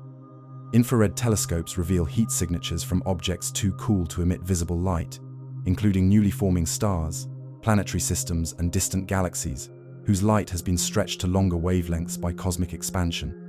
Ultraviolet, X-ray, and gamma-ray telescopes detect the most energetic processes in the universe, including supernova remnants, the neighborhoods around black holes, and violent gamma-ray bursts from distant catastrophic events. Together, these different windows on the universe provide complementary information, helping astronomers build a comprehensive understanding of cosmic objects and processes. The Hubble Space Telescope, launched in 1990, represents one of humanity's greatest scientific instruments. Orbiting high above Earth's atmosphere, which distorts and blocks much incoming light, Hubble delivers crystal-clear images that have become iconic representations of cosmic beauty. Its deep field observations reveal thousands of galaxies in seemingly empty patches of sky, transforming our understanding of the universe's vast scale. Hubble has tracked storms on planets within our solar system, detected the atmospheric compositions of exoplanets, and measured the universe's expansion rate with unprecedented precision. Its images have not only advanced astronomy, but also captured public imagination, making the cosmos accessible and inspiring to people worldwide. The James Webb Space Telescope represents the next generation in space observatories. Positioned about 1 million miles from Earth at the second Lagrange point, where gravitational forces allow it to maintain a stable orbit, this engineering marvel focuses primarily on infrared wavelengths.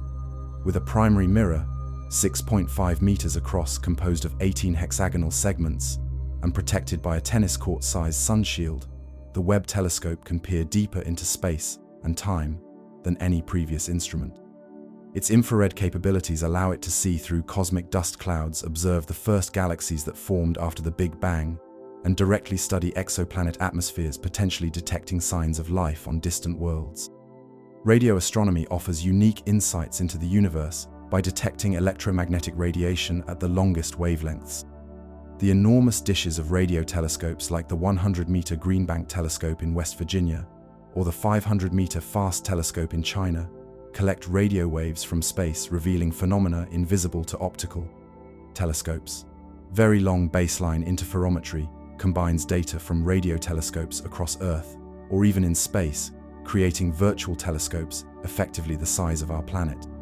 This technique enables astronomers to create the most detailed images of distant cosmic objects, including the first direct image of a black hole's shadow captured by the Event Horizon Telescope, a global network of synchronized radio observatories. Adaptive optics technology has revolutionized ground-based astronomy by compensating for the blurring effects of Earth's atmosphere. This sophisticated system uses flexible mirrors that can change shape thousands of times per second, guided by lasers that create artificial stars in the upper atmosphere as reference points. By measuring how these laser-guided stars twinkle and continuously adjusting the mirror shape to counteract atmospheric distortion, adaptive optics can achieve clarity rivaling or even exceeding that of space telescopes. This technology has transformed major observatories like the Keck telescopes in Hawaii and the Very Large Telescope in Chile, allowing them to capture incredibly sharp images of planets, stars, and galaxies. Some of the most revolutionary cosmic discoveries have come not from detecting light, but from capturing gravitational waves, ripples in the fabric of space-time predicted by Einstein's general relativity. The Laser Interferometer Gravitational Wave Observatory LIGO consists of two L-shaped detectors in Washington and Louisiana, each with arms 4 kilometers long. When gravitational waves pass through Earth, they cause minute changes in the distance between mirrors at the ends of these arms, changes smaller than the width of a proton. By detecting these infinitesimal variations, LIGO has observed the collisions of black holes and neutron stars billions of light-years away, inaugurating a new era of gravitational wave astronomy that reveals cosmic phenomena impossible to detect with traditional telescopes. Neutrino observatories detect perhaps the most elusive cosmic particles. Neutrinos are nearly massless particles that rarely interact with ordinary matter, allowing most to pass through Earth undisturbed. To catch these ghost particles, scientists have created massive detectors, such as the IceCube Neutrino Observatory, which transforms a cubic kilometer of Antarctic ice into a neutrino detector using thousands of optical sensors buried deep beneath the surface. These observatories have detected neutrinos from our sun-distant supernovae and even from powerful cosmic accelerators like active galactic nuclei.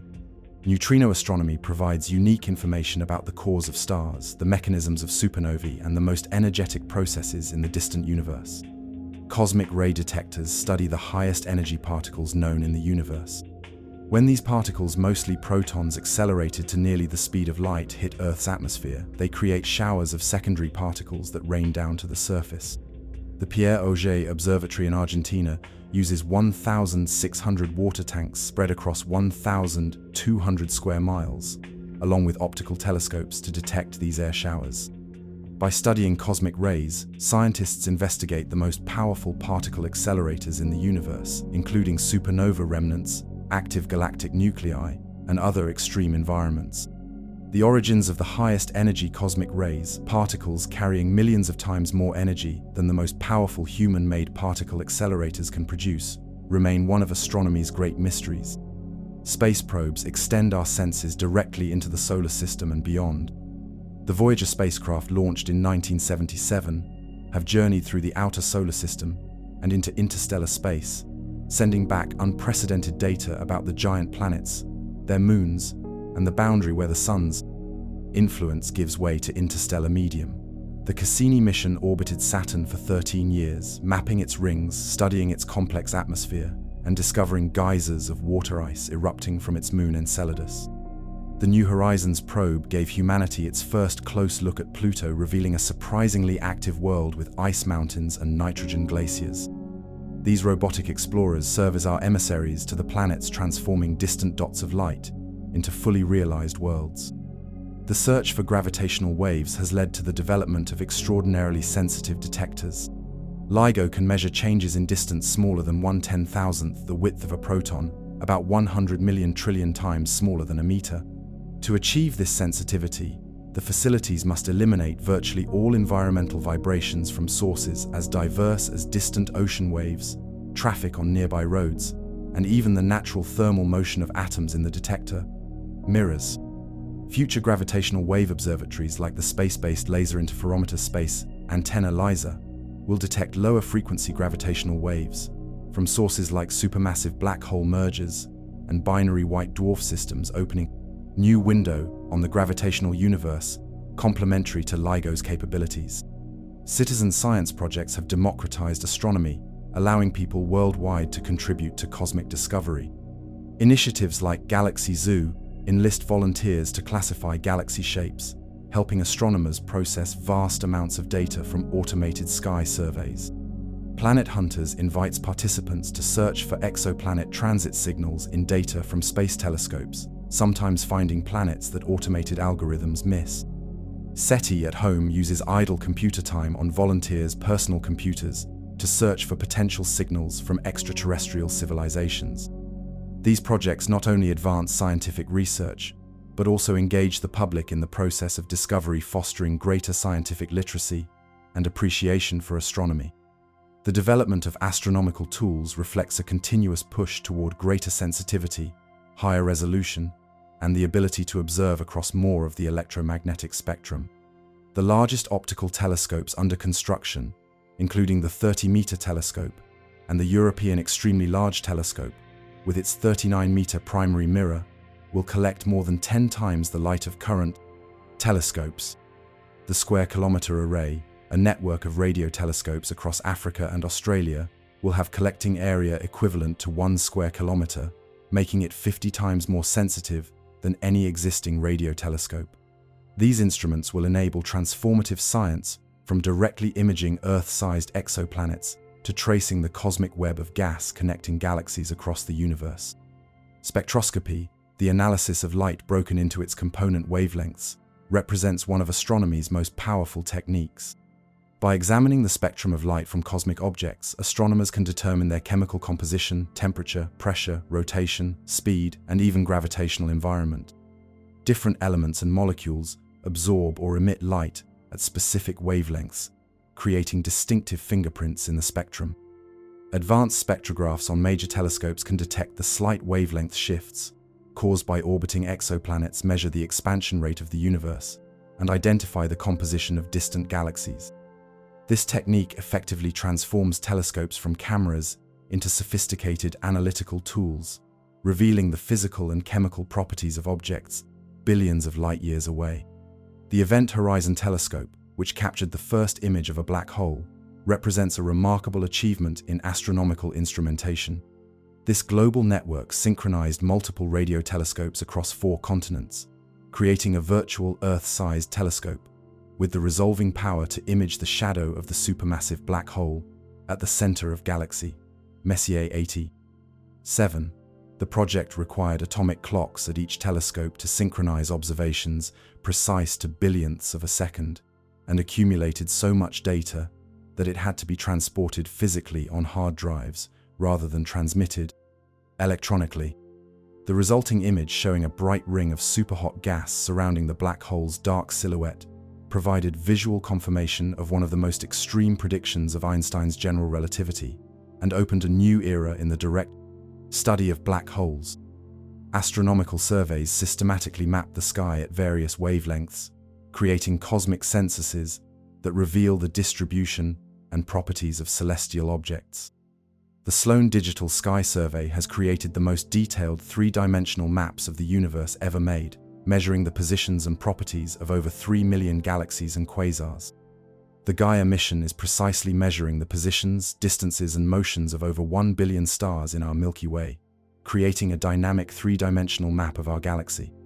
The Legacy Survey of Space and Time, to be conducted with the Vera Rubin Observatory, will image the entire visible sky every few nights for 10 years, detecting billions of galaxies and discovering countless transient events. These comprehensive surveys provide the foundation for statistical studies of cosmic objects and structures, advancing our understanding of galactic evolution, the nature of dark matter, and the large-scale structure of the universe.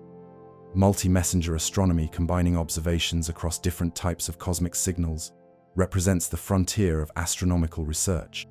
By simultaneously detecting gravitational waves, electromagnetic radiation, neutrinos, and cosmic rays from the same cosmic event, astronomers gain comprehensive understanding impossible with any single method. The detection of gravitational waves and electromagnetic radiation from a neutron star merger in 2017 demonstrated the power of this approach, revealing the creation of heavy elements like gold and platinum during the collision. Future multi-messenger observations may uncover the mechanisms behind enigmatic phenomena like gamma-ray bursts, reveal the properties of neutron star interiors, and perhaps even detect as yet unknown cosmic processes illuminating previously hidden aspects of our universe. Advanced computing and artificial intelligence have become essential tools for modern astronomy. Machine learning algorithms sift through petabytes of data from sky surveys, identifying patterns and anomalies that might take humans years to discover. Sophisticated simulations model complex physical processes, from star formation to galaxy collisions to the evolution of the entire cosmos, allowing astronomers to test theories against observations. The processing of data from instruments like radio telescope arrays requires supercomputers performing trillions of calculations per second. As astronomy generates ever larger datasets approaching the exabyte scale, artificial intelligence will play an increasing role in astronomical discovery, extracting scientific insights from this digital deluge. Time-domain astronomy focuses on how celestial objects change over time, from millisecond pulsar rotations to stellar explosions, to galaxy evolution spanning billions of years. Modern sky surveys repeatedly image the same regions, revealing transient phenomena like supernovae, gamma-ray bursts, and gravitational microlensing events. The ability to quickly identify and study these fleeting cosmic moments has transformed our understanding of stellar death, the creation of black holes and neutron stars, and even the expansion rate of the universe. Future facilities like the Vera Rubin Observatory will monitor the entire visible sky, detecting millions of time-variable sources each night, creating a cosmic movie rather than just a static picture, enabling studies of the dynamic, ever-changing universe. Polarimetry, The measurement of light polarization provides unique information about magnetic fields, dust, and the geometry of cosmic objects. Light becomes polarized when it interacts with magnetic fields or scatters off dust particles or electrons. By measuring this polarization, astronomers can map magnetic field structures in star-forming regions, trace the alignment of dust grains in the interstellar medium, and probe the environments around black holes. The Event Horizon Telescope used polarimetry to reveal the magnetic field structure around the supermassive black hole in galaxy Messier 87, providing crucial insights into how these cosmic monsters launch powerful jets of particles extending thousands of light years into space. Future astronomical tools may include lunar observatories taking advantage of the Moon's stable surface, lack of atmosphere, and shielding from Earth's radio noise on its far side.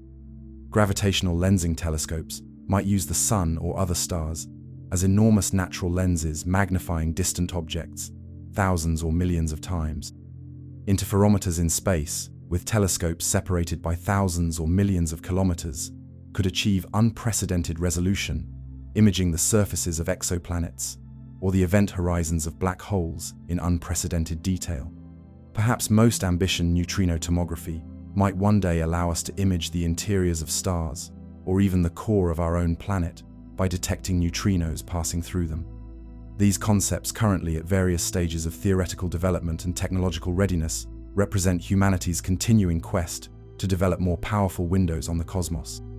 Behind every major astronomical discovery lies not just a telescope, but a team of dedicated scientists, engineers, and support staff.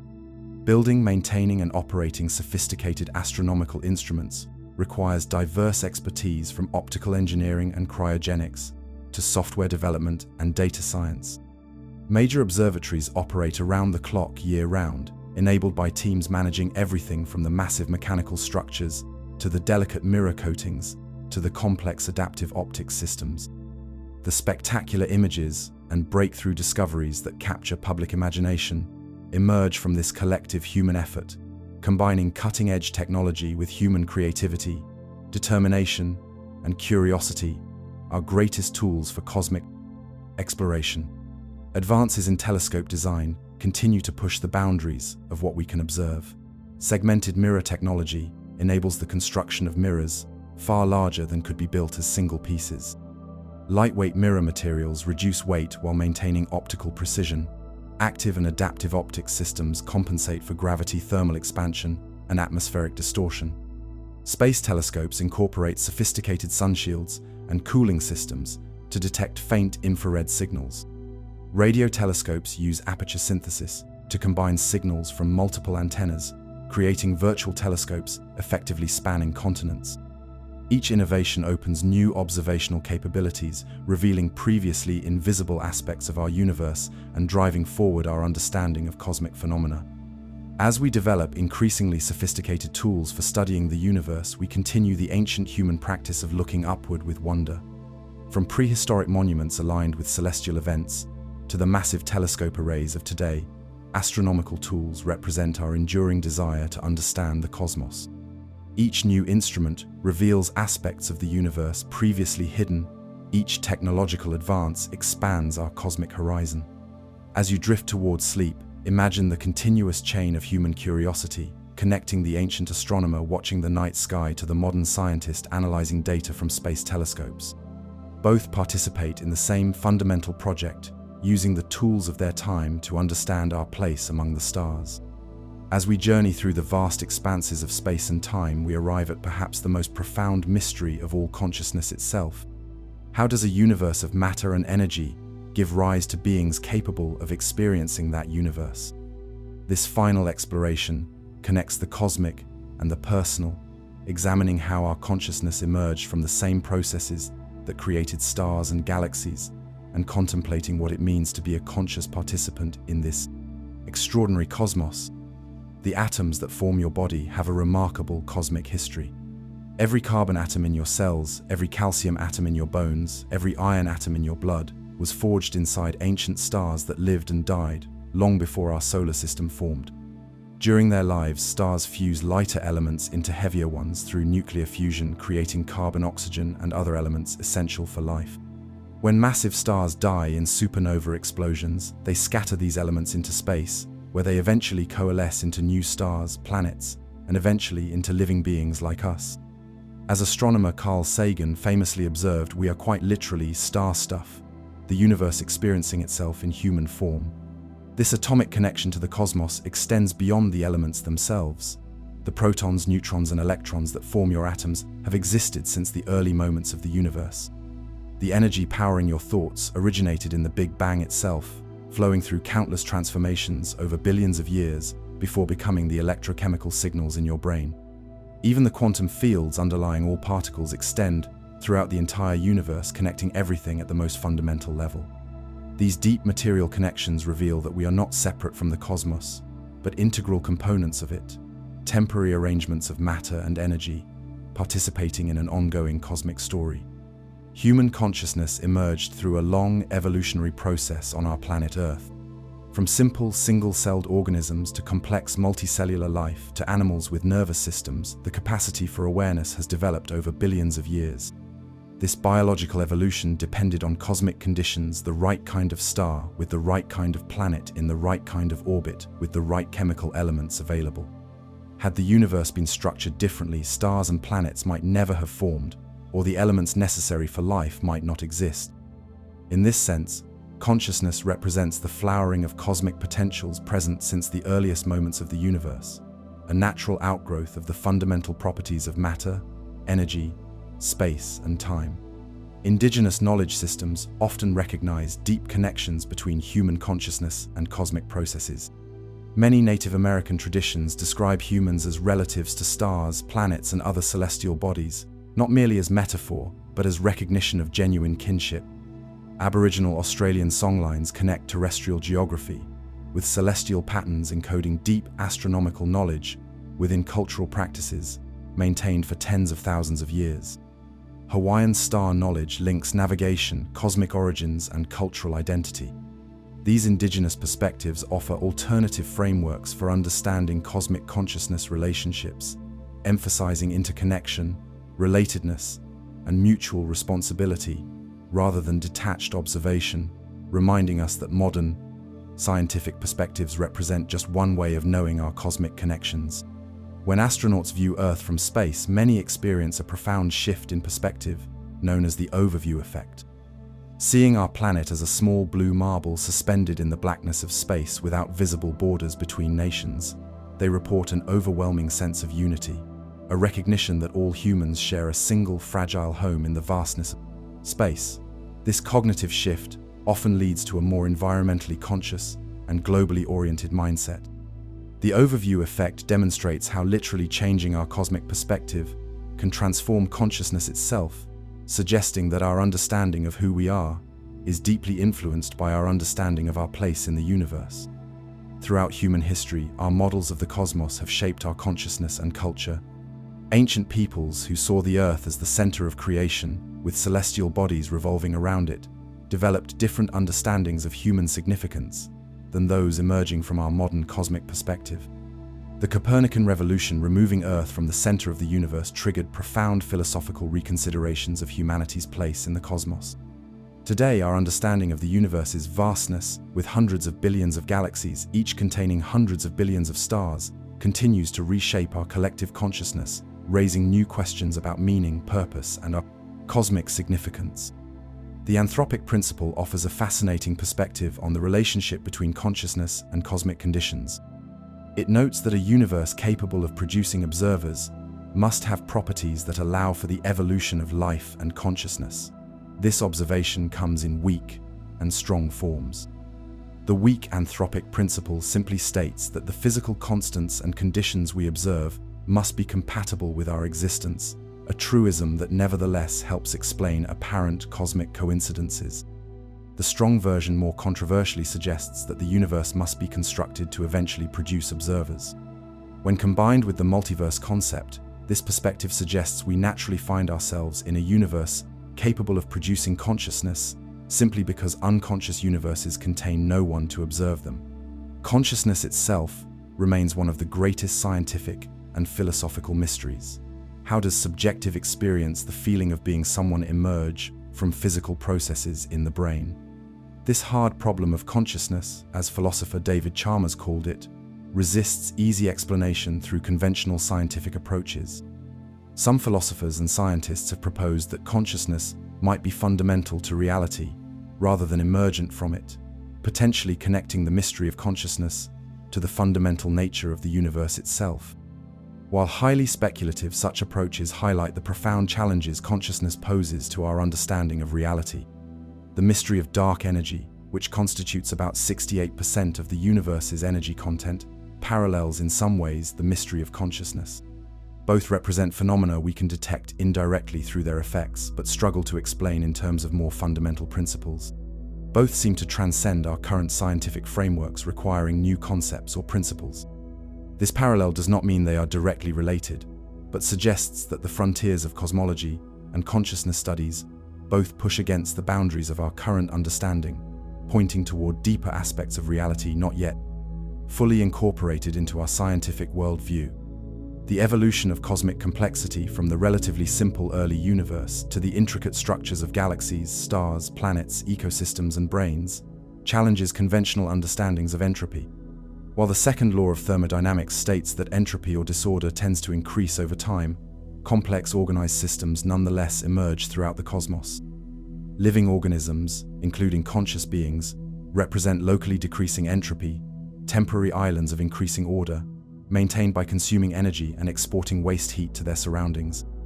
This perspective suggests that consciousness might be understood as part of a cosmic tendency toward complexity, a natural outgrowth of the universe's fundamental dynamics, rather than an accidental byproduct. Time operates differently in consciousness than in cosmic processes. A single human thought might take a fraction of a second, while stars evolve over billions of years. Yet our consciousness can conceptualize these vast timescales, modeling cosmic evolution far beyond the temporal scope of our direct experience. This cognitive time travel allows us to reconstruct the past and project possible futures, creating mental models of cosmic processes vastly exceeding our lifespan. This remarkable capacity enables us to develop increasingly comprehensive understandings of cosmic evolution, despite our brief existence, connecting our temporary consciousness to processes spanning the lifetime of the universe itself. The question of whether consciousness exists elsewhere in the universe connects to broader questions about extraterrestrial life. If life is common in the cosmos, as many scientists suspect given the billions of potentially habitable planets, consciousness may have emerged multiple times independently. If so, a galaxy billions of years older than ours might contain civilizations with correspondingly advanced understanding of both the cosmos and consciousness itself. Perhaps such civilizations have discovered principles connecting mind and matter that remain beyond our current comprehension. While speculative, this possibility reminds us that our cosmic journey of understanding may be in its earliest stages, with profound discoveries about consciousness and its place in the universe still awaiting us. The scientific study of consciousness has identified neural correlates of various conscious experiences, particular brain activities associated with specific subjective states. Yet these correlates don't fully explain why these physical processes generate subjective experience at all. Some theorists suggest that consciousness may arise from the integration of information across brain networks, creating unified experiences from distributed neural processing. Others propose quantum effects in neural microtubules might generate consciousness through processes connected to fundamental physics. While these approaches remain speculative, they represent attempts to connect consciousness to deeper aspects of physical reality, potentially bridging the apparently separate domains of subjective experience and objective physical processes. Expanding our cosmic consciousness requires recognizing the limits of human perception and cognition. Our senses evolved to navigate Earth's environment, not to directly perceive quantum fields or cosmic expansion. Our minds naturally think in terms of medium-sized objects, moving at moderate speeds through three-dimensional space, not 11-dimensional brains, or space-time curvature. Even our language and mathematics themselves, products of human cognitive evolution, struggle to capture aspects of reality far removed from everyday experience. These limitations remind us that our cosmic understanding always represents a translation of reality into forms comprehensible to human consciousness, rather than unfiltered apprehension of the universe as it exists independent of our perception. Meditation and contemplative practices from various traditions offer methods for exploring consciousness directly through disciplined introspection. Practitioners report experiences of expanded awareness, transcendence of the individual self, and deep interconnection with all existence. While such experiences resist scientific verification, they represent consistent patterns of human consciousness reported across cultures and throughout history. These states of cosmic consciousness, as psychologist Richard Booker called them, suggest possibilities for direct, experiential connection with the universe, complementing intellectual understanding with immediate awareness of our cosmics-like nature. Whether interpreted religiously, philosophically, or psychologically, these experiences point toward aspects of consciousness that seem to transcend ordinary boundaries of self and other, revealing deeper connections to the cosmos. The emergence of intelligent technological civilization represents a new phase in cosmic evolution. For billions of years, cosmic complexity increased through purely physical and biological processes. With human consciousness, cultural evolution, and technological development, the rate of complexity increase has accelerated dramatically. Through science, mathematics, and technology, human consciousness extends its understanding and influence across scales from subatomic particles to galactic clusters. Our telescopes observe distant galaxies. Our particle accelerators recreate conditions from the early universe. Our spacecraft explore the solar system. This extension of consciousness through technology represents a new mechanism of cosmic complexity, increase potentially unique in our region of the universe. Our cosmic perspective continues to evolve as our understanding deepens. Early humans experienced the night sky as a dome of fixed stars, a celestial realm separate from the terrestrial. The scientific revolution revealed planets as worlds, stars as distant suns, and the Milky Way as our home galaxy. 20th century discoveries expanded our cosmic horizon to encompass billions of galaxies, an expanding universe, and a Big Bang origin. Today we contemplate multiple universes, hidden dimensions, and the nature of time itself. Each expansion of perspective changes not just what we know, but how we understand our own existence, incorporating consciousness into an increasingly comprehensive cosmic context. The concept of emergent phenomena helps connect cosmic processes to consciousness. Throughout the universe, new properties and principles emerge at higher levels of organization that cannot be simply reduced to lower-level components. Chemistry emerges from physics biology, from chemistry ecology, from biology, and perhaps consciousness from particular biological arrangements. These emergent phenomena operate according to their own principles, while remaining consistent with the underlying levels from which they arise. This perspective suggests consciousness might be understood as an emergent cosmic phenomenon, a new level of organization arising from but not reducible to the physical and biological processes that enable it, a natural expression of the universe's tendency toward increasing complexity. Some philosophers have suggested that consciousness might extend beyond biological organisms to other complex systems, or even to the universe itself. Panpsychism proposes that consciousness, or proto-conscious elements, may be fundamental properties of matter present to some degree in all things.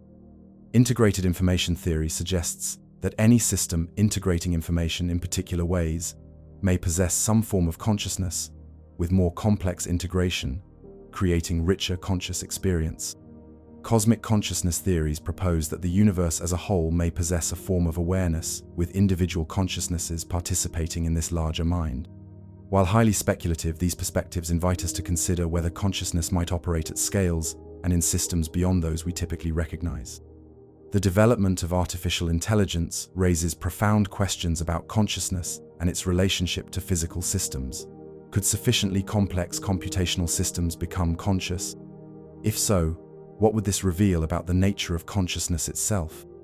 These questions connect to fundamental issues in philosophy of mind, including whether consciousness emerges from specific physical processes or from informational patterns potentially implemented in various substrates. As AI systems become increasingly sophisticated, our attempts to understand their inner workings may shed light on our own consciousness, just as our self-understanding informs AI development, a recursive process, potentially leading to deeper insights into the nature of mind in the cosmos. The universe appears remarkably comprehensible to human consciousness. As physicist Eugene Wigner noted, this represents the unreasonable effectiveness of mathematics in describing natural phenomena. Our minds evolved on a small planet primarily to navigate social relationships and find food, yet somehow developed mathematics capable of describing quantum fields, black holes, and cosmic evolution with astonishing precision. This correspondence between human thought and cosmic reality remains mysterious. Does it reflect something fundamental about the universe itself, perhaps an underlying mathematical or informational nature? Or does it simply reflect the fact that our cognitive tools developed through interaction with a universe governed by consistent principles? This mystery of cosmic comprehensibility connects the nature of consciousness to the nature of reality itself. Indigenous and traditional star knowledge offers perspectives on cosmic consciousness, distinct from modern scientific approaches. Many traditions recognize relationships with celestial bodies as kinship connections rather than merely objective observation.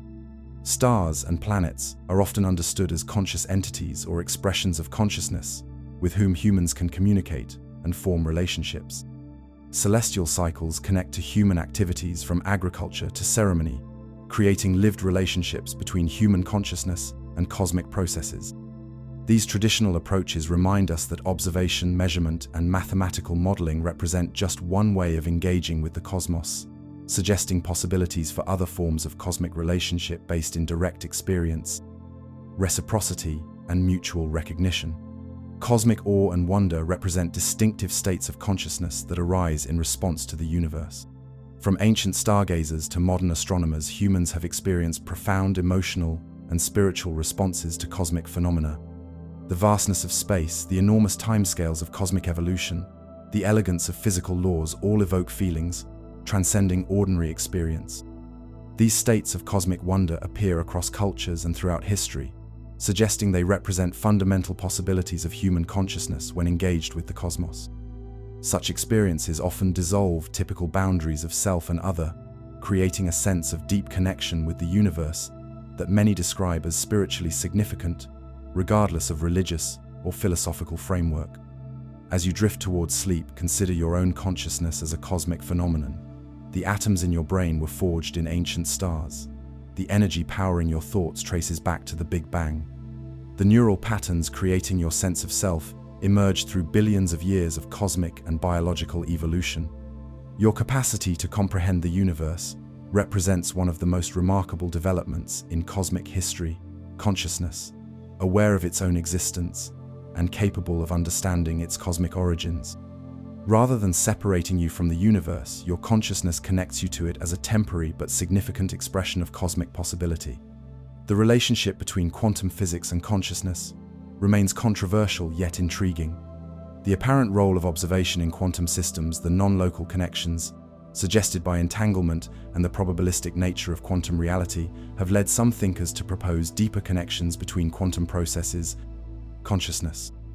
While mainstream science remains skeptical about direct quantum consciousness theories, the counterintuitive nature of quantum physics nevertheless challenges our conventional understanding of reality, suggesting a universe stranger and possibly more conscious compatible than classical physics implies. These speculations, while unproven, highlight how our deepest understanding of physical reality continues to evolve, potentially creating space for new conceptions of consciousness and its cosmic context. Dreams represent a distinctive state of consciousness with interesting cosmic parallels. During dreams, we experience worlds governed by different rules than waking reality, where time, space, causality, and identity operate differently. This capacity to experience alternative realities entirely generated within our minds suggests intriguing possibilities about consciousness itself. Are there modes of cosmic awareness beyond our ordinary experience, perhaps as different from waking consciousness as dreams are? Might other forms of consciousness in the universe experience reality in ways fundamentally different from human perception? Dreams remind us that consciousness contains multitudes experiencing reality in various modes and suggesting possibilities beyond our current understanding. The scientific pursuit of cosmic understanding and the philosophical exploration of consciousness share important similarities. Both involve pushing against the boundaries of current knowledge, formulating hypotheses that transcend immediate evidence, and considering possibilities that challenge conventional thinking. Both require creative imagination, disciplined analysis, and openness to revising fundamental assumptions. Perhaps most importantly, both reflect the remarkable ability of consciousness to transcend its immediate circumstances, reaching toward comprehension of realities far beyond direct experience. This parallel suggests that the scientific exploration of the cosmos and the philosophical investigation of consciousness represent complementary aspects of the same fundamental human project, understanding the nature of reality and our place within it. Throughout human history, artistic expression has connected cosmic awareness with consciousness. Cave paintings from prehistoric times include stellar references, linking human experience to celestial patterns. Renaissance art placed human figures within cosmic frameworks, reflecting changing understandings of our place in the universe.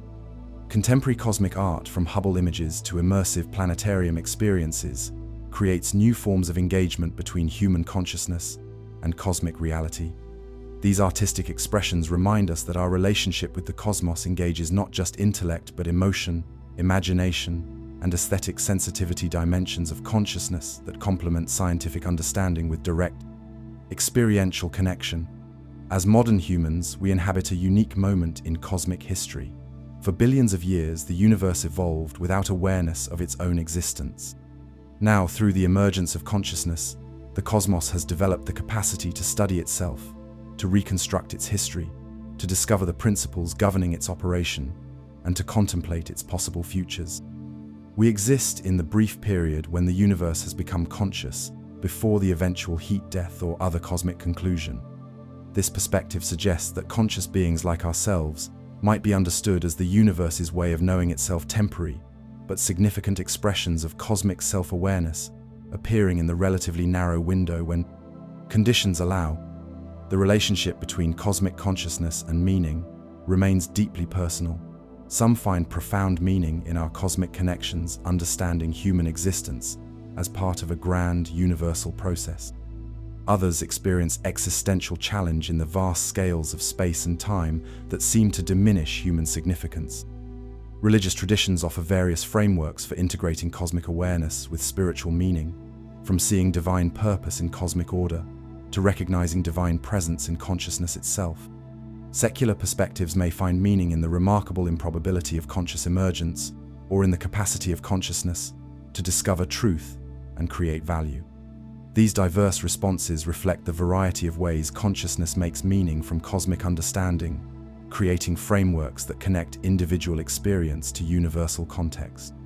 The mystery of both consciousness and the cosmos invites a certain intellectual humility. Despite remarkable scientific progress, fundamental questions remain unanswered in both domains. What exactly is dark energy? How does consciousness arise from physical processes? Could there be forms of consciousness radically different from human awareness? These persistent mysteries remind us that our understanding remains partial, that reality may be stranger and more wonderful than our current theories suggest, and that the cosmic journey of consciousness continues beyond current horizons. This recognition of mystery itself represents an important aspect of cosmic consciousness, acknowledging the vastness of what remains unknown, even as we celebrate what has been discovered. As you continue drifting towards sleep, imagine your consciousness as a temporary pattern in the cosmic flow, a brief arrangement of matter and energy capable of contemplating its own existence and the universe that produced it. Feel the deep time flowing through you, connecting your present moment to the ancient stars that created your elements and to the future cosmic evolution that will continue long after individual consciousness fades. In this cosmic perspective, individual concerns find proportion not diminished, but contextualized within the grandeur of a universe evolving over billions of years. Let this awareness bring peace, a recognition that you participate in something vast and wonderful, a cosmos that has through you become conscious of itself. The cosmos and consciousness together constitute what may be the greatest mystery, revealing a universe not only stranger than we imagine, but perhaps stranger than we can imagine.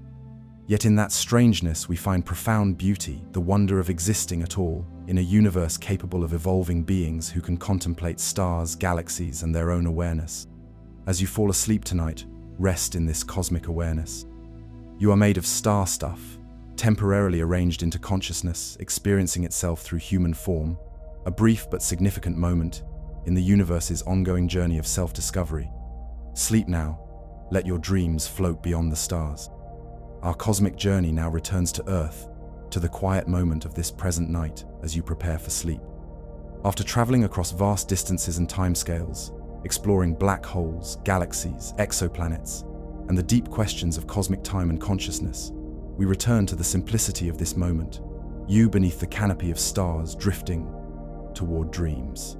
In this final passage, let us reflect on how small we are, and yet how connected to the magnificent cosmic tapestry. Imagine yourself lying on a gentle hill far from city lights, with the full splendor of the night sky spread above you.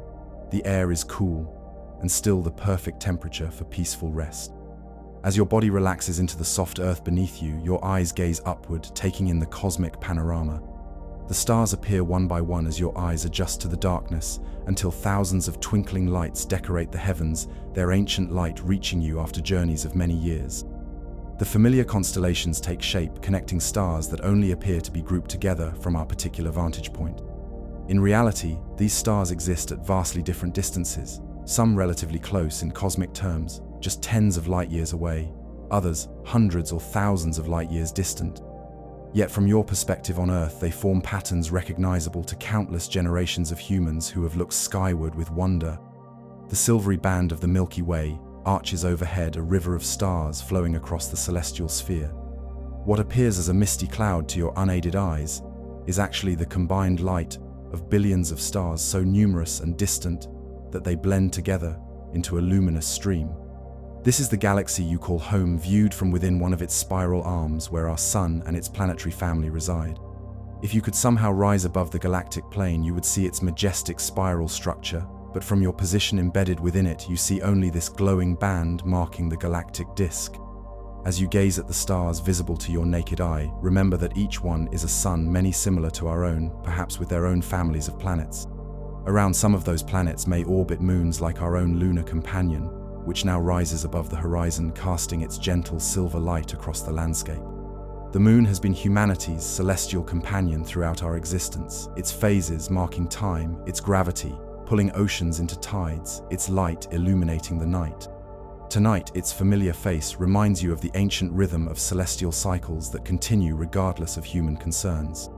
Occasionally, a meteor streaks across the sky, a brief flash of light, as a tiny particle of dust or rock from space enters Earth's atmosphere and burns up from friction. These shooting stars, as they are commonly called, despite having nothing to do with actual stars, remind you of the constant interaction between Earth and cosmos.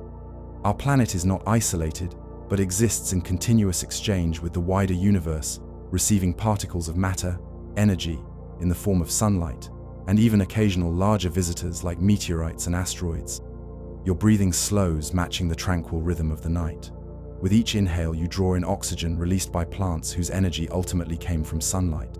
With each exhale, you release carbon dioxide, completing a cycle that connects you to all living things on Earth and to the sun itself, the source of energy that powers nearly all life on our planet. This simple act of breathing links you to the web of life and to the cosmic processes that make life possible. The gentle weight of your body against the ground reminds you of Earth's gravity, the same force that holds the moon in orbit around Earth and Earth around the sun. This same fundamental force shapes the structure of galaxies, holds stars together, and ultimately led to the formation of planets from swirling disks of gas and dust. What you experience as weight is actually your participation in a cosmic conversation, the gravitational embrace between your mass and the mass of Earth, following the curved pathways of space-time described by Einstein's equations. As your mind begins to quiet, you notice the profound silence of the night, broken only by the gentle sounds of a light breeze rustling leaves or distant animal calls. This peaceful quiet invites a deeper stillness within, mirroring the vast silent reaches of space between the stars. Despite the violent energetic processes occurring throughout the cosmos, most of space exists in near-perfect silence. This external quiet helps bring your attention inward to the quiet center of your own consciousness, preparing mind and body for the rejuvenation of sleep. The darkness of night is not complete emptiness, but a reminder of the natural rhythm of light and shadow that has shaped life on Earth since its beginning. All living things on our planet evolved within this cycle of day and night, developing biological clocks that synchronize with this cosmic pattern. Your own body responds to this rhythm, producing melatonin as darkness falls, signaling sleep systems to activate. This biological response connects you to both cosmic cycles and evolutionary history, your body wisdom aligning with celestial patterns millions of years in the making.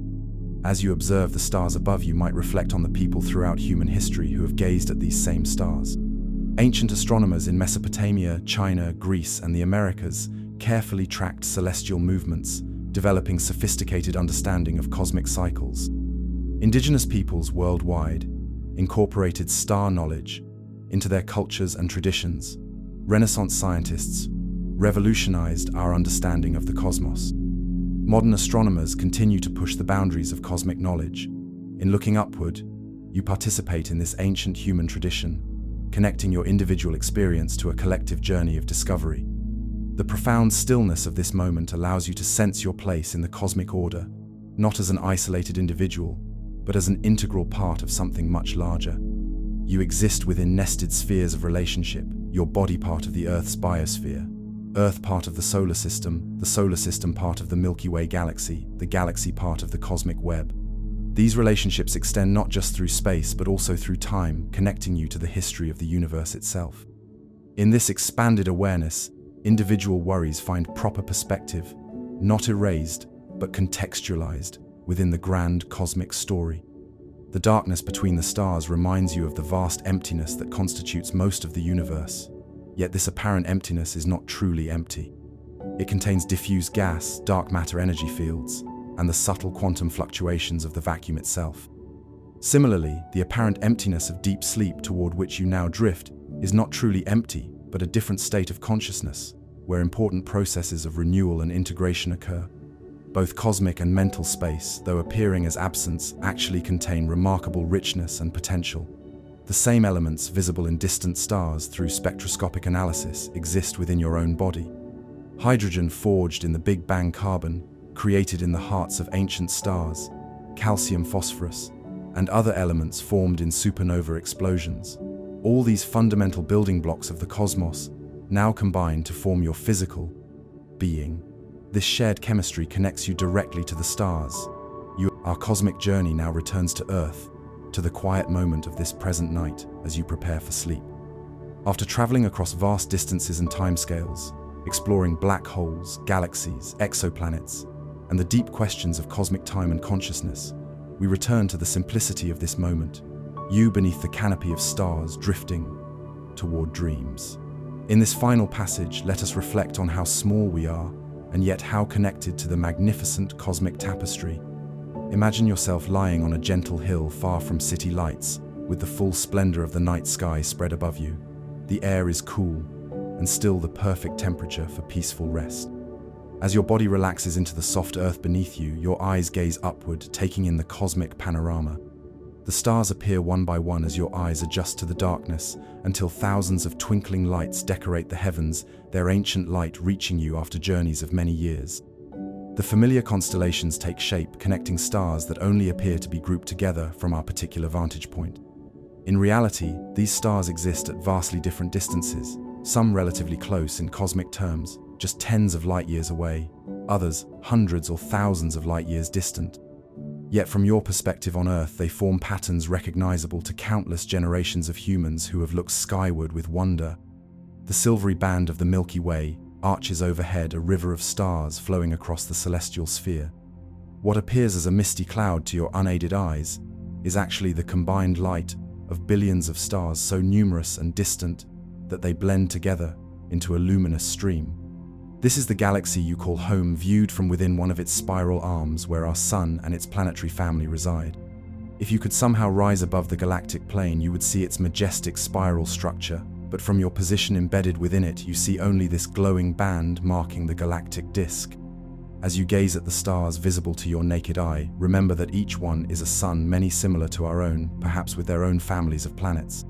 Around some of those planets may orbit moons like our own lunar companion, which now rises above the horizon, casting its gentle silver light across the landscape. The moon has been humanity's celestial companion throughout our existence, its phases marking time, its gravity pulling oceans into tides, its light illuminating the night. Tonight, its familiar face reminds you of the ancient rhythm of celestial cycles that continue regardless of human concerns. Occasionally, a meteor streaks across the sky, a brief flash of light, as a tiny particle of dust or rock from space enters Earth's atmosphere and burns up from friction. These shooting stars, as they are commonly called, despite having nothing to do with actual stars, remind you of the constant interaction between Earth and cosmos. Our planet is not isolated, but exists in continuous exchange with the wider universe, receiving particles of matter, energy, in the form of sunlight, and even occasional larger visitors like meteorites and asteroids. Your breathing slows, matching the tranquil rhythm of the night. With each inhale, you draw in oxygen released by plants whose energy ultimately came from sunlight. With each exhale, you release carbon dioxide, completing a cycle that connects you to all living things on Earth and to the sun itself, the source of energy that powers nearly all life on our planet. This simple act of breathing links you to the web of life and to the cosmic processes that make life possible.